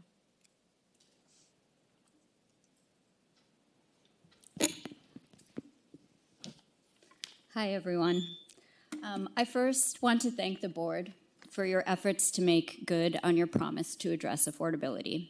It's the reason that I voted for many of you, and I just ask that you ensure missing middle housing efforts are paired with strengthening our inclusionary housing ordinance for larger buildings, because the combination of these zoning reforms will give us our best shot at affordability. I moved to Oak Park 4 years ago. Most of my peers moved here because the kind of racial diversity Oak Park enjoys is virtually unheard of in almost anywhere else. I found it kind of remarkable when I was exploring neighborhoods and noticed how balanced the demographics were at the school level. except for Northwest Oak Park, which is not surprising because it also has the least variety in housing options compared to the rest of the village. I moved here from Chicago, which, as you know, is one of the most segregated cities in the United States, known unfortunately for pioneering redlining. I thought it was pretty extraordinary that against the backdrop of redlining back in the 30s, and then the wave of blockbusting and white flight later in the 1960s and early 70s, that a small group of residents in Oak Park decided it was possible to believe in a different future. Nobody back then claimed that integration would maximize property values or that it was strategic. And yet, these residents embraced a radical vision rooted in their values and backed by a plan. Housing has always been a gateway to opportunity. And that's why, in a deeply racist and classist society, it should be no surprise that zoning has been used to determine who gets opportunity and who does not. Harvard economist Raj Shetty's research shows that a child's zip code is the strongest predictor of their future success in America because neighborhoods provide access to good schools, social networks, and safety. So when we argue against expanding housing options or suggest that certain people do not belong in our communities, we should carefully consider what those arguments imply. In a time of rising inequality, opening the door to more housing is about more than buildings. It is about who gets it to share in the opportunities that come with thriving communities.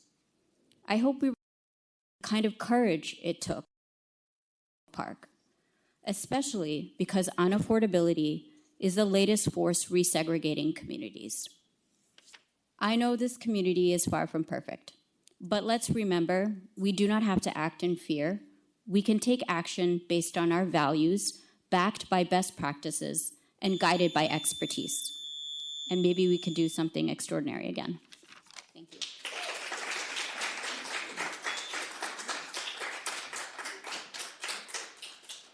Risha? And after Risha, it will be Grant.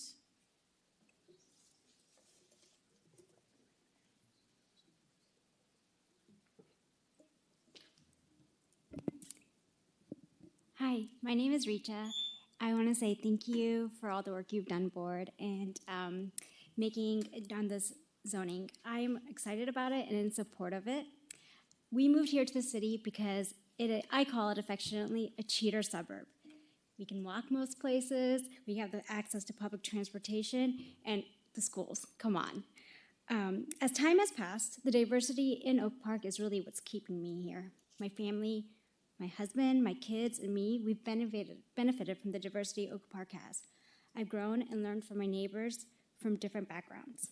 The complex, mixed with renters and owners that I live in currently, had a s'more party on Friday.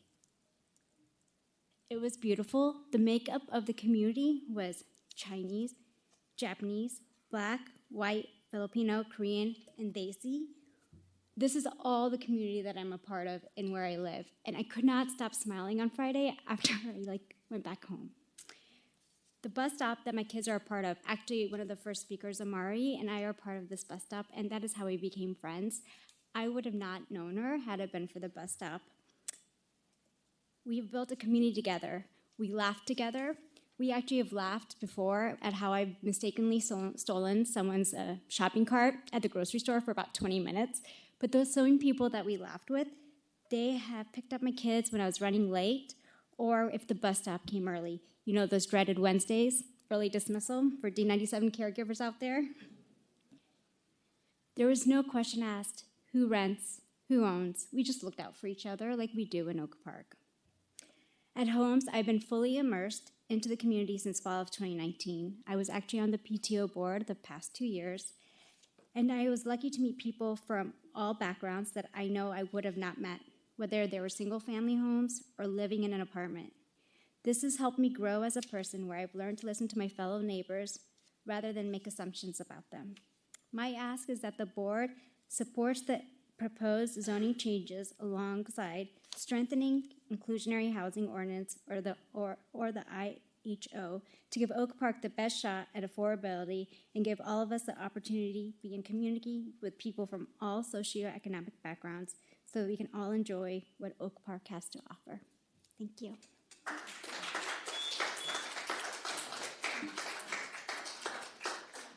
After Grant, it will be Frank S. Hi, first I just want to say thanks for letting us all be heard tonight and staying late. I really appreciate it. Look, I moved to this community for the vision that you all represent, which is really a focus on affordability and diversity, among other things. And I think that's what makes Oak Park really unique. It was great hearing the presentation today. That said, I've got a lot more questions than answered. And what I'm asking for is just to slow it down. I don't know if I've got a view one way or the other, but they're definitely, and I think you're hearing it here, we need to talk about this as a community. It's a little bit too fast to try to do this by October in my mind. This is ultimately, this is very important, this is an experiment. And it's not necessarily a bad one, but there's only 4 communities in the entire United States that have eliminated single family all recently. We need to do more work. Someone's already talked about it. There needs to be an impact assessment. What happens when the population increases? What is the potential population increase? What happens to, in my community, we have mostly 30-foot wide homes. When a 3-story house is built immediately adjacent, what happens to the property value of neighbors? What happens to the resources, the CRC, the library, the parks? All of these things. I'd love to see our police and fire fully staffed before we invite a larger population to come in. These are the things that you have to have. And ultimately, I've looked at the Illinois municipal law. It stipulates that elected officials have a duty to look after shared resources. We've got to have an impact assessment. It needs to be done now. The second thing is, this is not, and we talked a little bit about it, but we need to figure out how to make this change, also have affordable homes. I can easily see the $500,000 bungalow being turned down to, $1.5, $2 million 3 flats. That doesn't really help anyone. We've got to address that. We need guardrails for affordability. And then last, I really want to call on this board to actually focus on citizens and affordability that are here and now. This doesn't directly help my neighbors with affordability. It helps other people coming for affordability potentially, but it doesn't actually ensure that anyone here has affordability. We need more adult assistant programs. One of the biggest issues we're going to face, and I'm not a doomsday on AI, but AI is going to replace jobs. We need to help people focus on their incomes, because this is a very important point. You're not actually addressing the root cause of affordability. I'm an economist by training. And if you look at the National Association of Home Builders, for example, the average cost to construct housing is up 42% over the last 5 years. Incomes are only up 22%. You're not solving anything. All you're going to do is build more expensive homes, I'm worried, without the assessment and without the proper guardrails. So, look, in summary, we need more questions answered before you move on. This is a big change, and it's experimental. Only 4 communities, like I said, have done it. You need an impact assessment before you do anything, in my opinion. We need rules to ensure that the housing will be affordable that is constructed. And ultimately, we need to help our residents now with affordability. That's really important, especially as we see more impact from job displacement. And then in terms of the community resources, again, I think it's an important point that we need to look into. Thank you so much for your time.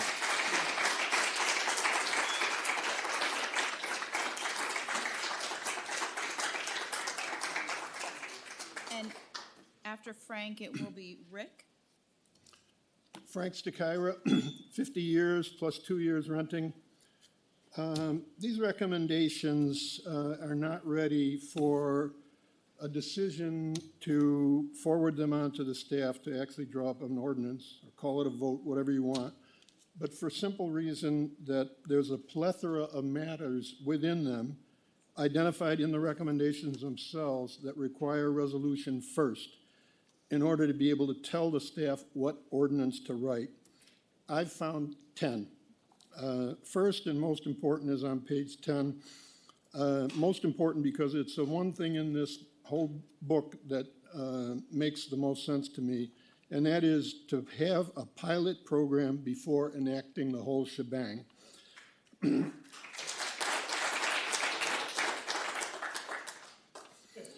It defies the belief that you're going to send this off to write an ordinance and send it to the Plan Commission and all that hullabaloo, and then say, oh, wait, let's do a pilot program first, making that all for nothing. So logically, the debate and decision on a pilot program has to come first.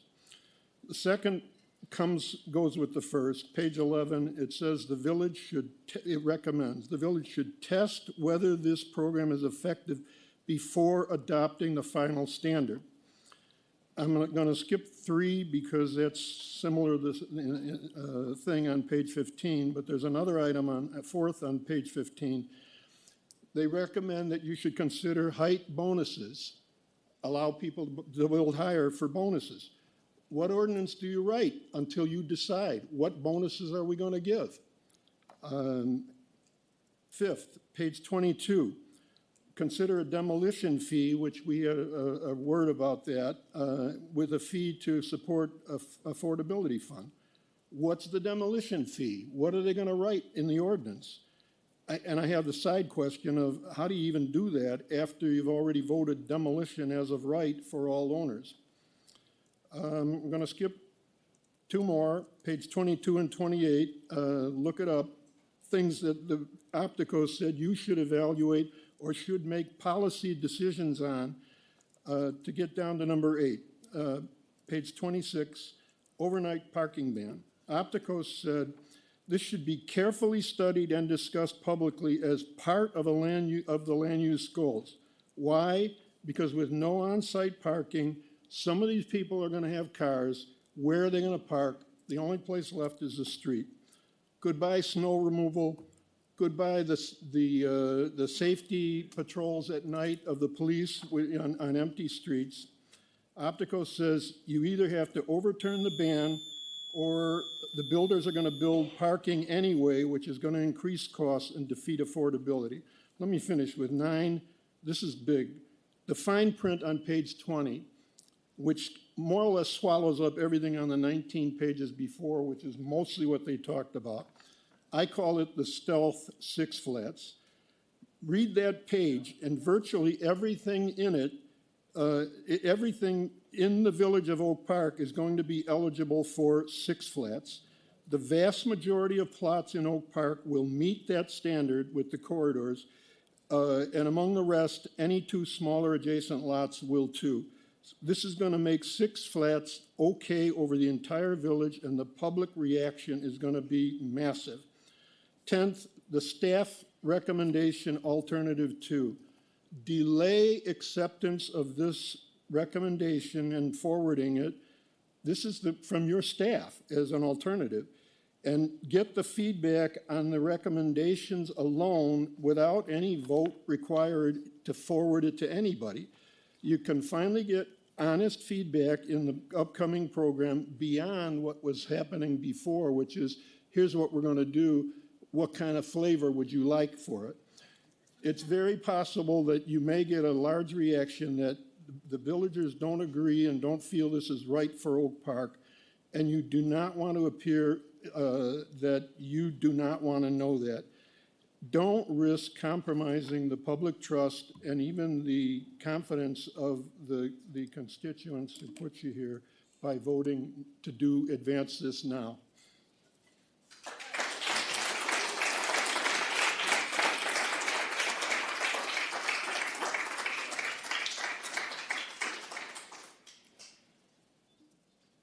Give me my beep, come on. Okay, good evening, Board of Trustees and President Skaman.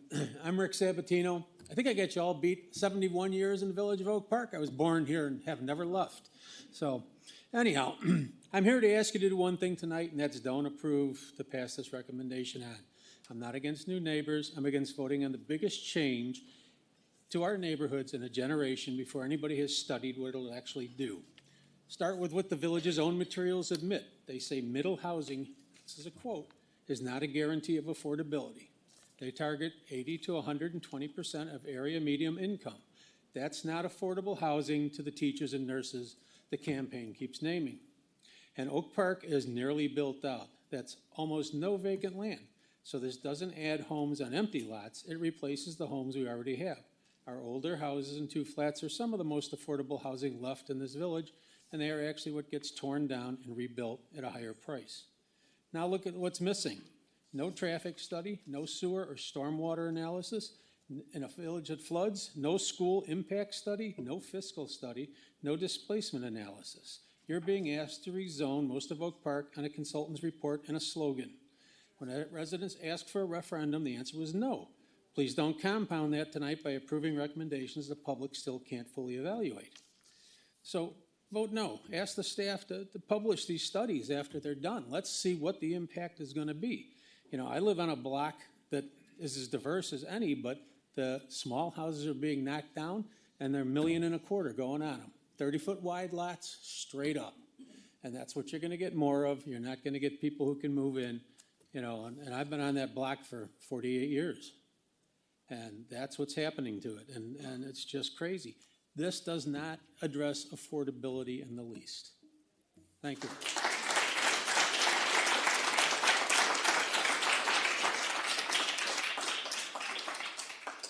Bruce?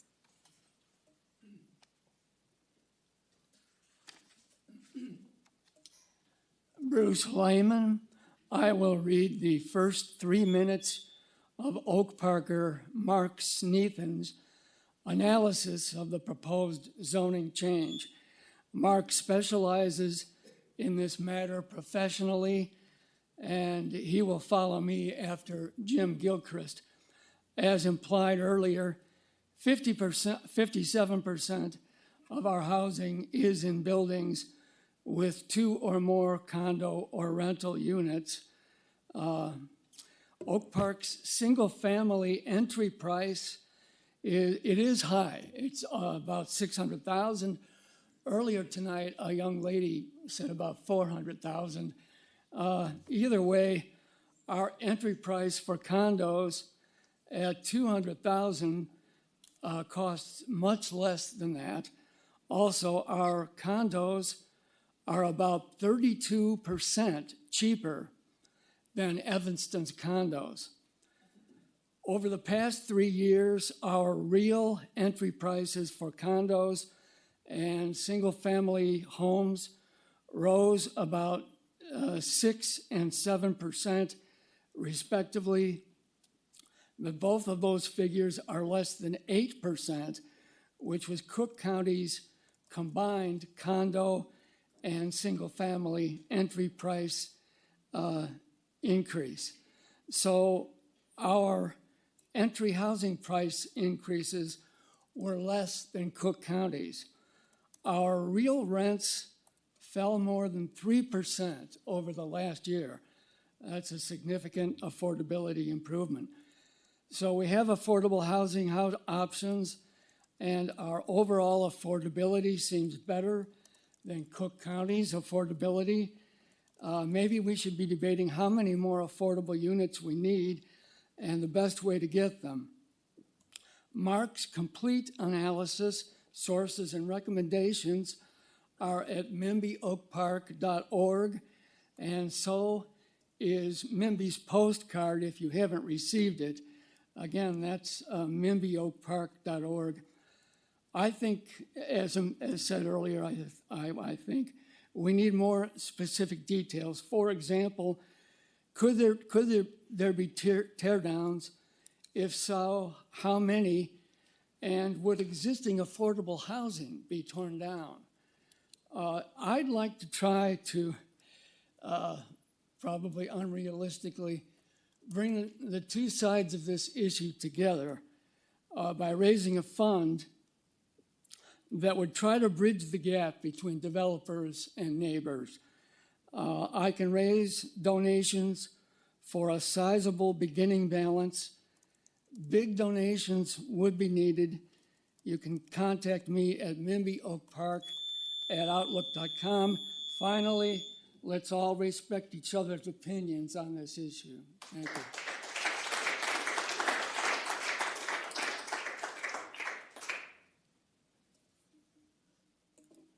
All right, Jim Gilchrist, I got you beat. I'm 74 years. Not much of a speaker, but I got part 2 here.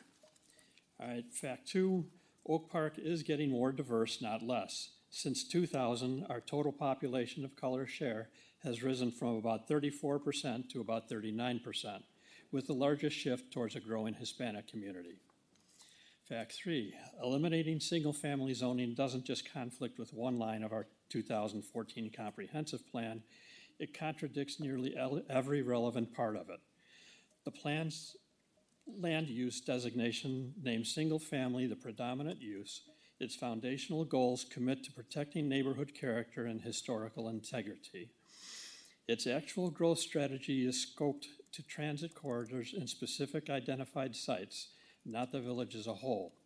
And its own stated implementation approach is incremental and voluntary, not a blanket rezoning for every private lot. That plan has never been amended. Adopting a zoning change that's this inconsistent with an unamended comprehensive plan is exactly the kind of gap that's gotten other communities sued.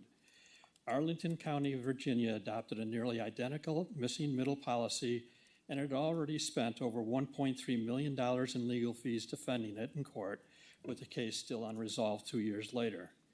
That's a real avoidable risk this board hasn't addressed. So what problem specifically are we trying to solve? More housing units? The village's own 2024 report estimates eliminating the single-family zoning only adds about 5 units a year. Increasing diversity? How would adding a handful of 2 flats change that? Affordability? We already have a range of affordable entry points and the picture hasn't changed much, so how specifically would a small number of 2 to 4 unit buildings significantly improve affordability? So what exactly are we solving for? Opticos coined the missing middle housing 25 years ago. If it worked, there should be dozens of measured examples by now. Their own one-year plan, their own year-end recap doesn't name one. Tonight's vote is whether to refer these recommendations to the plan commissions. We have 4 asks. First, before referring this, name the measurable problem Opticos recommendations are actually going to solve.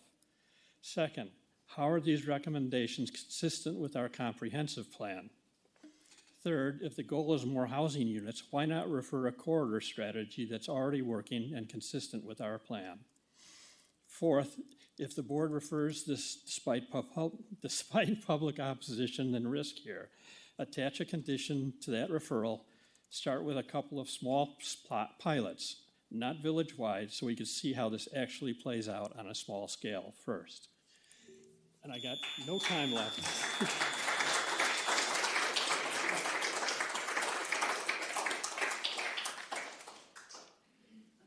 And Mark? How many more do we have, and who's after Mark? Mark's the last person. Oh. Yeah, hi, I'm Mark Sneathan. I'm a resident of Oak Park. I have a background in residential and commercial development. I was on the Indianapolis Board of Zoning Appeals, and these 2 other guys read a bunch of the research that I did. I submitted a longer report. I'll make one last ask of the board. Provide 5 examples where Opticos' recommendations of missing middle have actually increased affordability and increased diversity. I found none that meet that definition. Thanks.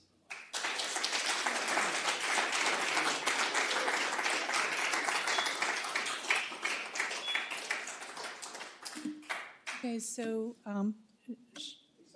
that's great. Okay. Okay, so why don't we just go from left or right here, and then the next and the next. Thank you. Good evening. My name is Mike Gifts, resident of Oak Park for 14 years. Last week, 423 residents came together in just 36 hours to request a public vote on one of the most consequential zoning decisions Oak Park has considered in decades: the village-wide elimination of single-family zoning. I know some people call it loosening, it is elimination. Despite it only being an advisory in nature, the board rejected the request 5-1. With the notable exception of Trustee Taglia, most of the board offered little acknowledgement of those residents or the legitimate concerns that they brought forward. We've heard what trustees were elected to make difficult decisions. That is true. But eliminating single-family zoning throughout Oak Park was not clearly presented to voters on that platform on which the board was elected. Residents placed our trust in you to act in the interests of our community, not to hastily advance a vision only favored by a few. The recently discovered provision permitting 6 units on many standard Oak Park lots reinforces the growing concern that we are moving too quickly. Trustee Wesley acknowledged this, that the provision applies more broadly than he had initially understood. But if one of the proposal's strongest advocates did not understand its full reach, how could the residents reasonably be expected to understand what is being proposed for our neighborhoods? That alone should warrant a pause. I understand that tonight's action is described as only receiving the report, not formally accepting its recommendations. But receipt must not allow these recommendations to be the village's presumed direction. Meaningful engagement must begin with one open question, not an outcome already tilted toward a sweeping, one-size-fits-all elimination of single-family zoning. I ask you to gently engage with all Oak Park residents on our concerns. Let residents consider meaningful alternatives, including targeted growth near transit and commercial districts, different unit limits, appropriate protections, and whether village-wide zoning eliminations are warranted at all. Pausing is not a rejection of affordability or thoughtful growth. It is what responsible leaders do when monumental decisions need to be further assessed. The sequence matters. The community's trust matters. Receive the report if the procedure requires it, but do not allow the receipt to become the accepted outcome. I ask you to please pause any acceptance, endorsement, or advancement of these recommendations until residents are allowed to meaningfully shape the direction. Let's then return with a more thoughtful and measured approach, one shaped by the Oak Park residents, not merely presented to them. Thank you.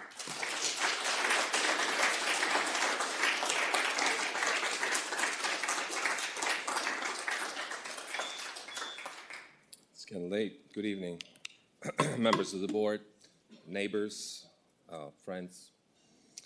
Last week, this board had a choice, a simple, humble choice.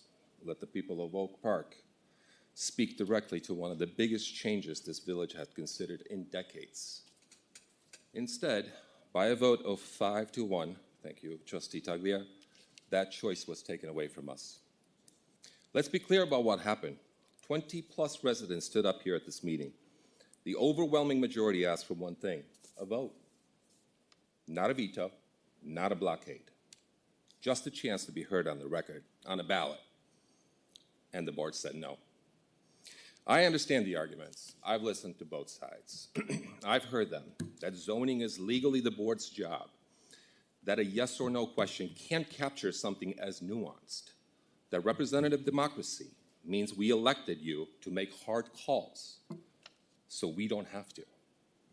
Those arguments aren't crazy, but they miss something very important. No one on this board, nobody, ran on a platform of eliminating single-family zoning village-wide. Nobody.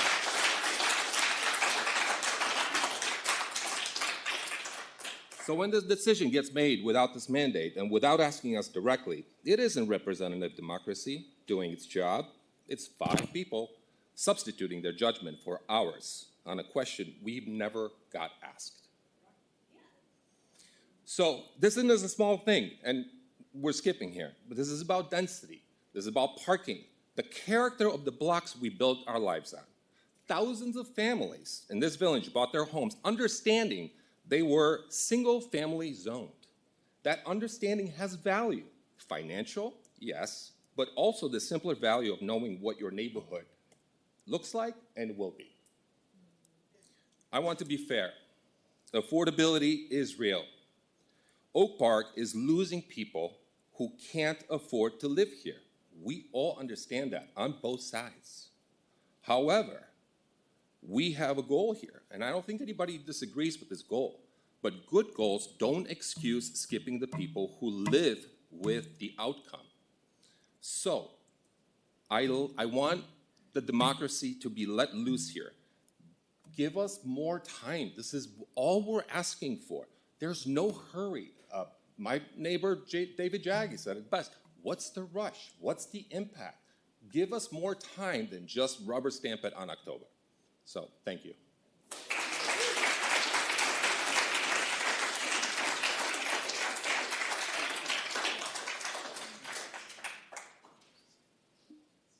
am standing between your beds and me, so we'll make this quick. My name is Jennifer Goodsmith. We've lived here for 36 years. I wish I bought my house for $29,000, but we did not. But my husband and I grew up on the North Shore, and we were convinced we were going to go to the North Shore. And then we looked at Oak Park, and we chose Oak Park on purpose for the diversity that was here, the proximity. We've heard all of this, but it was really about the character of the village and what it has brought us. I have lots of words here. I'm going to do my top line because we've heard this before many times tonight, better than I can say, but we understand the intent of this proposal, and we understand all of the great work you guys did, but we feel that there have been questions and significant issues that have not been addressed, and I think that's important for us and for you to reconsider as we look forward to keeping our village the way we all want it to be and the character we want it to bring. So increased density in an already dense community. We've heard we're the 6th densest community in Illinois. 5th, even worse. Adding residents without a plan for expanded infrastructure does not build a better quality of life for anyone. Unclear connection to affordability and equity. There is no guarantee, as we've heard, and there aren't safeguards in effect that will guarantee that we are not just simply building more market rate density. So if the homes are going to be built and they're going to be more expensive, that's not affordability, and that is not helping us. So if equity is the goal, we need to pursue other policies that directly address affordability. Loss of green space and neighborhood character. Reducing green space, tree canopy, stormwater management, cooling, and the character that draws people to Oak Park. People won't stay if there's no character.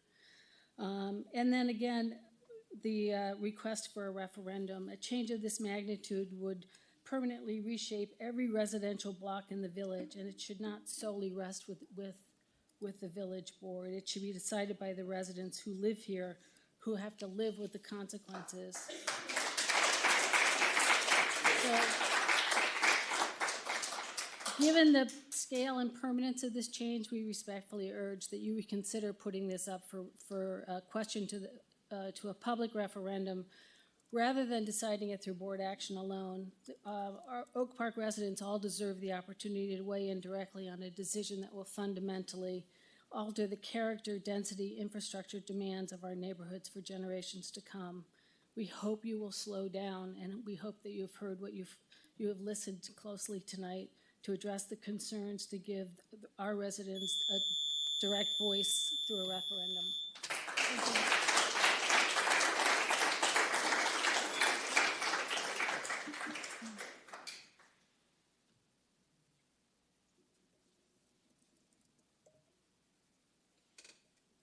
Okay. We're going to take a very brief bathroom break, and then we're going to come back and clean and close out this meeting, I think, responsively and quickly. You're welcome to stay. You're also welcome to watch us on Channel 6 or in real time. But public comment is over then for the evening. Thank you. Thank you very much for joining us. Are you going to take a vote tonight? Yes. Yes, you're welcome to stay. Yes. Okay. So we're taking a brief recess.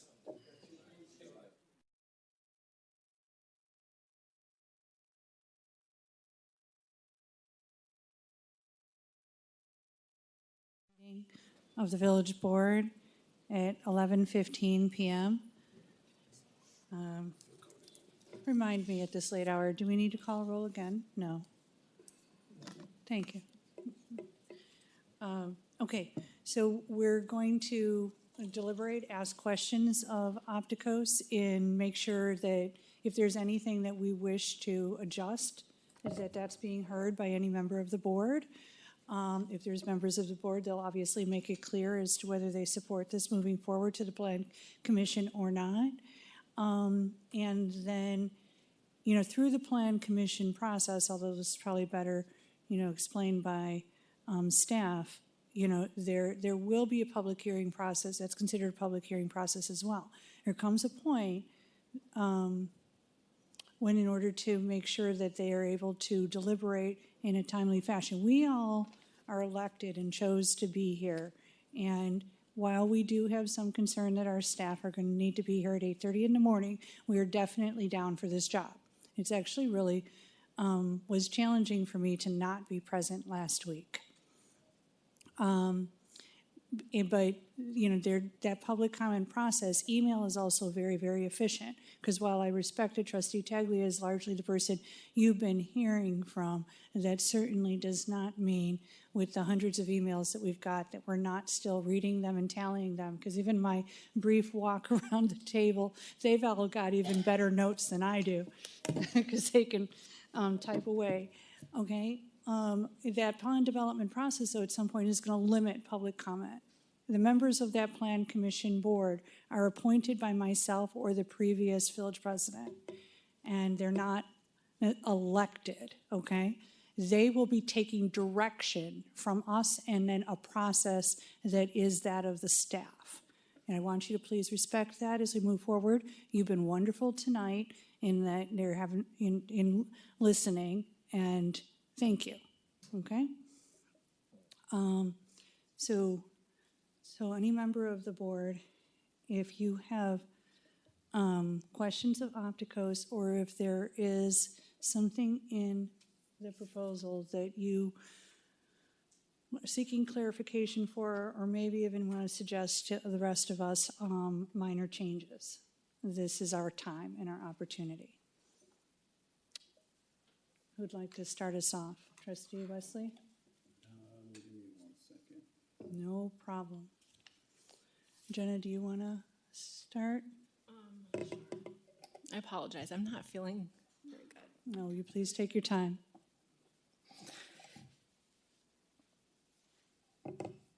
So I know some of my colleagues will ask questions that I want to hear answers to also, but I'm sorry. I have to refill my migraine medication. It's like the end of the month. So No joke. I've been very critical, despite being largely supportive of this. I did actually run on the strategic vision of housing, which includes reforming our zoning and strengthening our inclusionary housing ordinance, and some of the other things that I really appreciate were in the report. I agree they have to be done in conjunction. Otherwise, to the point of many people here, zoning changes in and of themselves do not guarantee affordability, nor maintaining or retrieving some of our lost diversity.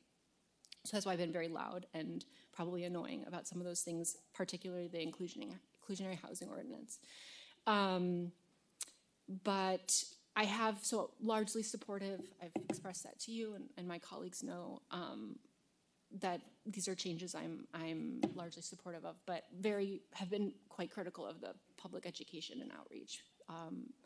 And I think and I've said this before too, as board members should be taking accountability and responsibility for some of those shortfalls.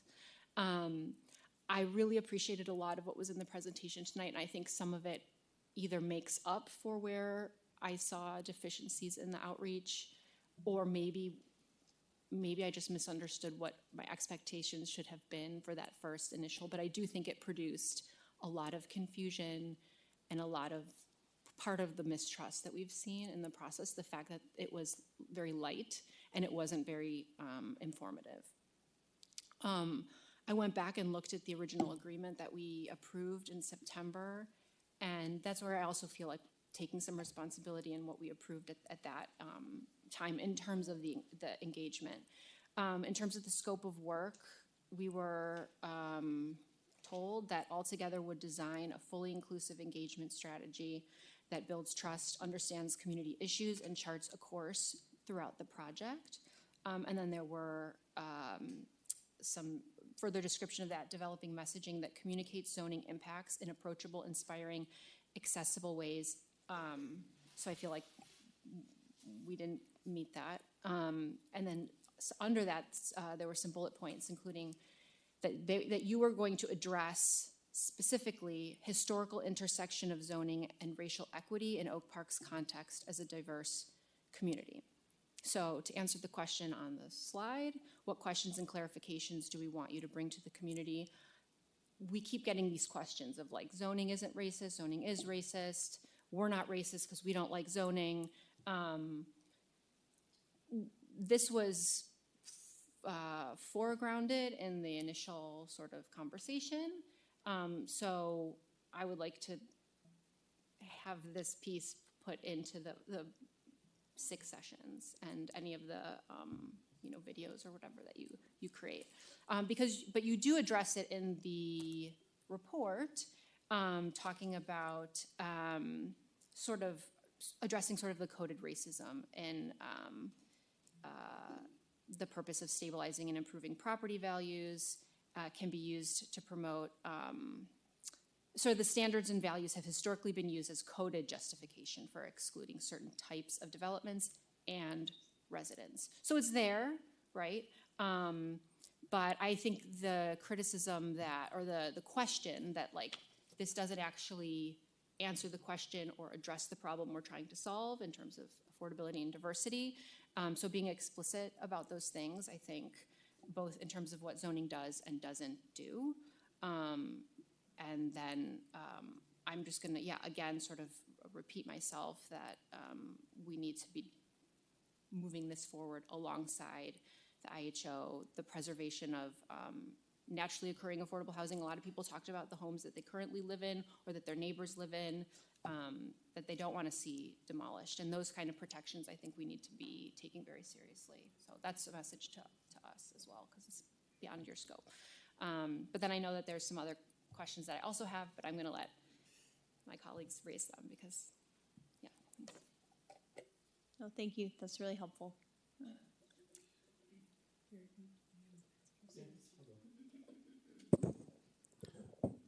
All right.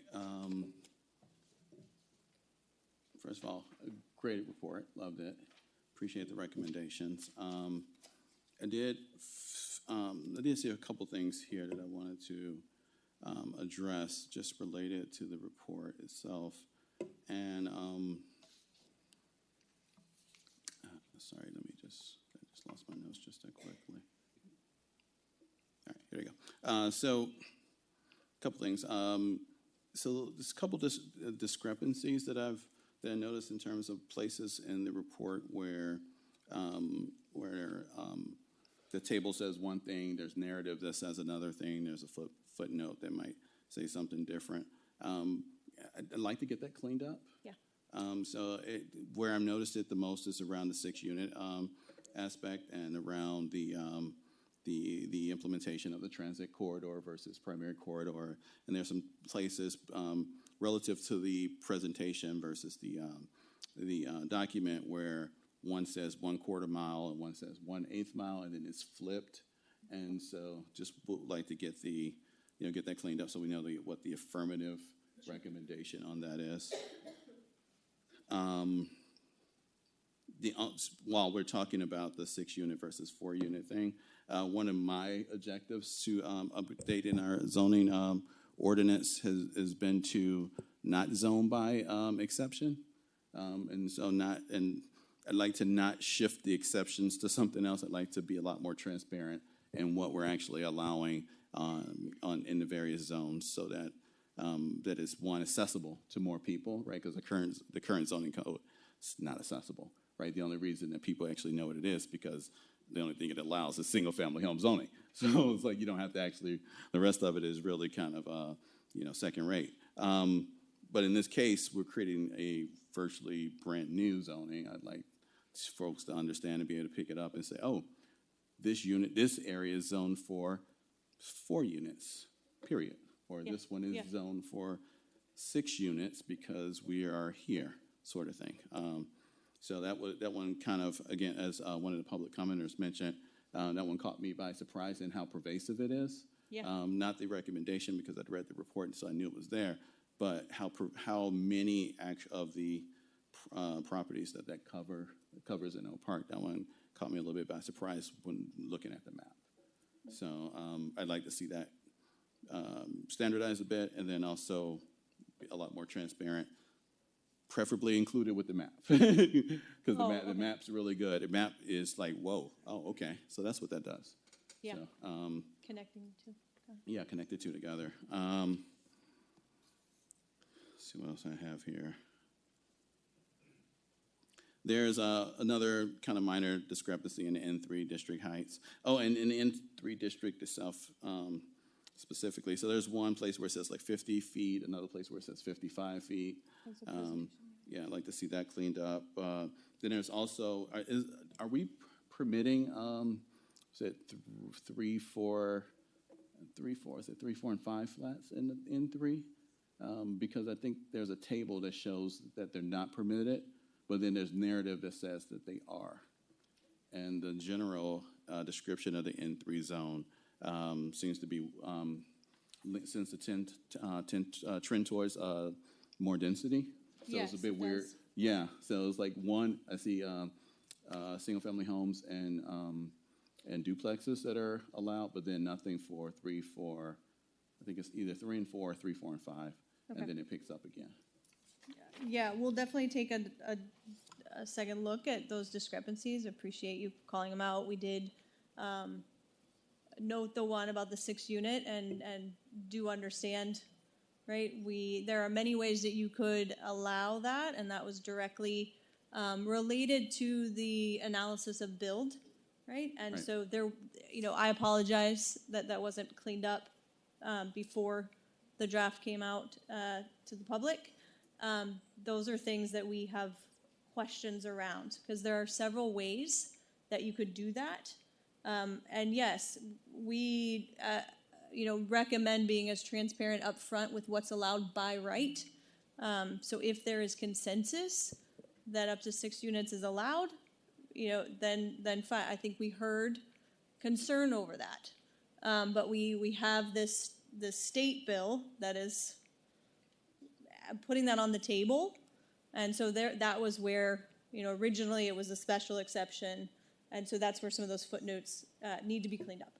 And that's where, we tried to write the recommendations following suit with the articles, including footnotes.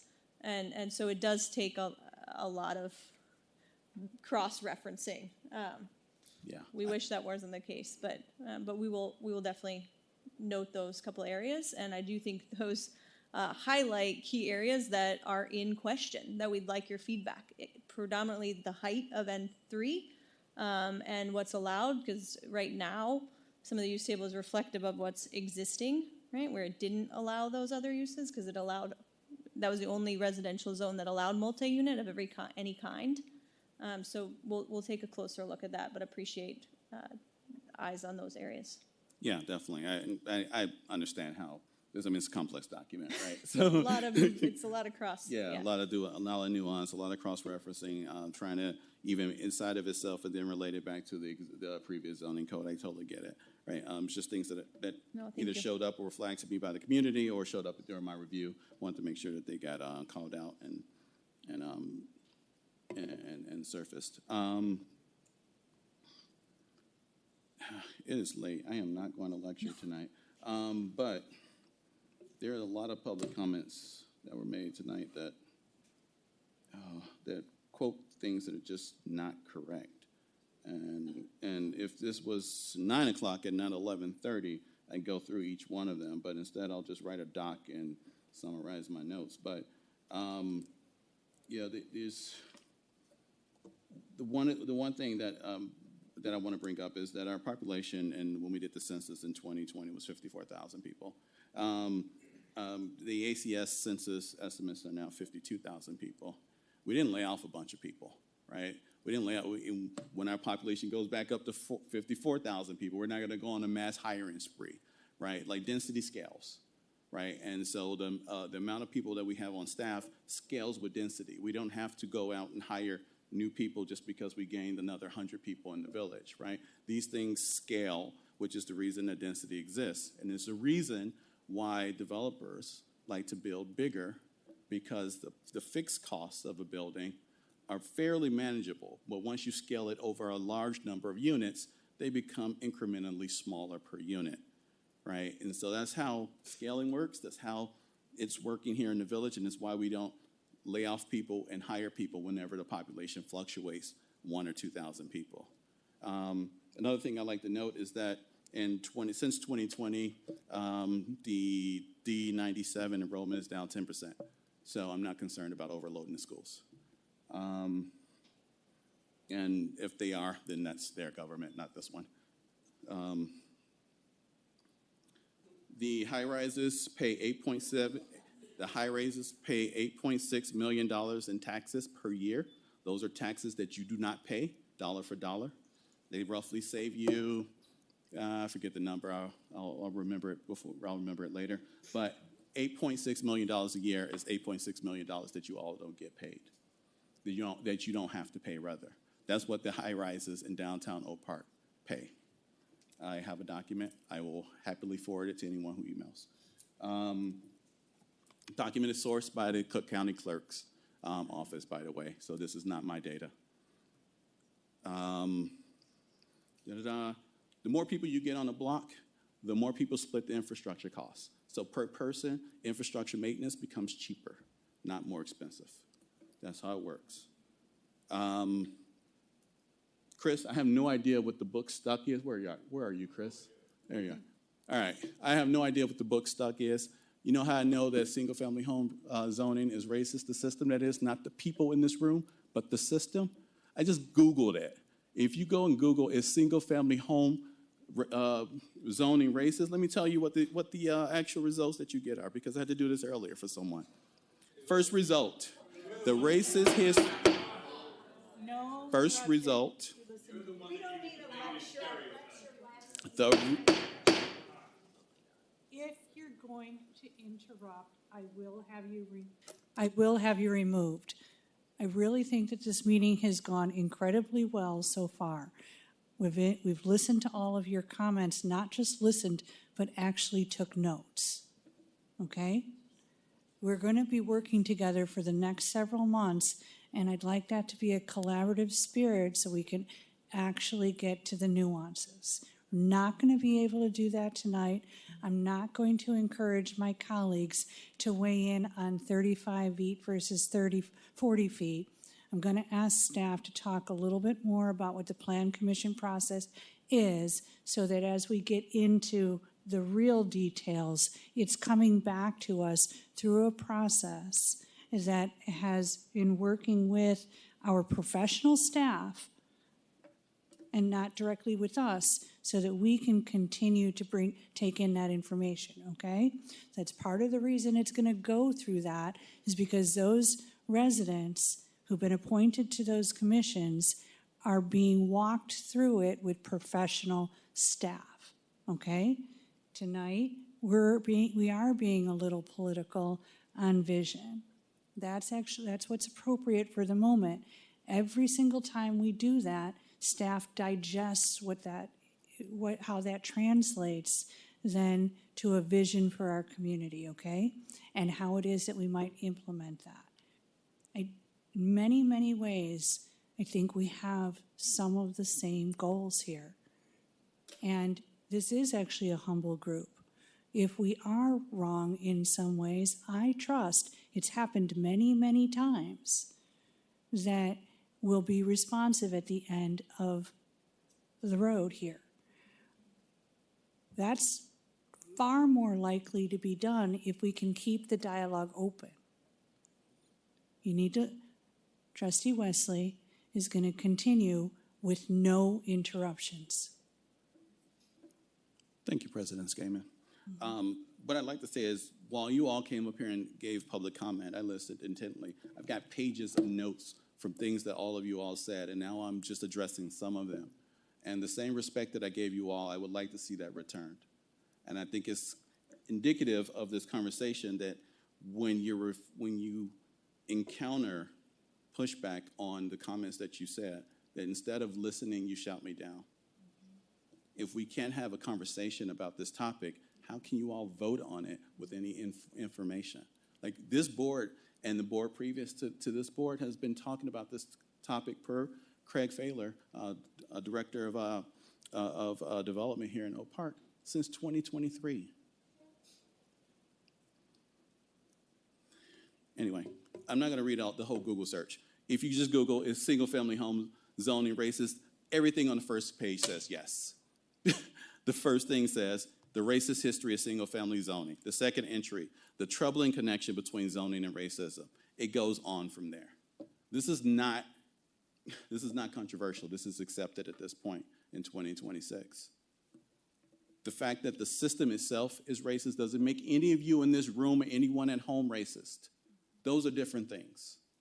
You inherited a system, just like I did, that was built by people in a country that was explicitly racist at the time. This all happened in 1920. Started in 1917, Euclid was 1926. The institution of single-family zoning hasn't changed much since then. And it hasn't stopped delivering what it was built to deliver then, which was segregation.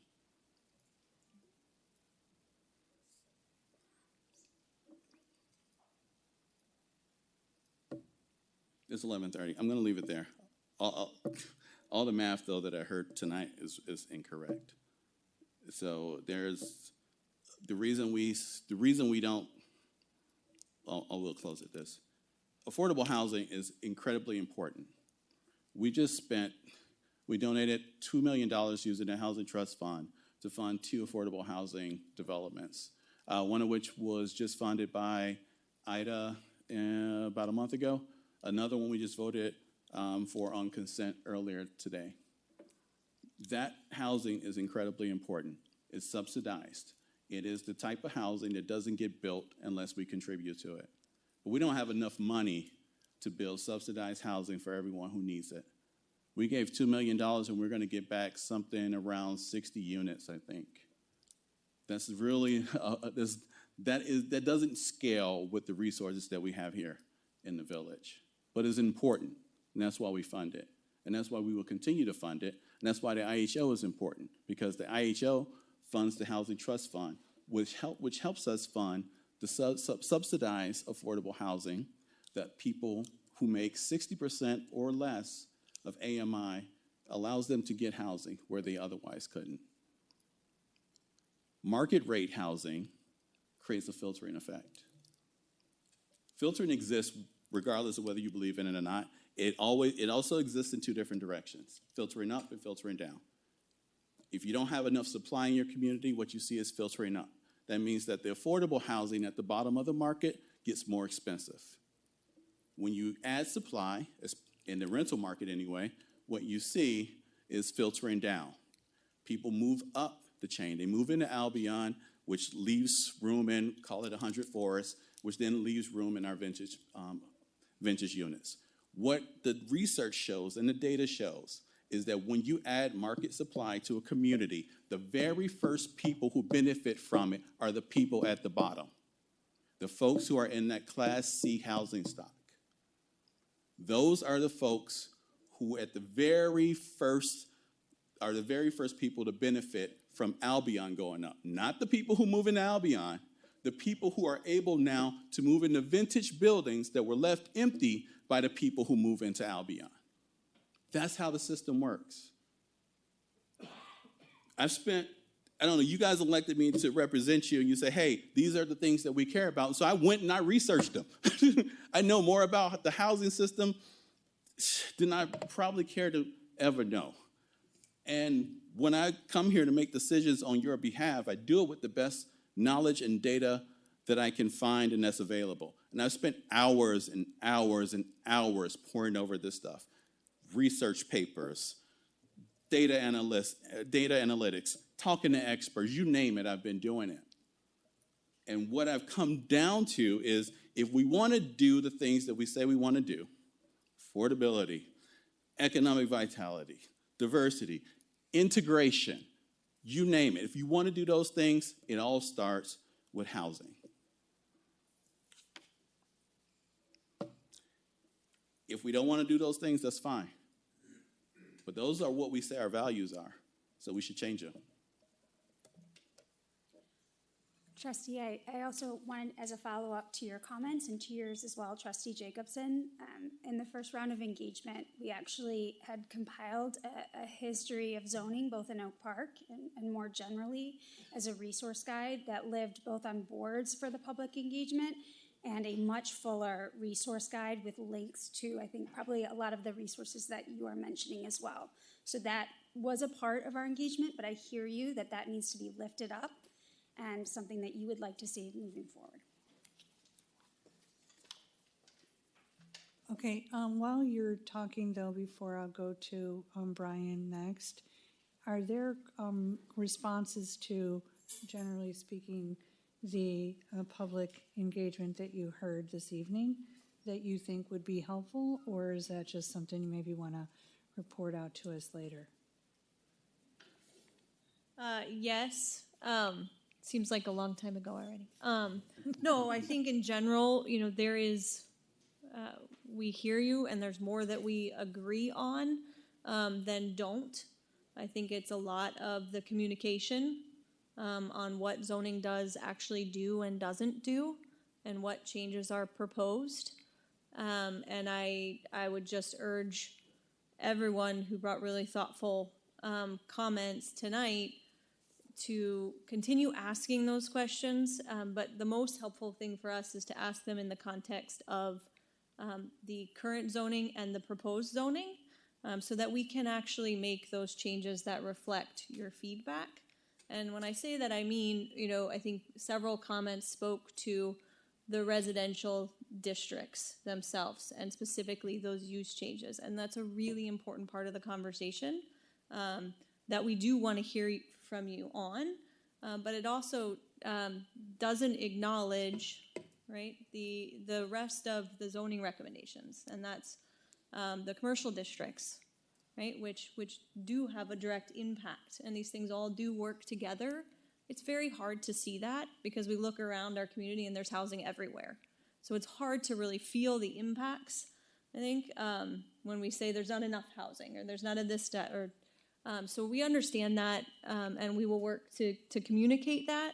But I think that the best thing is the thing that would be most helpful in the feedback is to look at the recommendations, and we can provide those graphics to help explain them. We know zoning is dense, but to acknowledge both sides, right? That we're not just looking at single family, and I do think I want to reiterate that we care deeply that middle housing is not just allowed for the sake of more units or more density. Part of the coining of the term middle housing was to ensure that the scale and form fits this neighborhood character that is representative of Oak Park. And so we have real concerns about how that's done, and the standards, both from the residential district standards for things like setbacks and how height is measured for those impervious surfaces, as well as those design standards, right, that get to some of this historic character and the design. Those things matter. And I think that's what we're hearing from you, right? And they add value. So I think that, recognizing that that is in the recommendations. Those strategies for demolition control, for affordability are in there, and we agree that they're important. It is hard to move everything forward at once because of the time and the details, right? But we hear you and we agree that that's important. I'm sure there's more that I would like to respond to, but I think we did take notes as well, and all the questions and comments, however hard, are informing, what we hope to bring in the communication, and some of the conversation that we'd like to continue to have with both staff and the board, to ensure that the amendments that come forward actually follow through on some of those promises. Yeah, no, I appreciate that. Because it's at this point in an evening where by the time I turn the floor over, it's gonna be almost midnight. It's also very hard for us to really, even articulate everything that we've been processing and, what concerns we might have on this, in this meeting tonight. You have, and I did want everybody to understand that you have met with us consistently throughout this process while we've continued to bring these concerns forward. So when is that zoning map that you're going to put up where somebody can put their address in and understand the changes? When will that go live? So it should go live with the postcard that's being mailed out as soon as we can get the public engagement dates down. But the goal is to have that mailed out next week. And that would then, the link to the zoning tool would go live as soon as that hits to the printer. So the goal is the end of this week. Okay, very good. And is there a way then for anyone who has specific questions on the website to email those questions in? Yes, so a key part of, we know there's some other tools out there already, but I think the key part of the zoning comparison tool for us is that there is a comment box as well as some key questions that directly come to us. So I think that's to us that connection between here are the standards and here are the standards that impact your lot. You can explore any lot in Oak Park and compare them, and that's where we have a comment box that you can then ask those direct questions or voice your concerns. I think the couple categories are, a question and then on which topic of the standards, and then is there anything incorrect, right, that you don't think is correct about your property or how the zoning is coming up, and then there's a general comment box as well. Right, but I'd like people to be able to get, sorry, Kevin, just one second. No, go ahead and finish your thought. I was going to respond to it, but. Right, also to be able to answer questions with some level of anonymity too, on their property. I mean, I realize that might be helpful too, but, some people might just want clarity, right? And that's our goal. Our goal is for the residents who are reaching out to us within their opinion, get clarity. And I want to restate that too. Please realize that the consultants are taking our directions. We are the ones to hold accountable to the vote that we have at the end of this process. Our staff are also there taking our direction. So please be polite and courteous to the consultant and to our staff. You want to be angry with us? That's fine. But we are, working to be responsive, and that goes a lot further when it's a healthy dialogue, okay? So, but access to the actual facts, all right? Okay, then the Plan Commission zoning process. Can you please describe that really quickly so that also we can digest as well as those who are still with us tonight? Because there are some limitations as to what we're going to be able to clarify this evening in even our own direction. Yeah, so what we will do, if we get direction from you to go to the Plan Commission, is we'll craft an ordinance based on the recommendations provided by Opticos, showing the revisions that we're going to be making to the zoning code. So it'd be basically a red line copy that the Plan Commission would get. So once we have that, we'll publish the notice in the newspaper for the text amendment to the zoning ordinance 15 to 30 days prior to the public hearing, which we're anticipating to be on September 17th. And then once that is all noticed, the public will be able to make public comments, either written or they can come in to the public hearing and make comments. Also, there can be an opportunity for cross-examination on the And what's the Probably on difference staff. between public comment and cross examination? Pardon? What's the difference? Oh, the difference is, cross-examination is basically asking questions of staff or the consultants about the proposed changes.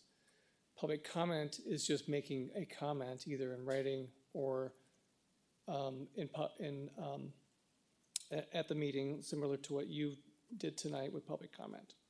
So there's a difference. And what are you doing to help the members of the Plan Commission digest all the information? So we always prepare a staff report that we would send to the commission on any project that comes before them. We'll provide them with the information that we've received from the consultant that we have available on the website, so they'll have access to that. But we also would do a staff report where we make a recommendation on the project going forward.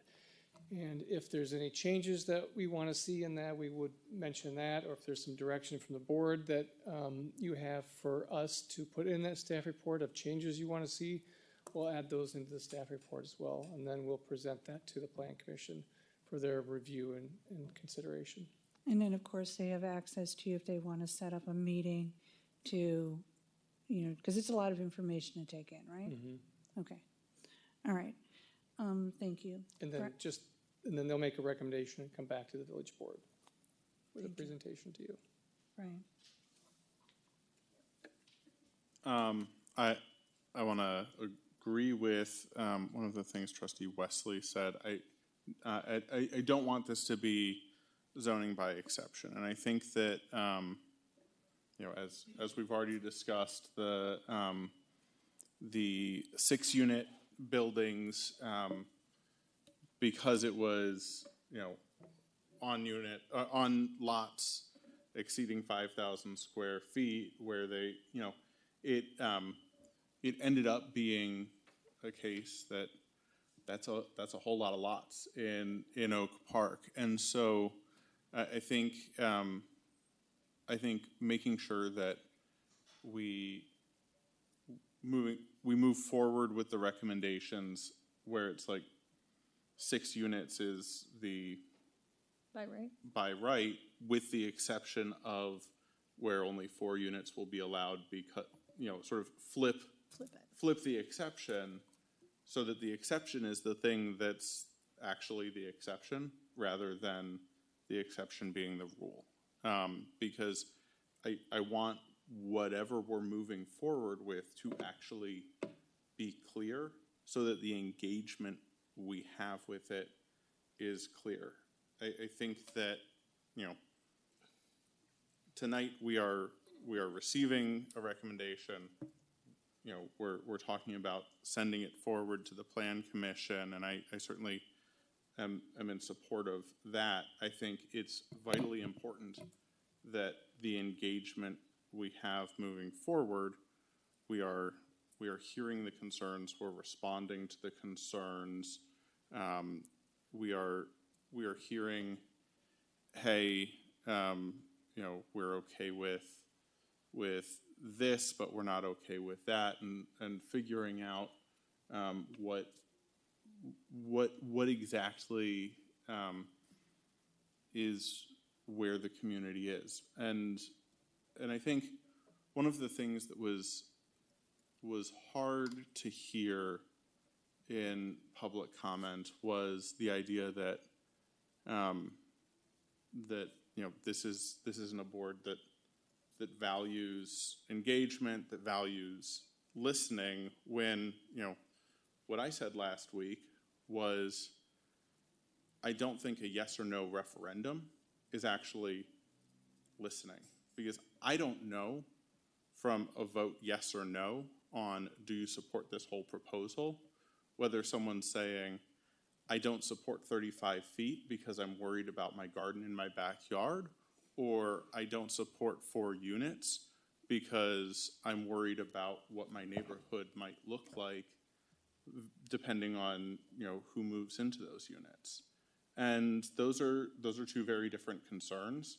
And so yes or no doesn't actually provide much information for us to try to try to figure out what a reasonable path forward is.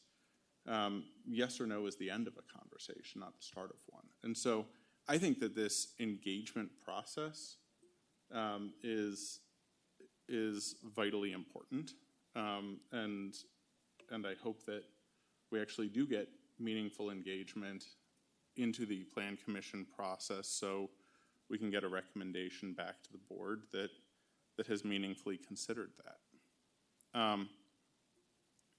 On the 6 units, what is a primary corridor? Like, how is that actually defined? Yeah, we have gone back and forth on this with staff as well, because there isn't, that we're aware of, definition. Some cities define certain corridors, right? And so we were using criteria for, volume and things like that to identify those corridors. But it's something that,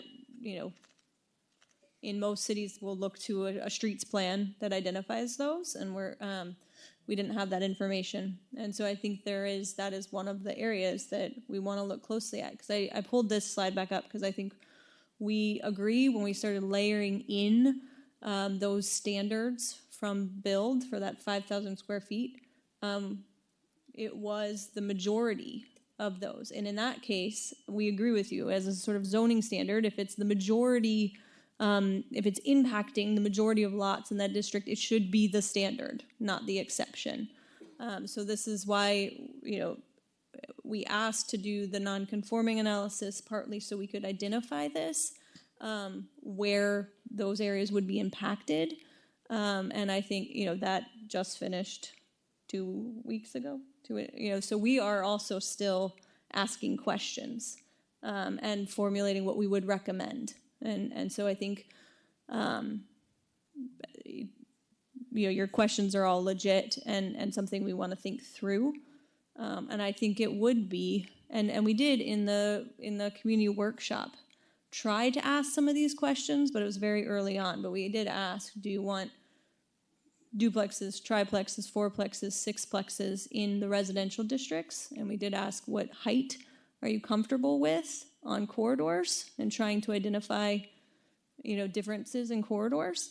There wasn't a lot of, it was still, people were still reacting to the map that we put out and things like that. So we understand it was hard to get that level of feedback, but I think that we can in this round of engagement and be very clear about where the potential areas are for impact. But we also would like to work more, with staff and the board, to identify, do you want to align with build, right? Or do you want to say not yet, right? We don't know what's happening with that. So this is what's best for Oak Park now, and we'll adjust if that happens. But we need that direction, and then we can provide you with our recommendation of this is the best, cleanest version of allowing 4 units by right or 6. Yeah, that's go ahead. Sorry. I think just really quick, Craig. Craig's going to help clarify some of this and respond, but I just want to. So I think Trustee Straw, Trustee Wesley, and at the expense of maybe repeating what Jennifer's saying a little bit, I just wanted to confirm, like, kind of what's being suggested is that perhaps we should be looking at allowing 6 plexes by right, as opposed to conditioned upon a transit bonus or. I'm not saying that the map should change. Yeah. I'm saying just that the way we lay it out in the code and the tables should change so that the thing that is the predominant feature is what the table says is by right, and the thing that is less frequent, which is the 4 unit, is the Right. I'm not weighing in on the on which is better. What I'm weighing in on is just how we communicate it. Yeah. But the question still The is que- out there. It's still, Do it's we still, want yeah, to the question's still allow- out there. I agree with you completely. Because the way it's Concur. positioned in the report right now, the reason why it's considered an exception is because it's not allowed by right. It's an if you're 5,000 square feet or more, and you're within so many, and a quarter of a mile from a transit corridor, major transit corridor, right? Anyone, If you're yeah, gonna flip that around and put it in the table as permitted, it's permitted without those additional criteria. yes. Yeah. But it's 4 units if you are more than an eighth of a mile from a like, you can, We can write that in. right, you You can write those. can match it to the map, having it be the opposite, and I just think that provides for, it provides for a little less sort of confusion on the front end as you're reading the use table. So if I can, you sure? I don't want to, you might be saying the same thing, so. I think that the options to try to spell them out very clearly. You could allow 6 units by right on any N1, N2, and 3 parcel, right? Regardless of size, regardless of, whatever else. I don't think that is the right move. I think you can make the case for it, and I think the financial analysis will tell us a little bit more on whether 6 units is significantly more feasible and on what size lot it is. But that's one option, right? That's sort of the most widespread of 6 units.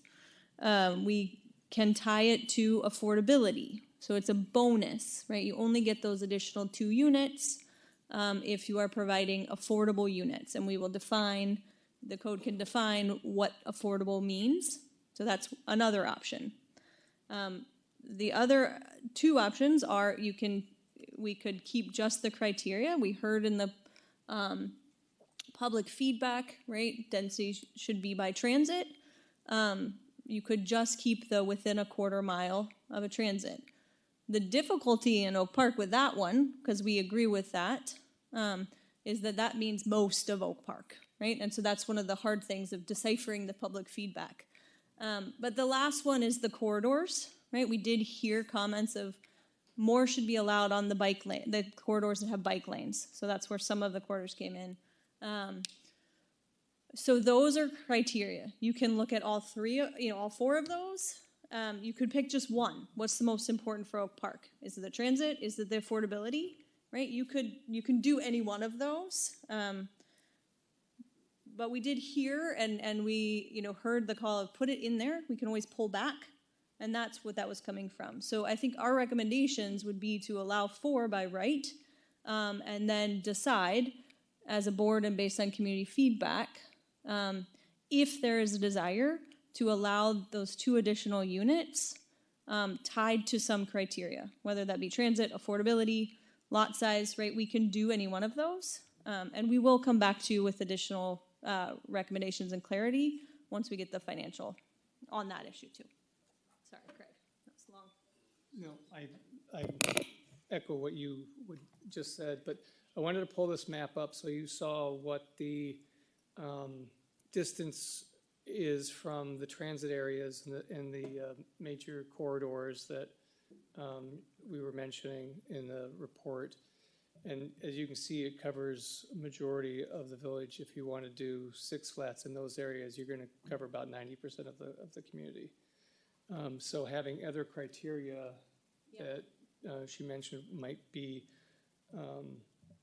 better, especially the affordability piece, and not allowing 6 flats unless you have the 2 affordable units within those areas, and everything else would be the 4 flat. So, I don't have the data to necessarily say what's better between the 2. That's something that I hope out of the economic feasibility analysis that you're doing, and the engagement and the plan commission process, where we'll get a recommendation to the board on that. I do think that the concept of tying it to an affordability bonus makes a great deal of sense to me, because one of the things we heard a lot about in public comment tonight was, okay, but how is this actually going to impact affordability, and tying some of that additional density to affordability makes a great deal of sense. Thank you for pulling up this map, because it is actually one of the things I was going to go to next. Because there's one thing actually that this map is missing, which is the People Over Parking Act also, it's within 1/8 of a mile of transit corridors, which includes any bus routes. And so in addition to all of these circles, all of Harlem, Oak Park, Ridgeland, and Austin also have quarter-mile wide bands around them. And so the coverage actually increases on this map, just driving home the parking point. But turning back to the primary corridors question, I think that defining primary corridors aligned with transit corridors in the People Over Parking Act makes a lot of sense, because if we're trying to align with state law, the transit corridors, rather than some primary corridor definition that is a little hard to pin down, is less understandable. Home, East, and Lombard were each apparently designated as primary corridors, and some of those we have designated as bike boulevards, not bike lanes, bike boulevards, which we've identified as places where people can bike safely because they're lower volume throughput roads. And so it seems like defining them as a primary corridor and a bike boulevard is, to some extent, in tension. That makes sense, yeah. I think one of the big asks I'd have for staff is, we had 29, 30 public comments tonight, 28. And there were a lot of questions raised in them, concerns raised in them. I think going through and creating an FAQ based on those questions raised, and other frequently asked questions we've heard raised that staff can respond to would be helpful. I've heard more questions about how we're going to handle extra poop in the last week or two. Quite seriously, like, people are saying, well, if we build more 2 flats, there's more poop than we can handle. And I think, Rob Sproul, Public Works, would be easily able to speak to our combined sewer system and how, given that it's designed to, and we're continuing to update it to accommodate flood events, the small amount of additional poop is not necessarily going to cause a significant problem, and that's about the extent to which I'd like to discuss poop at this board table. Agreed. And so I think it would be helpful for us to go through sort of concern by concern and put that in an FAQ, because there is a lot of this that I know that we do have and we've already thought about. And so these concerns can be addressed even if we're not able to in this forum, because it's 12:10, walk through all of them. On your recommendations, someone raised the bullets of additional considerations. Can you just talk about the difference between items you've identified as recommendations versus items you've identified as additional recommendations, and how you intended the board, staff, the plan commission to address additional considerations in the recommendations report. Yeah, absolutely. I do think you wanted to respond to the FAQ. Yeah, Yes. If that's on okay. the FAQ, yeah, go ahead, Marissa. You I wanna was going to respond say to it? that Answer we've that. actually been, I know that there have been a lot of questions that have been submitted through the website as well as to you all. We have been compiling all of those questions and have started. A lot of them, like there are some themes that are rising to the top that we know that we need to clarify and address, and we are drafting responses now. So we will coordinate with staff and make sure that everything that was noted tonight is addressed some form or fashion via those FAQs. Thank you. You're welcome. There's an initial one on the website now as well, to start from, but it doesn't, get into all of them, so Doesn't address we'll poop? continue. I think there's one for infrastructure, but, don't quote me now. Your second question Yes. on the additional considerations. considerations. Sorry, quickly. I hear you. The key difference there is that the additional considerations are things that are typically outside of the zoning code itself and that are not directly tied to the zoning ordinance today, right? So often things like pilot projects or pre-reviewed plans are additional supporting policy or documents, and that was the differentiator for us. Same with the IHO, right? That lives outside of the zoning ordinance. It has a different adoption process. And so that's the main difference of things. And that's why those are, higher level commentary. We've done a lot of that work, but it wasn't the scope of the zoning code itself, but they're important. And so that was the different, why they got pulled to the additional I want consideration. to speak to that too, just briefly. So work is already underway on those housing programs, contemplation of, incentives that might be necessary. The IHO, a lot of work has been done on that.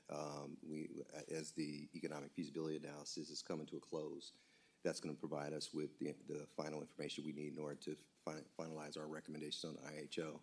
This is one of the reasons why we were actually trying to stand up the Housing Task Force, because we recognize that this is a multifaceted process that goes way beyond just zoning. Zoning is just the first step to allow, what we want to achieve, but we have to actually put programs in place to support the implementation of what we're trying to achieve. And so we recognize that the Housing Task Force was an initiative that we were recommending so that we can advance concurrently any of our policy analysis around those issues and do it with a task force in terms, where we're concurrently doing public engagement as part of that process, right? It's transparent and open.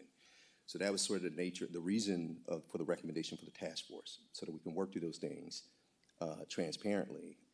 And then we having to sequence these because we can't do just the time constraints. And I think Jennifer just kind of mentioned that. But there is work underway on those things. And at some point, they come to the foreground, right? And the zoning is the first step. And I appreciate that, and I wanted to sort of highlight that because I think that there's, we have at this board table, we've talked about home ownership programs at other times. We've had initial conversations regarding inclusionary housing ordinances, and we're talking about that coming forward. We are, all of these things do operate in coordination with each other, and it's really important to get them right and make sure that they're operating in concert, because if you pull the wrong lever too hard, what we can end up doing is making all development of housing grind to a halt, or doing the opposite. And I do think that the financial analysis is going to be sort of pivotal to this question, because one of the themes I feel like I heard tonight was a concern about this being a radical change that's going to completely change the character of Oak Park. And I understand to some extent that concern. The issue is we also heard other comments tonight that nothing is going to happen and nothing is going to be built because none of this is economically feasible. And so we're hearing concerns in the same meeting from people on the same sort of side of the issue, saying both the nature of the character of our community is going to radically change overnight, and you're going to pass this and you're wasting everybody's time because nothing's going to happen. And so I think the economic feasibility study is important. I think there's something that Decatur, Georgia did when they passed missing middle housing, where they limited the number of permits for missing middle types of housing that could be built by year for the first X years, and they never approached those limits in those first 3 years. But we can. There are things that can be looked at that can sort of create opportunities for us to see how much this would change the character of our community. But one of the things I would note is these recommendations are strictly in line with the character of our community. And I think that's one of the things I keep hearing even from people who say they oppose it is, I live on a block that has a duplex, or my backyard neighbors are townhomes. Like, we live in a community that's defined by this zoning code. This is what was built before we implemented single-family housing zoning. And all that's happened is we've lost some of that character of the community by down conversions from 2 flats or 3 flats to single-family homes. And the last thing I'll say is, people also keep talking about they're worried about teardowns, but within 2 blocks of my house, I have seen 2 existing affordable homes torn down and rebuilt. One sold as a single-family home for $350,000. It was torn down and replaced with a $1.2 million home. The other was a single-family ranch home that was $600,000 at that bottom end price range. It was torn down and it was replaced with a $1.8 million home. None of which speak to the architecture of the surrounding community, both of which are these modern farm homes that have no actual historic analog in Oak Park, and generally speaking are decried by most architects as completely banal, and that is the character that this single-family zoning is actually pushing Oak Park towards. Yeah, I think that is at the heart of it, right? When we say we are talking about incremental change, we know, right? And several people called us out. It's difficult to make missing middle housing pencil in today's market for a variety of reasons, because of the financing tools. Everything is, I think I have a slide up here, the playing field is not equal for buildings with 3 or more units.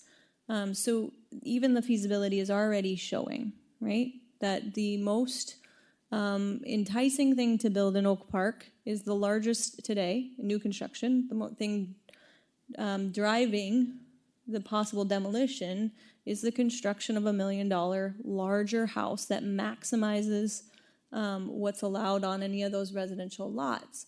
And so, no, I don't think this is radical, but I do think we have to acknowledge that we will continue to see change of our neighborhood character if we do nothing.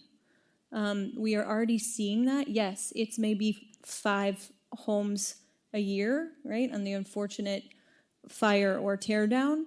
And that is what the feasibility is showing, that whenever a home comes, a lot becomes available, or the market is favoring that larger single-family home, that's already pushing these questions of character. And I think that that is important to understand, and we can look to many neighboring communities. As the demand and the median price of home goes up, that issue is only going to get worse in Oak Park. And yes, we're talking about 5 and 10 years from now, but that number of demolitions, if we do nothing, is very likely to keep going up in replace of larger single-family homes. Again, we're not saying that people shouldn't be able to do that if they have the means and that's what they want on their property. But what we know is that there are other options available that may make more sense on that lot at a minimum to allow. And I think it's a choice for the community and the board to say, actually, we want to start to even that playing field and incentivize those, right? The zoning is the first step in allowing those other choices. But what you choose to do next with incentives or safeguards is really important to driving what you will actually get and what options actually start to pencil. I mean, I can say with quite confidence, I think there's still going to be a gap in the feasibility. And in communities, sometimes the 6-unit building starts to get really close to penciling. And sometimes, 4 larger units is the better product in the community. And that determines what recommendations we make in communities where we have made the change to allow middle housing in residential districts, which I will say there are more than 4 communities, and I do want to talk more closely, and I hope the pop-ups allow us the opportunity to bring those examples of the comment on the rear yard and the setbacks, because that is the thing. Those are the things that we want to talk to you about and look closely to make sure that the zoning is maintaining those things. 4 units, even 6, can be built in the same envelope of many of those same larger homes. They just provide smaller units within that, and that's the value, right? It's not that they're going to suddenly be incredibly lucrative to build 4 units. The value is that they are providing more attainable units relative or smaller units. We heard from several folks earlier that spoke to the need for those smaller units in our neighborhoods, because that's where people love and value and want to be part of those block parties. It's that variety. Thank you. And yes, it is more than 4 communities. There are 3 whole states who have done it, in addition to many individual communities. It's just not none in Illinois. Yeah, it's not, we work in really small communities and really big cities alike, and the solutions are not the same, right? And I know it's late, and I'm sorry. I think one of our recommendations is that, we did the build alignment, and we understand their goals, but there's real concern there when they start to reduce setbacks to 5 feet front setback in a community like Oak Park that doesn't allow that today. Those are the types of things that you would see dramatic changes.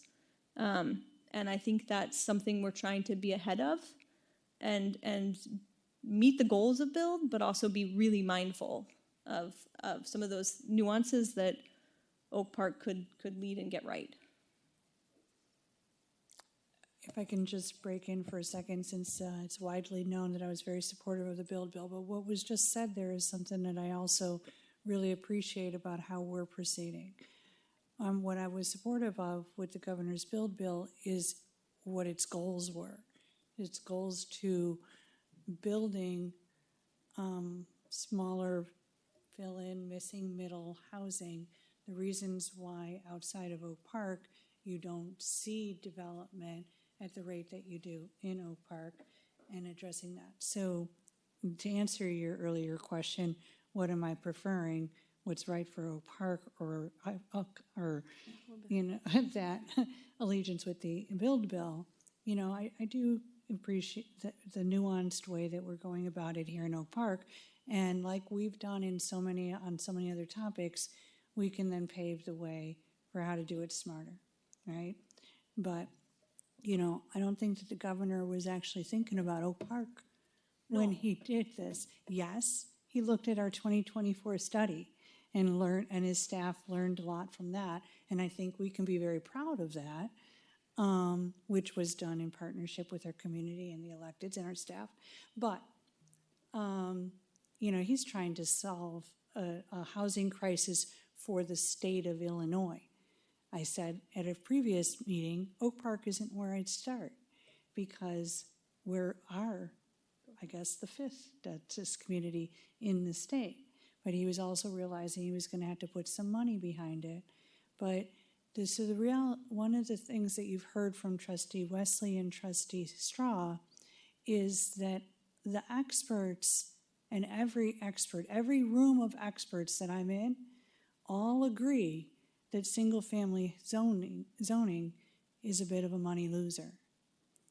Single-family homes cannot, for a community that is largely single-family homes, cannot support the taxes or the services that we wish to provide alone. But one of the reasons that I moved to Oak Park and stay in Oak Park is the diversity, not just of the people who live here and the socioeconomic diversity included, but also the diversity of housing. Like the fact that each home is uniquely itself. Yes, we have Gunderson District and the Frank Lloyd Wright and Prairie Style and all those things, but you know, you go to a further western suburb and you got those cookie cutter homes that all look the same, but they painted their door a different color, and that's not Oak Park, and that's not what brings people to live, work, play in Oak Park.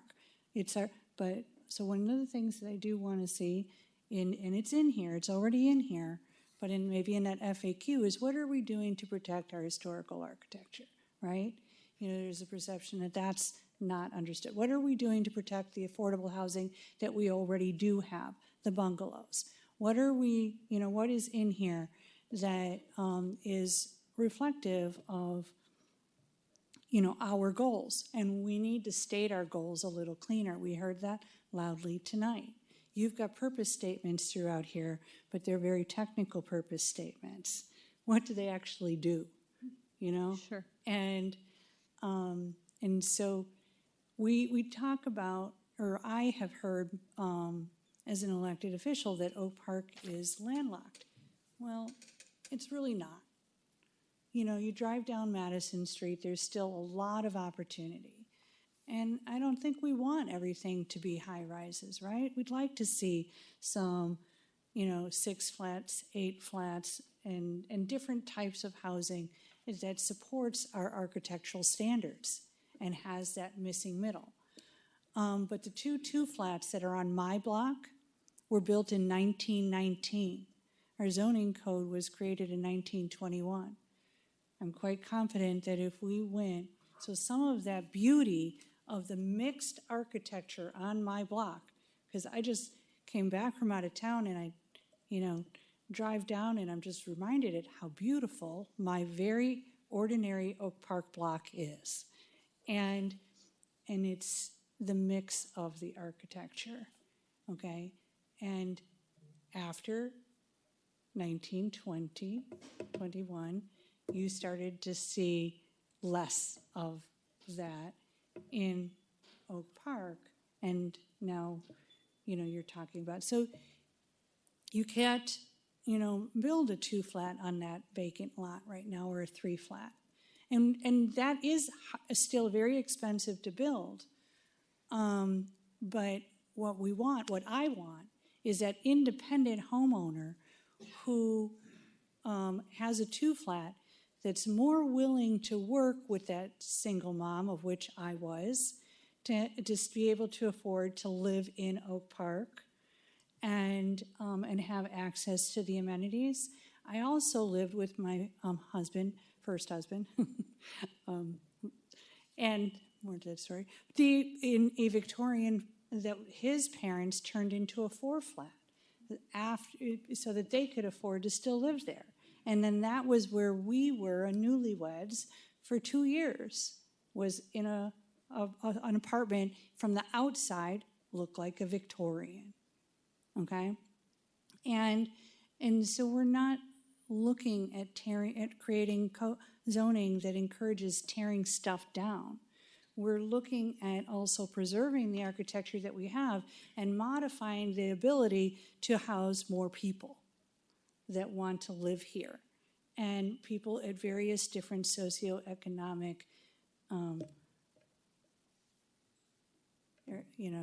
incomes in our community. And so that's some of what I'm looking to allow for here also. And yeah, so Brian all said everything I wanted to say way better than I could at this time of night in particular. But the financial analysis, also, I'd like you to confirm or deny my statement on what is more financially responsible for a community when we're trying to keep our levy down every year, and provide for new opportunities and growth in our community. Okay? One thing that this board is not is status quo. We want our children. My 31-year-old daughter, who was RIFed at the D90 school district this year, and then invited back to stay, because yes, our numbers are going down in the schools.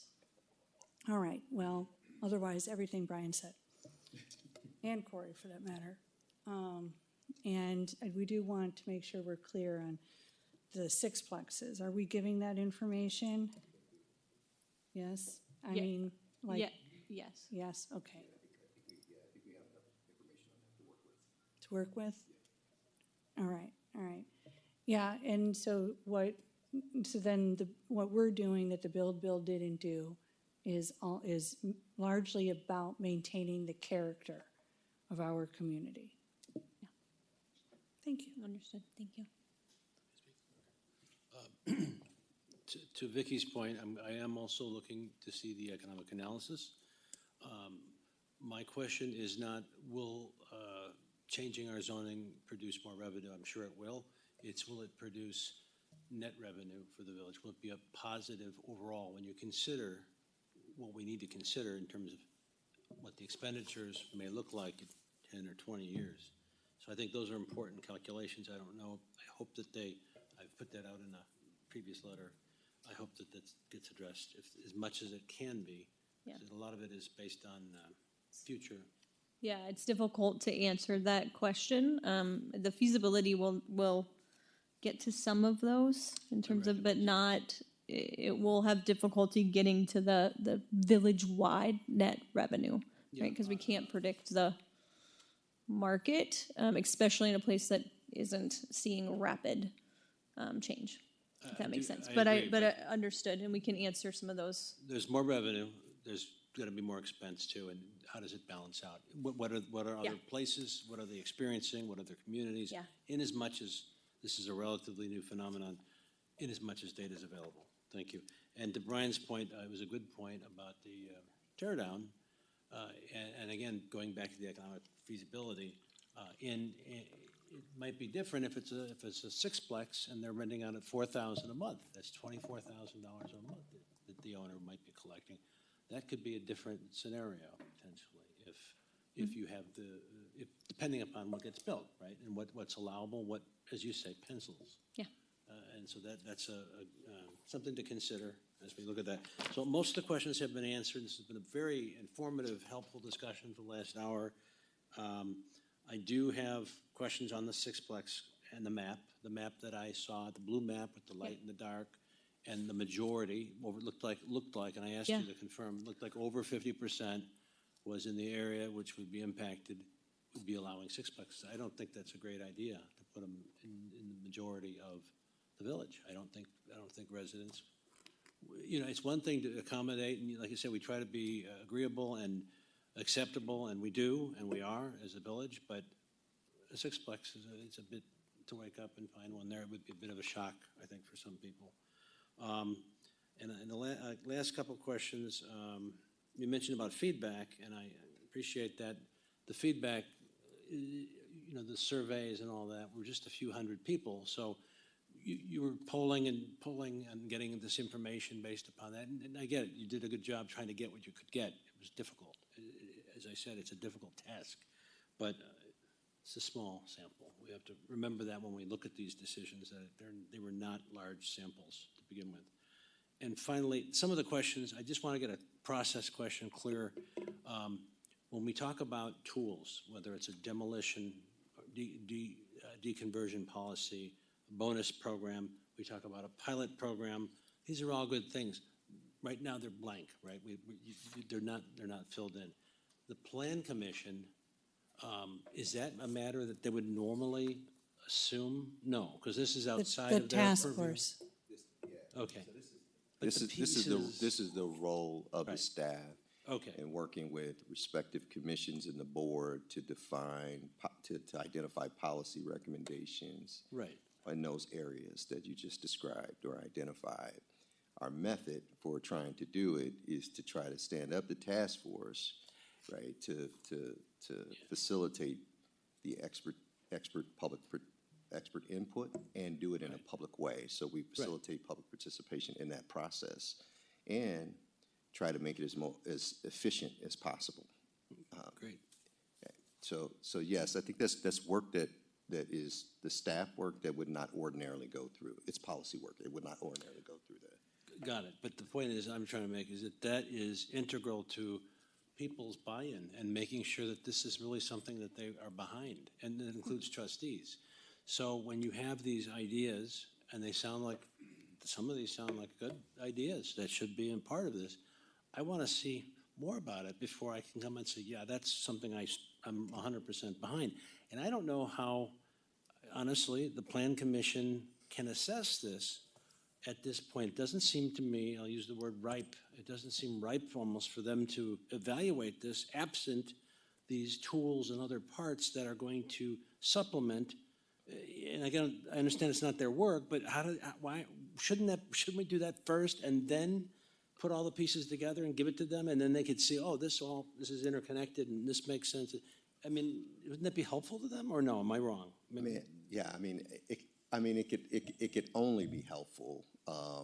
If there's more information or specific information about policy tools that the board wants to invest in or advance in order to support implementation of new zoning standards to allow, right? But it's not necessary, right? And I think that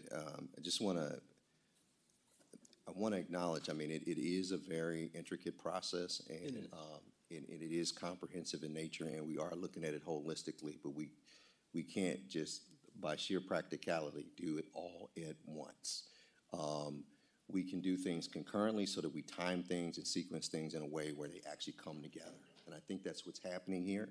With the Opticos report, they're acknowledging the next stages, all the elements of the process that have to come together in order to make it work. The staff has actually been working on those tools.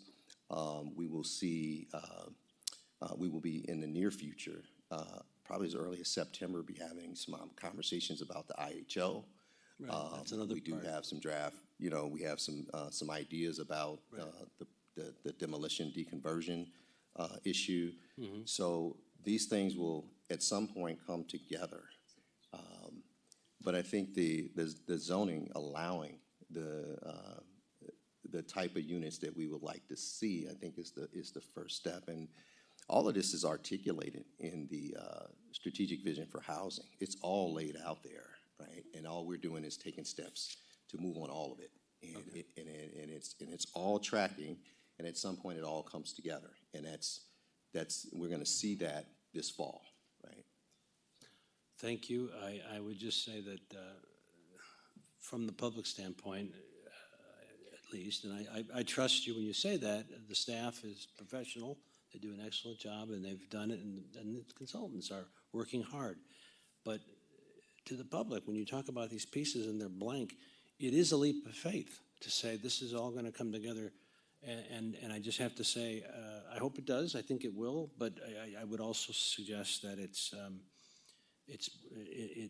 has to play out, and people like to really understand what they're getting, and they like to get it in advance and be able to understand how the pieces go together and what it all means. So that's just a thought. So I hear what you're saying. So thank you for clarifying that, because up until tonight, up until an hour ago, none of this, how these pieces came together, I mean, I've not gotten the answers I would like to get sometimes on some of these things. So thank you very much. Really, those were the substantive things I wanted to mention. A lot of the individual questions about. One last question: why do we need to come into compliance with the Build Act? Why is if it hasn't been passed, and it's right now may not be, why are we fixated on that? Oh, we have to be compliant. There's a whole part of it. Maybe you can answer that. No, I think what we've discussed is that we're prioritizing what's right for Oak Park, but that is active legislation that is currently not moving forward, but it could at some point. And so to just answer to us, what would that look like if it did, I think that's just the consultants doing their job. Okay, so that's Just a point of analysis, you're yes. clarifying what it would look like. Yes. I mean, from the very first moment is that, that I submitted an op-ed to the Tribune in support of the build bill. It was about, first of all, the writing was about that status quo isn't enough. Status quo is never going to address the housing crisis across this nation and for the state of Illinois.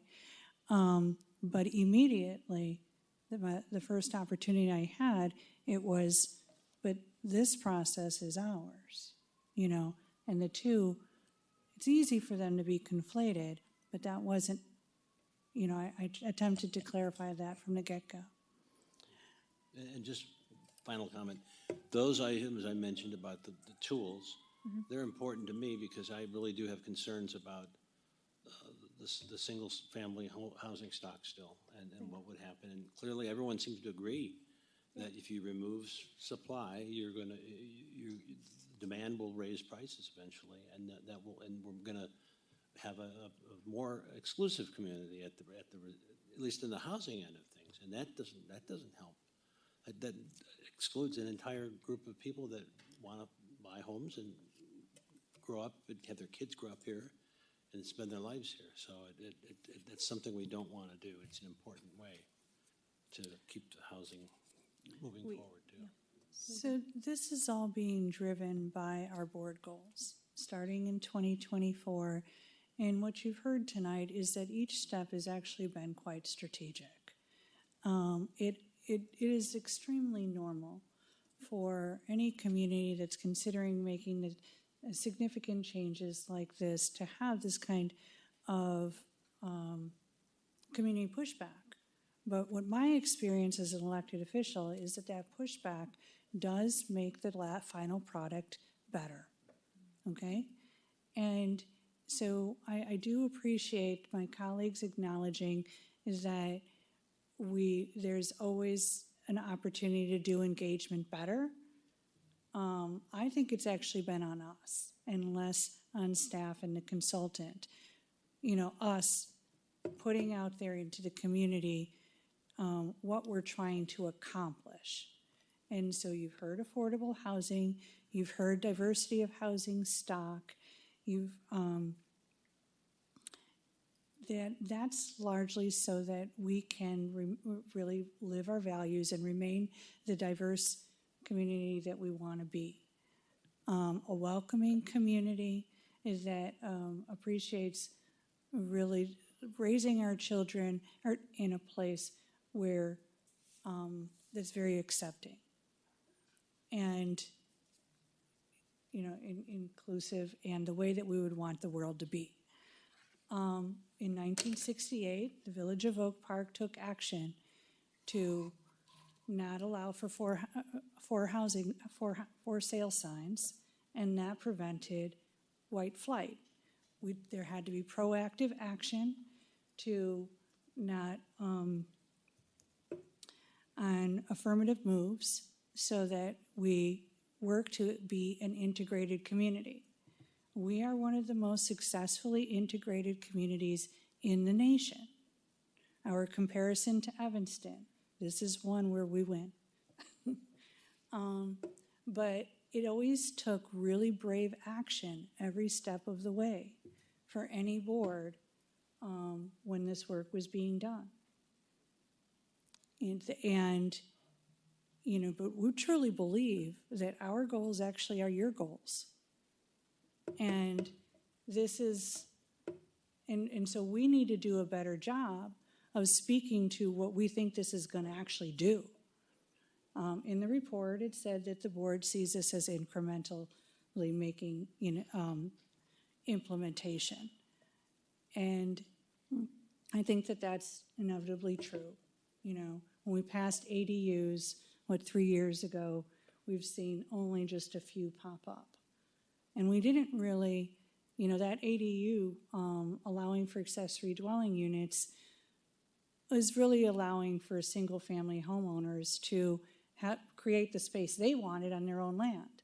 Now we're acknowledging that during the Great Depression and other times of our nation's history where people had to change their homes so that they could afford to live there, that's created different types of housing stock for people to live in a very joyous way.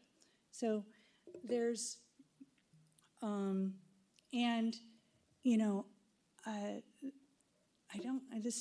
not sure if this is super smart to be laying out there this way, but in 2016, I was running for village clerk, and there was a finance committee.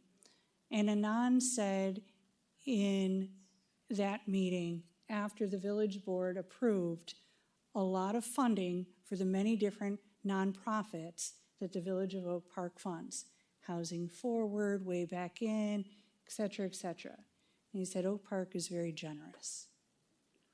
Well, what I heard in that moment was, in order to keep paying for that stuff, we, need to really think very much, about how. He had a goal, so his goal was not that different than this board's goal. He had a board goal of reaching 64,000 residents by 2030. Well, perhaps we should have just adopted that goal. Because, yes, I lived here at a time, I moved here in 1987. I lived here at a time when I could get from one end of Oak Park to the other in 10, 15 minutes tops. Okay, now that's 25, 30 minutes. It's true. We might as well just be another neighborhood of the city. But we can still maintain the beautiful character and architecture of our community and live by the values that we do hold dear, and we can do it all. We will be intentional in our decisions at the end of the day, and we will need to marry this with the IHO, marry this with potential pilot areas of our community to test our theory. We will have to marry this with, what a task force is going to decide, advise on that policy.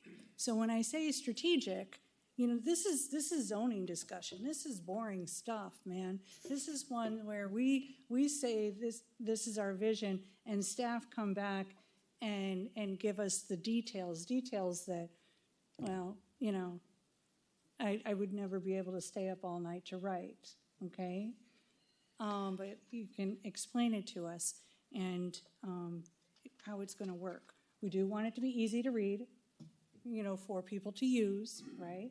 I heard that from Corey earlier.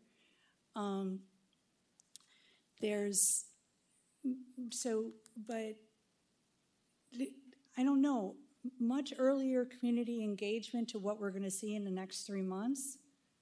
I don't know that you had all that information yet.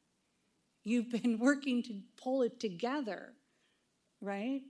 So I think that you've done a fantastic job, that you can be very proud of in helping us through this process, and you're not done.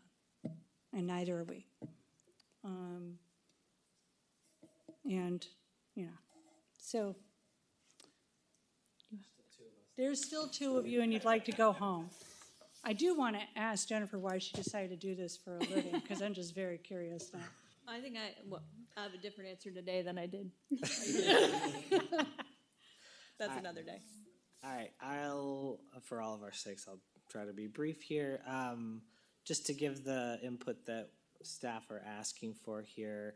I'm curious to learn a little bit more about the 6 units. I thought that the 2 additional units, if they're affordable, makes sense, but it all comes down to the feasibility, the financial analysis. I want that data to be able to make that decision. I also want to rely on the input of our task force, get that going as quickly as possible to help give us more expert opinion, and also, of course, rely on our existing staff and consultants to give us all the information we need to make that decision. I'll reiterate, just as Jenna had said, we need to be working on strengthening the inclusionary housing ordinance. I'm very grateful to hear that that's going to be discussed in September. So glad that that is being bundled. It is not, those 2 things alone will not really address fully the affordability crisis in Oak Park, but they are the 2 in my mind biggest, and so I think they make sense to be put together.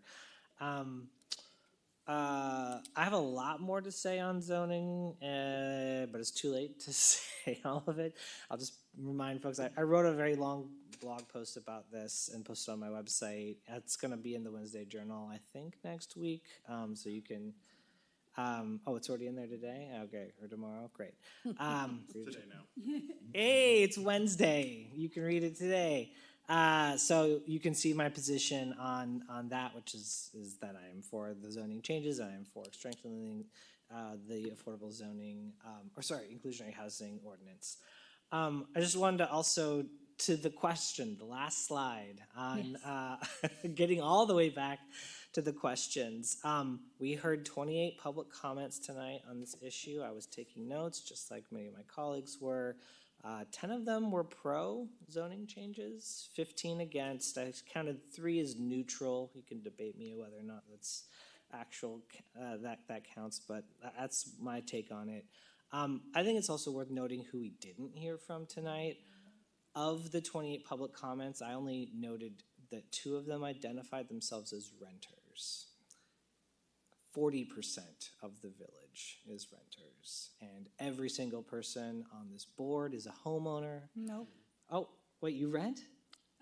I'm not married, and the house is John's. Okay, okay.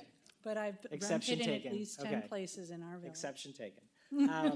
But just to note that, and maybe there were a few other hidden renters in those public comments, but a lot of folks talked about how much they bought their house for. So I just want to recognize that, yes, there's a lot of public comment. I thank everyone for being here, but it is also worth noting that there's a lot of folks who cannot be here and we did not hear from, and we frankly probably will never hear from. And it's why the public engagement in those 6 events are so important, to do them across the village, to do them at different times. I appreciate the remote option. I think that that's really important as well. It still probably won't be enough, but we have to try, and I appreciate that effort. So just want to recognize that about who we're hearing from, whose voices are being listened to. To the other point about all these emails we've been receiving, I got to give Jim credit. He's probably the best at email on the board, at least that I have observed. He is very good at responding to emails. I have not responded to many of these because I really want to take the time to respond with accurate information and give you the answers that you are asking for to the best of our ability. I was thinking about compiling an FAQ myself. I appreciate you guys doing that. You can combine them. Yeah, so I still plan to respond to every single one of those emails. I've downloaded them all and compiled them all, and I will be sending sort of my own sort of, here is everything that I understand about this issue in response to all of those emails. An FAQ to link to would be great to have as part of that, just to give people the accurate information that they are asking for. I do want to just recount, these are the sort of top questions that were in those emails. The number one is, will you put this to a referendum? I think we've already discussed that. That vote happened last week. The second one is, will eliminating single-family zoning actually produce affordable housing or just luxury units? I think we've already heard a little bit about that tonight, but I think it's worth having in the FAQ, an answer to that question. And of course, there's all the things that Corey had mentioned about the market, and you increase supply, and then that does actually increase affordability. But then there's also, this is why I think the inclusionary housing ordinance is so important, because that actually does address the question of affordability, I think, more directly. Third question, top question, is how will Oak Park's historic architecture, tree canopy, green space, and neighborhood character be protected? I think we also already talked about that a little bit tonight. Can our infrastructure handle more density? I will also note, I didn't know that was a previous board goal to get to 64,000 population in the It wasn't voted on, but it was stated. Okay. In the 1940s, it was actually 66,000. That's the highest population the village has ever seen, I think. And so by my math, we have room for 12 to 14,000 more people, if you look at that as a historical precedent. But I think, again, it's worth looking at that. And I think this is a question to staff around, I would love to hear from Public Works. What are there capacity issues right now with any of our water, and sewer infrastructure? There's these questions about traffic and parking, which I think we should also be addressing. There was a question, how will schools absorb more residents or more students? Again, it's been said several times tonight, we have the opposite problem. We have a declining enrollment in schools, and if that trend continues, which school will close first? That's the question, right? So we have to do something to address that. And again, I've said this anecdote before. I wrote it up on my blog. I've said it at this board table. But I used to live in a community where they had to close 3 schools. My elementary school it was shut down 10 years after I had left because it was too unaffordable, and there weren't enough kids moving and new families moving, and they shut down schools. It's just what happens. So it is a real concern. It's the opposite of what I've heard a lot of folks ask about. How will emergency care absorb more patients? I think this is a great question. We should ask Rush. I know West Suburban was mentioned tonight. That is a whole other mess that we don't really have any clear answers to at this point. Why hasn't there been better public engagement? I think we already addressed that quite a bit tonight.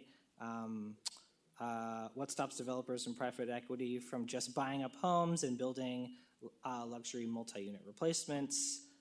Again, that was also already discussed quite a bit tonight. It's already happening. Single-family homes are being torn down, and luxury homes are being built in their place. And then, aren't high property taxes the real barrier to affordability? And how does this affect current homeowners? That was a really big question we heard over and over again. Is single-family zoning really discriminatory? Also talked about that tonight. Will property values fall for current owners? That's another good thing I think we could use the data to answer. And then evidence that this works in other cities. So I think we heard a lot of those refrained tonight, but I just wanted to, those are the top 12 or 13 questions that we saw in the 350 some odd emails that we received. So we should definitely be having answers to all those questions. Again, it's too late to thoroughly answer them all tonight, but I think that FAQ could be really helpful, and we should try to have as many questions answered as possible. All right, I'll leave it there. And you are correct. I'm not currently renting. I've just never been at a closing of purchasing a home, which I do react to from time to time. Okay. Yes, please. No, I was saying GBK. I was GBK. pointing to the voices. Still. Trustee Enya. Just reporting live from the abyss.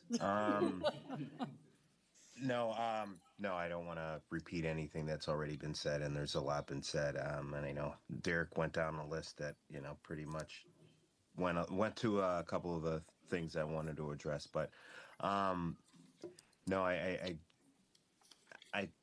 think obviously would love more data. A lot of things just raise some questions, but I do want just more data.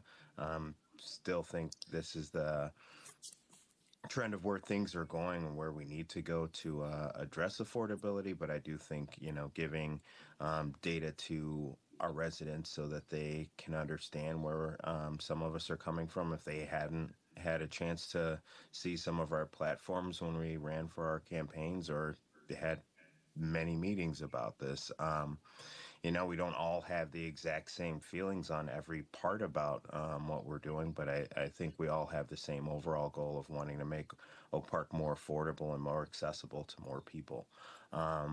So I think that this is a great effort by Metropolitan Mayor's Caucus, as well as obviously Opticos and our staff all working together. And this doesn't mean that this is the final product. This means that we're getting on to the next phase, and we're still taking and listening to our residents. We're still working with staff to come up with a solution that makes sense. And trust me, if it doesn't make sense for trustees, they're not gonna vote for it. So I do think we're going to continue to work to get those answers, and we're going to continue to try to bring our community to a place that is addressing those concerns. I think, obviously, like Trustee Wesley said, some of the stuff around schools, they have a board meeting too that we can talk to them. You can have that dialogue with them about.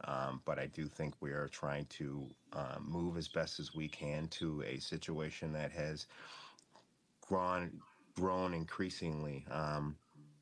Some people, stated how long they've lived here. Some of us have family members that still live here, and have friends that want to live here. And we want to make sure that that's actually a possibility in the future. So I won't, belabor the meeting any longer, but I know that we're willing to have those honest conversations and want to continue to move forward in a way that takes us in the right direction. I promise you, we're not, trying to go head on into taking Oak Park the wrong way. We are definitely being very careful about what we're doing and taking the time to understand what this means for our future in the next 50, 60 years. So, no, I appreciate Opticos being there to, listen to our questions, listen to our concerns, and, they've been great at getting back to us. So thankful for the partnership. Okay, so we have a consensus of the board. Jim, would you, if there was a vote tonight, do you have anything on the record you want to say about supporting this? Okay, so you're fine? I did write something. It's a couple paragraphs. Okay, please go ahead now. It'd be quick. I support referring the proposal to the Plan Commission because it is a necessary next step in the village's review process. My yes vote tonight should not be interpreted as an endorsement of the proposal itself, nor does it change my belief that a decision of this magnitude deserves an advisory referendum. The Plan Commission process will allow residents to examine the details of the recommendation and get their views into the public record. More than 300 residents contacted the village and asked for a referendum. Those emails and that petition, the petition that was signed by 400 people, should be submitted to the Plan Commission alongside the consultant's report. When the Plan Commission completes its work and this matter returns to the board, I will continue advocating for voters to have a voice in the outcome of such decisions as this one. Thank you. Okay, so again, you've heard that after tonight, there'll be Plan Commission process, and between now and this coming back to the board, there'll be plenty of opportunity for community engagement and forums. But you also, just to clarify, heard that there's a task force that is currently being formed that will have 2 members of the board and then members of our community led by staff to address some of what else you heard, the inclusionary housing ordinance, you know, all of the what more needs to go into this tools. And so then, Craig, once this comes back to the board and we vote in October, how soon would we be looking to actually implement, change the zoning code? Does the zoning code change that evening, or is it? Typically, it's changed that evening.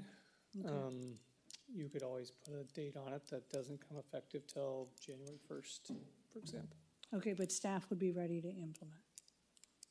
Yeah, okay, all right. Just wanted to be as concise on everything as possible. All right. And then, but everybody else is nobody is objecting to this going to the Plan Commission, correct? Okay. All right. Then, do we have call to the board and clerk? Clerk Waters, anything? Two sentences, and then I'll go, because it's already 1 o'clock in the morning.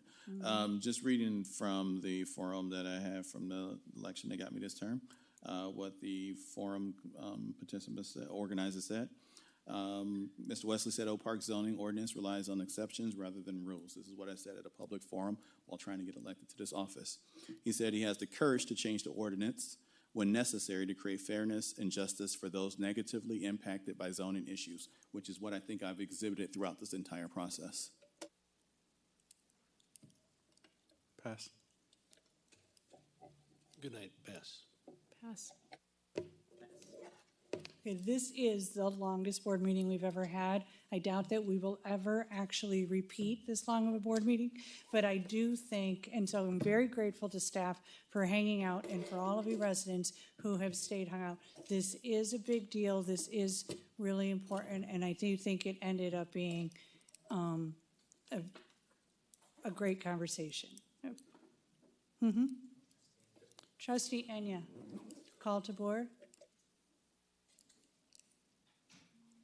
Yeah, just really quick, brief. Just wanted to say thank you to Tina Reynolds and her son Justin Reynolds at the Madison Street Theater.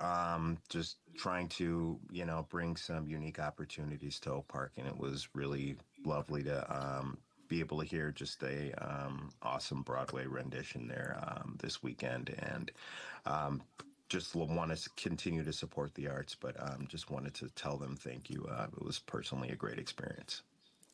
Okay, thank you. And for the record, I would have voted with the 5 colleagues on not supporting a referendum because this is such a nuanced issue.